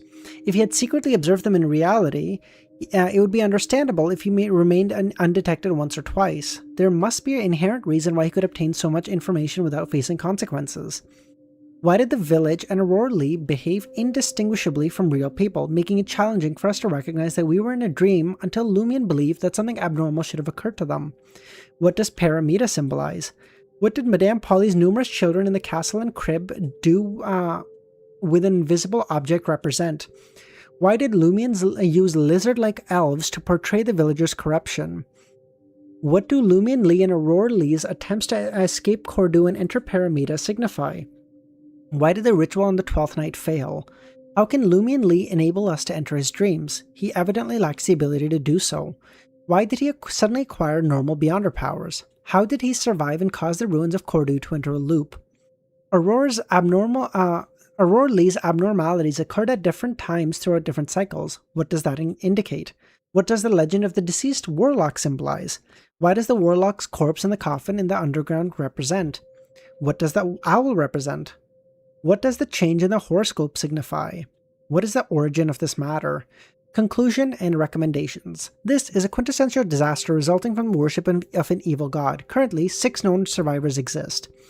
Lumien Lee, Guillaume Benet, Polly de Roquefort, Boest, Louis Lund, and Kathy. The latter 5 are adherents of evil gods. We must locate and eliminate them ASAP. Directly killing Lumien Lee is not advised until his issues are understood and resolved. His death may trigger an even more severe anomaly. The optimal solution is to capture and contain him securely. Reporters: Ryan Vita of Machinery Hive Mind, Major Leah Belleau of Bureau 8, and Purifier Valentine de Lacourt of the Inquisition. No, money. The dead warlock is not Aurora. Aurora's dead. Aurora's dead.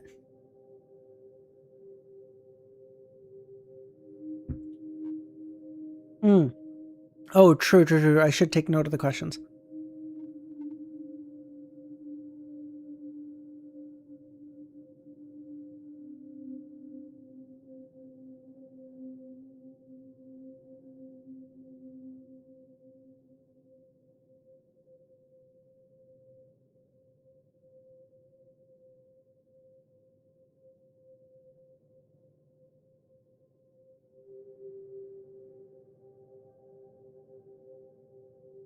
Minute hope.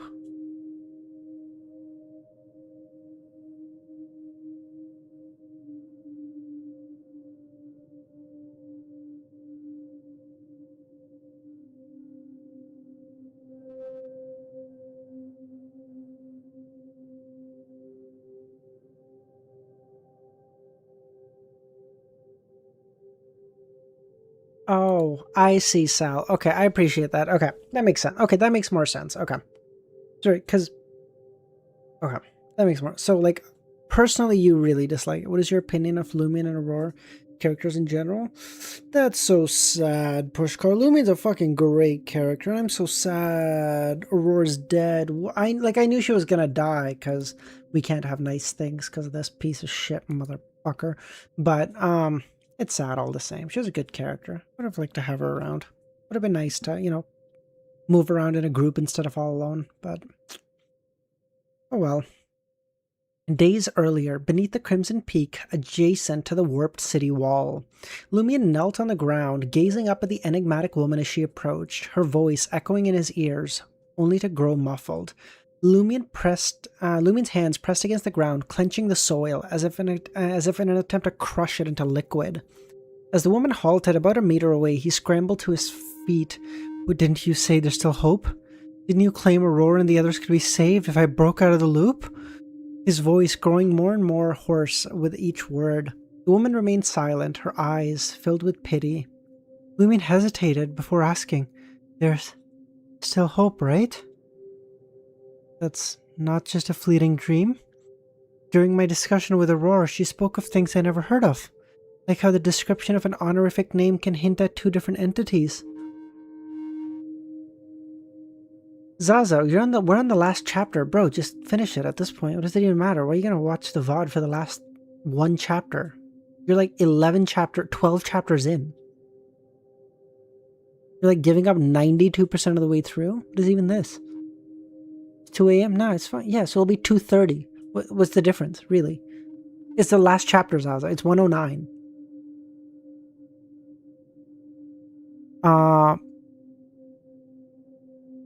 She nodded. There is indeed hope.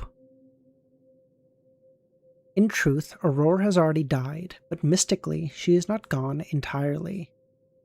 Do you recall the soft, faint sounds you heard from within your body each time you performed the summoning dance? Do you recall the light fragments from Aurora and the others that flew into your chest on the 12th night? Are those their spirit bodies? Their voices? Lumion interrupted. They can only be considered soul fragments.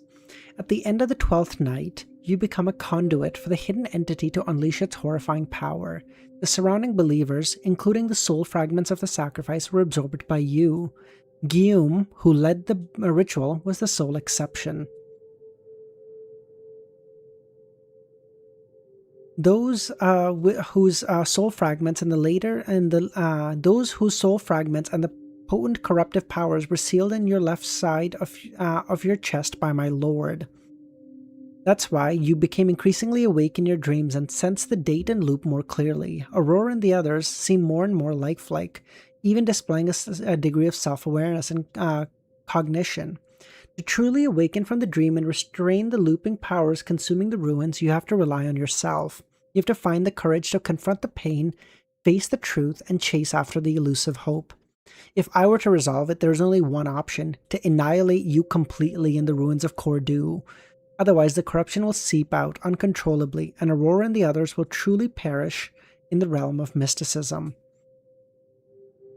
As the woman mentioned the 12th night, Lumion couldn't help but remember, a sharp pain in his head, only a few images emerging. Aurora with vacant eyes shoving him away, beams of light bursting from Aurora and the villagers, the Padre revealing a shocked expression as he fled. Beyond that, Lumion couldn't recall anything else. Only the events within the dream were clear, as if some force prevented him from remembering the rest. I love how the Padre is like doing all this shit, and then like he sees like everything coming to fruition, and he's like, wait, hold on. He promised me heaven, not hell, and just runs away. He's like, not my fucking problem anymore. Like, what the fuck is even this? I I can't remember much, Lumion said. That's normal, the woman nodded. Firstly, it's a subconscious self-protection to prevent any overload of painful memories and intense scenes from causing you to collapse and lose control. And there are things you haven't witnessed and don't know much about. I don't know either. Audrey dealt with his problems the French way. Surrender. Yes, I'll need you to do something in Trier eventually. There are two exceptional psychologists I know there.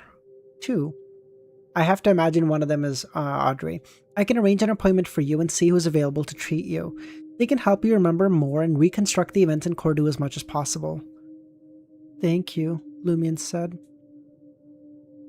His fists clenched as he asked anxiously, "Then what can I do to bring Aurora and the others back?" I don't know either, the woman sighed. But you have to believe that miracles exist in this world, and the great existence I mentioned earlier is synonymous with miracle. A miracle invoker? Are you kidding me? Let's go!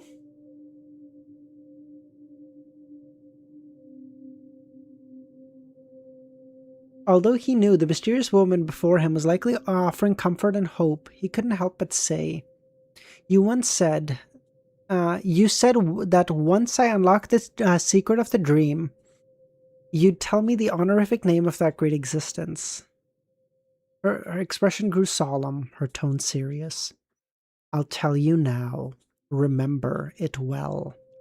The fool that doesn't belong to this era. The mysterious ruler above the gray fog. The king of yellow and black who wields good luck. Absolute cinema, dude. Oh my god. As she spoke, Lumion felt his consciousness slipping. Sal! No. Sal, what have you done?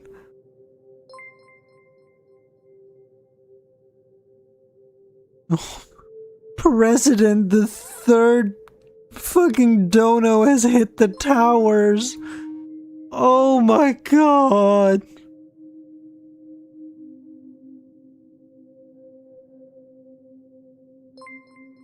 Easy got one.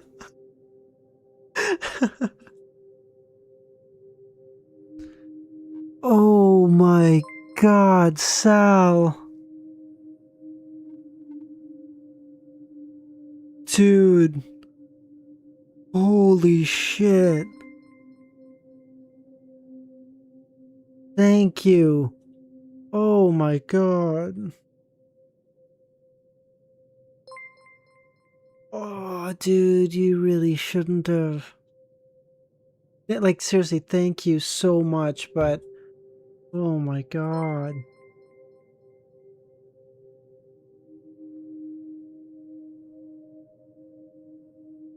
Dude, seriously, you shouldn't have. Holy shit. Oh my god. Thank you.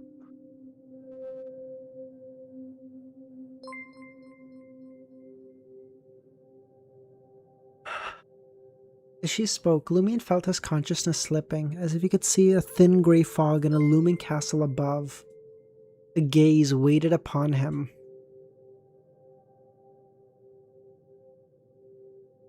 Simultaneously, the entire village of Cordu shuddered as the thin fog engulfing the area receded. By the time Lumion regained lucidity, sunlight had already filtered through the sky, casting golden specks upon the crimson mountain peak and desolate earth. Lumion recalled the 3 lines of honorific name and the conversation with Aurora in his dream. He winced, a bitter smile forming as he said, I thought there'd be a description of the past, the present, and the future. There should be another one in the future, the woman said, but if I use a description other than the 3 lines to pray to him now, I can't guarantee the response will be from him. There should be another one in the future? What? You should know that such a situation is very dangerous.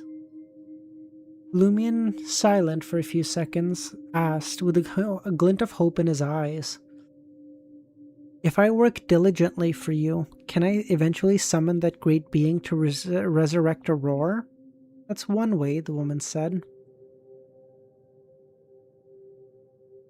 Oh, celestial worthy, she means. Oh, I see. You can explore other methods. I won't stop you. I'm merely reminding you that many resurrection techniques have great flaws.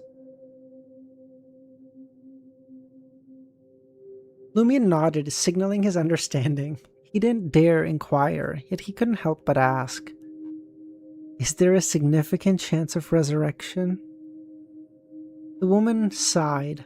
It is a very, very slim chance, but I know you will pursue it all the same. Dominator of the spirit world. God, that's such a hard... It wasn't that he didn't want to assure her he'd do everything in his power to bring back Aurora, but he feared that speaking would reveal the sorrow surging within his heart. What do you need me to do in Trier? He asked. Join a covert organization and help me gather intel. I'll tell you how to contact them once you're in Trier. Besides, uncovering the truth from your memories, you can also look into the survivors of this catastrophe. Survivors? Lumion asked. Beside you, there are 5 others. Madame Polly, Boest, Louis Lund, Kathy, who left Cordoue before the 12th night, and Guillaume Benet, who was protected as by the ritual as his host. The Padre's alive? If my divination is correct, they should be hiding somewhere in Trier, the lady said.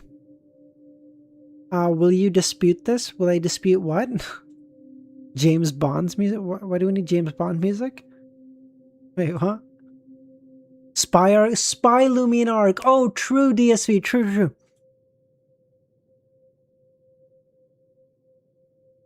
Up. Up.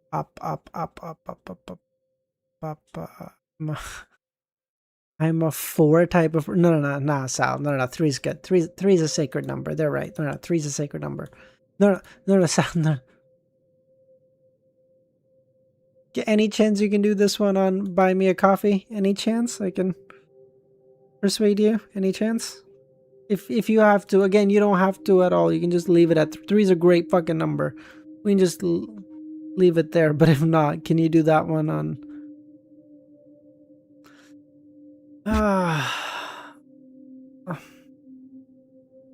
I'm Lee, Lumion Dogshit Lee. True. Sick, Chris, stop.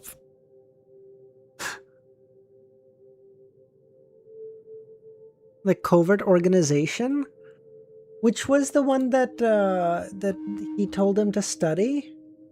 Force, protect the Abraham family. No, so that's nothing. I don't know.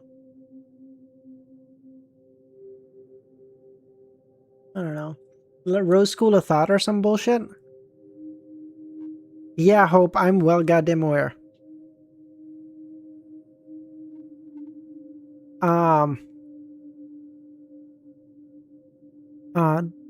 What do you... the woman then looked at Ryan, Leia, and Valentine, who slept near the room's edge, at the edge of the city, and asked Lumion, what do you plan to do with them? If they leave alive, you'll undoubtedly be hunted by Bureau 8, the hive mind of the Inquisition. From now on, you can only hide. You'll never live openly under the sun. You'll forever be accompanied by darkness, filth, and danger. Will killing them bring Aurora back? Lumion chuckled. No. Lumion scoffed, bowing his head and closing his eyes. What's the name of the organization I'm about to join, and how do I contact you once I'm in Trier? I will tell you when the time comes. I will give you my messenger summoning method. Oh shit, she's got her own messenger now? Look at her! Fours! And the corresponding medium later. Contact me through that. Lumion felt quiet for a moment before asking another question. Did I possess the power to trap Cordoue in a loop? Strictly speaking, no. At least not before receiving the Circle Inhabitant boon. This place is corrupted by that hidden being everywhere, and that power level sealed in your left chest is quite high. Therefore, when your emotions fluctuate and you're in a subconscious state, you can mobilize your specialness to reset this place. However, you've always been physically in a loop. What? The corruption sealed in your body allows you to reset your form at 6 a.m. every day and returns at 6 a.m. on the 12th night. Only changes brought about by characteristics and boons are reset. So wait, so when he gets out of like the dream and shit, it's not that like his body's healing, it's literally that his body's being fixed at 6 a.m. Like his state resets basically. Oh, I see. Is this the reason why I recover every time I wake up from my injuries in the ruins? He glanced at his body, smiling self-deprecatingly. It'll always be that day. That nightmarish day. How do I address you? He asked, looking at the woman. The woman began to reply, saying, "You can call me." Before she could finish, cards danced in the air. Each card bore a unique pattern. The magician. Fluttering towards Lumion, instinctively, Lumion extended his hand, attempting to catch some of the cards. At that moment, most of the cards vanished, leaving only one. The card gently settled in Lumion's hand, face up. It depicted a figure extending their scepter into the sky and pointing in the ground with their left hand. Tarot card. The Magician. God damn, that's so cool! She's an aura form, it's so hard! Lumion glanced up in shock, realizing the woman had disappeared. Do I call her Madam Miss Magician? Lumion flipped the card in his hand, revealing a row of miniature Inta script. The spirit that wanders about the unfounded, an upper world creature that is friendly to humans, a messenger that belongs solely to Magician. She doesn't even use her name here. She says Magician, even to her. That's crazy work, man. It doesn't say like the messenger that belongs to Four's wall. No. To Magician, as in I am the Magician. When someone says Magician in this entire fucking universe, it comes to me. It refers to me. That's like crazy work. Lumion studied the words for a moment before tucking the card away. As he walked, Lumion couldn't help but look back at the bloodstained mountain peak and the twisted city wall. The Cordu in his memory had morphed into this. It bore no resemblance to what it once was, but Lumion tried his best to observe and search, hoping to overlap the scene in his mind with reality. He wanted to take another look at the giant atop, but knew it would cause him harm. Unwittingly, Lumion slowly circled the bloodstained mountain peak in the city, his gaze constantly scanning the distorted, chaotic objects. He knew what he was looking for, and he knew he would never find it. Just like that, Lumion arrived at the spot where the wall had blocked him. Most of the area had collapsed, revealing a garden behind. A garden that was lush and vibrant, a stark contrast to the blood-stained peak and the warped city wall. In the center was a brown wooden crib, reminiscent of the one Lumion had seen in Madame Polly's castle. He subconsciously leaned over and realized there was a small human-shaped indentation in the slightly aged white cotton swaddling cloth on the crib. It was as if a baby had laid there once, but its whereabouts were now unknown. What does this mean? Lumion thought, as he felt the sunlight shining down from the sky growing brighter. He looked up and saw the golden flames engulfing the mountaintop. The three-headed, six-armed giant loomed in the inferno, seemingly melting. Lumion stared before raising his hands to shield his face. That sunlight was too intense. Did EBS just kill that fucking thing? What? In his two-story home at the edge of the ruins, Lumion trudged to his sister's bedroom with the 237 Vril door and 46 kopay he had collected. He grabbed a brown suitcase filled with his clothes and memorabilia and pushed open the door. He was there to say goodbye. The apprentice pathway is goated. This is true, Hope, true. As soon as he stepped in and saw the desk with the manuscripts, his head throbbed. As an image surfaced, Aurora's eyes darting around, no longer vacant, looking at Lumion, who had been pushed away, and said with difficulty, "My notebook." Big Sis's witchcraft notebook? Is there anything important in it? Lumion walked over and opened the drawer. A familiar dark notebook appeared. He remembered that Aurora had taught him a great deal of mysticism knowledge before Cordu was disappointed. In Darriedge, at the steam locomotive station, the ticket agent eyed Lumion and asked, "Where are your identification documents?" "I forgot," replied Lumion. Clad in a linen shirt, dark jacket, and a round-rimmed black hat, were holding a brown suitcase. He then turned and walked away from the window. A short man in a half-top hat and black suit approached Lumion and whispered, "Do you wish to take the courier carriage? It's headed for Bigor." "Does it require ID?" Lumion asked. "Is Chris okay?" The man chuckled. "No need. Our business is about to be crushed by the steam locomotive. Why would we need ID? So, are you taking it or not? This is the last remnant of romance from the classical era." "How much?" Lumion asked. 20 Vril d'Or to Bigor. Takes about a day. There are 5 stops in between. Each stop allows for a rest. Changing carriage drivers and horses. Two of the stops also provide food. Without further question, Lumion followed the short man to the deserted street nearby. 20 Vril d'Or? Goddamn. That's expensive as fuck.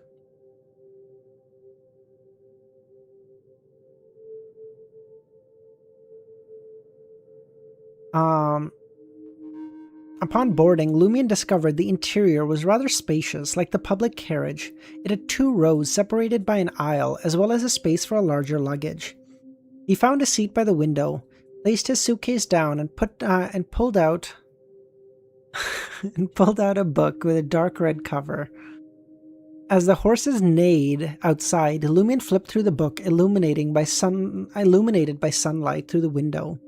Beside him sat a man in his 30s with a well-groomed mustache. He glanced at the book in Lumion's hand and asked, "Eternal Love? Aurora Leigh's book?" "Yes," Lumion said. "This book is Aurora Leigh's earliest work. The writing was quite amateurish, particularly the dialogue between characters. It doesn't sound like something from real life at all. It sounds so scripted and emotional." "Indeed," Lumion said. He bowed his head and flipped to the last pages of the book, his gaze resting on the relevant passage. On her deathbed, Kingsley clutched Ciel's outstretched hand and gazed at his anguished expression, forcing a smile, and said, "Stupid, live well."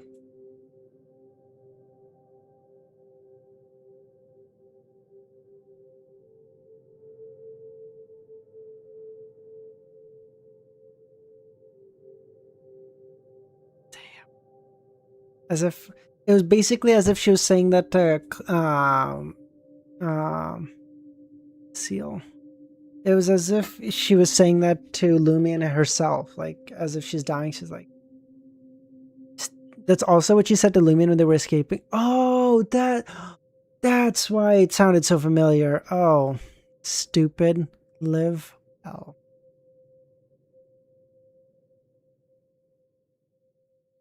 Milosh, are you sure it would be pronounced like Seal? Because I feel like it would be CL. I don't know, maybe I'm wrong. Okay, see, Kami, go, my go. Holy fuck, guys. That was a heavy volume. Jesus. That was like super mindfucky.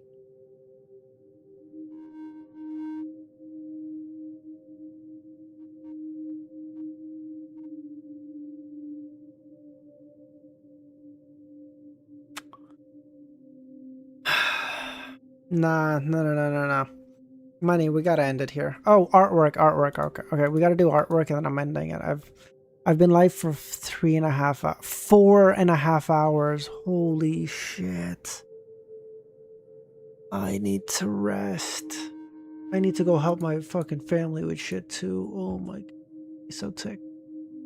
Holy fuck. Aurora and oh, this is so cute. Oh my god. Who the fuck made this?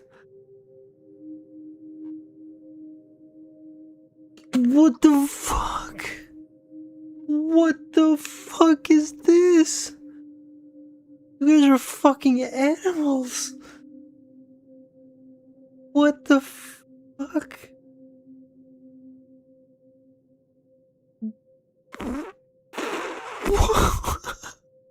What the This is diabolical.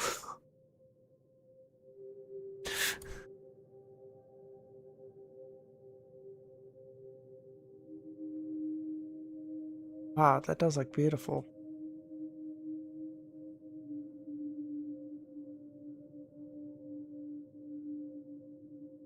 My God.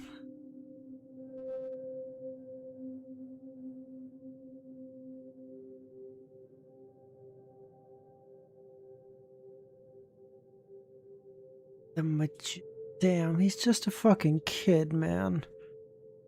No, Sal, my dude, I have to go help my family with stuff. I'm sorry. I wish I could.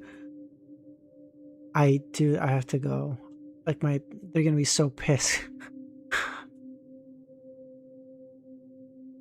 I have to go help my dad with stuff.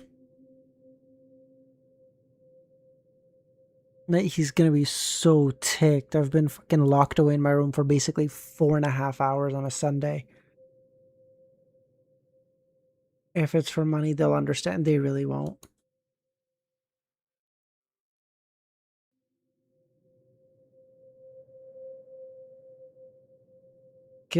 My dad is like, if I'm, my dad is really particular, so he literally won't.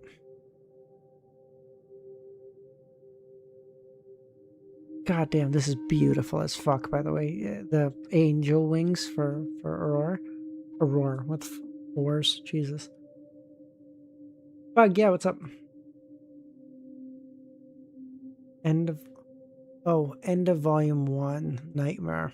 Dude, Sal, it's so cooked. Like I'm like 22 years old, and I'm still like, holy shit, like like this. Yeah, I know. Dude, Nightwalker, nah. Oh my god, this will be such a good wallpaper. I'll set this for the future. Holy shit, this is so goated. Oh my god, that's beautiful. This is the official book cover? Really? This is so beautiful. What the fuck?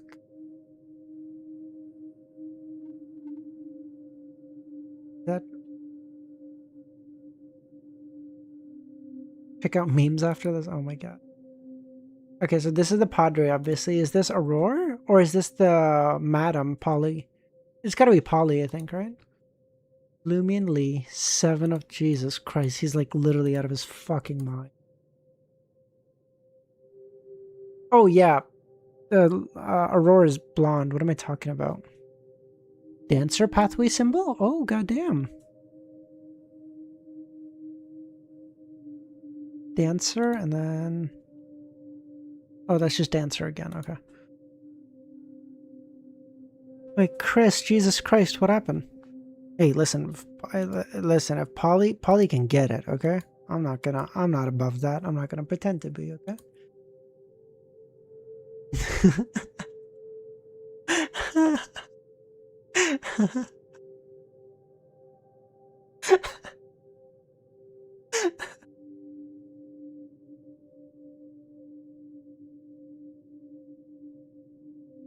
I do not think, therefore I do not am. Oh my god, this is so cute. I have a friend I need to send this to.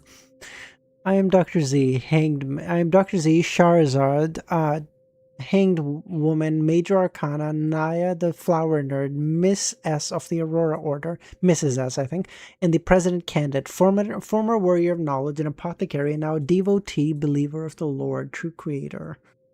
Holy cringe, that's so long. Ignoring Goth.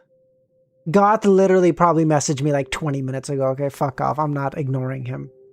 Oh, and Illumian, I didn't send because it has fallen Mercury. Oh, I see. All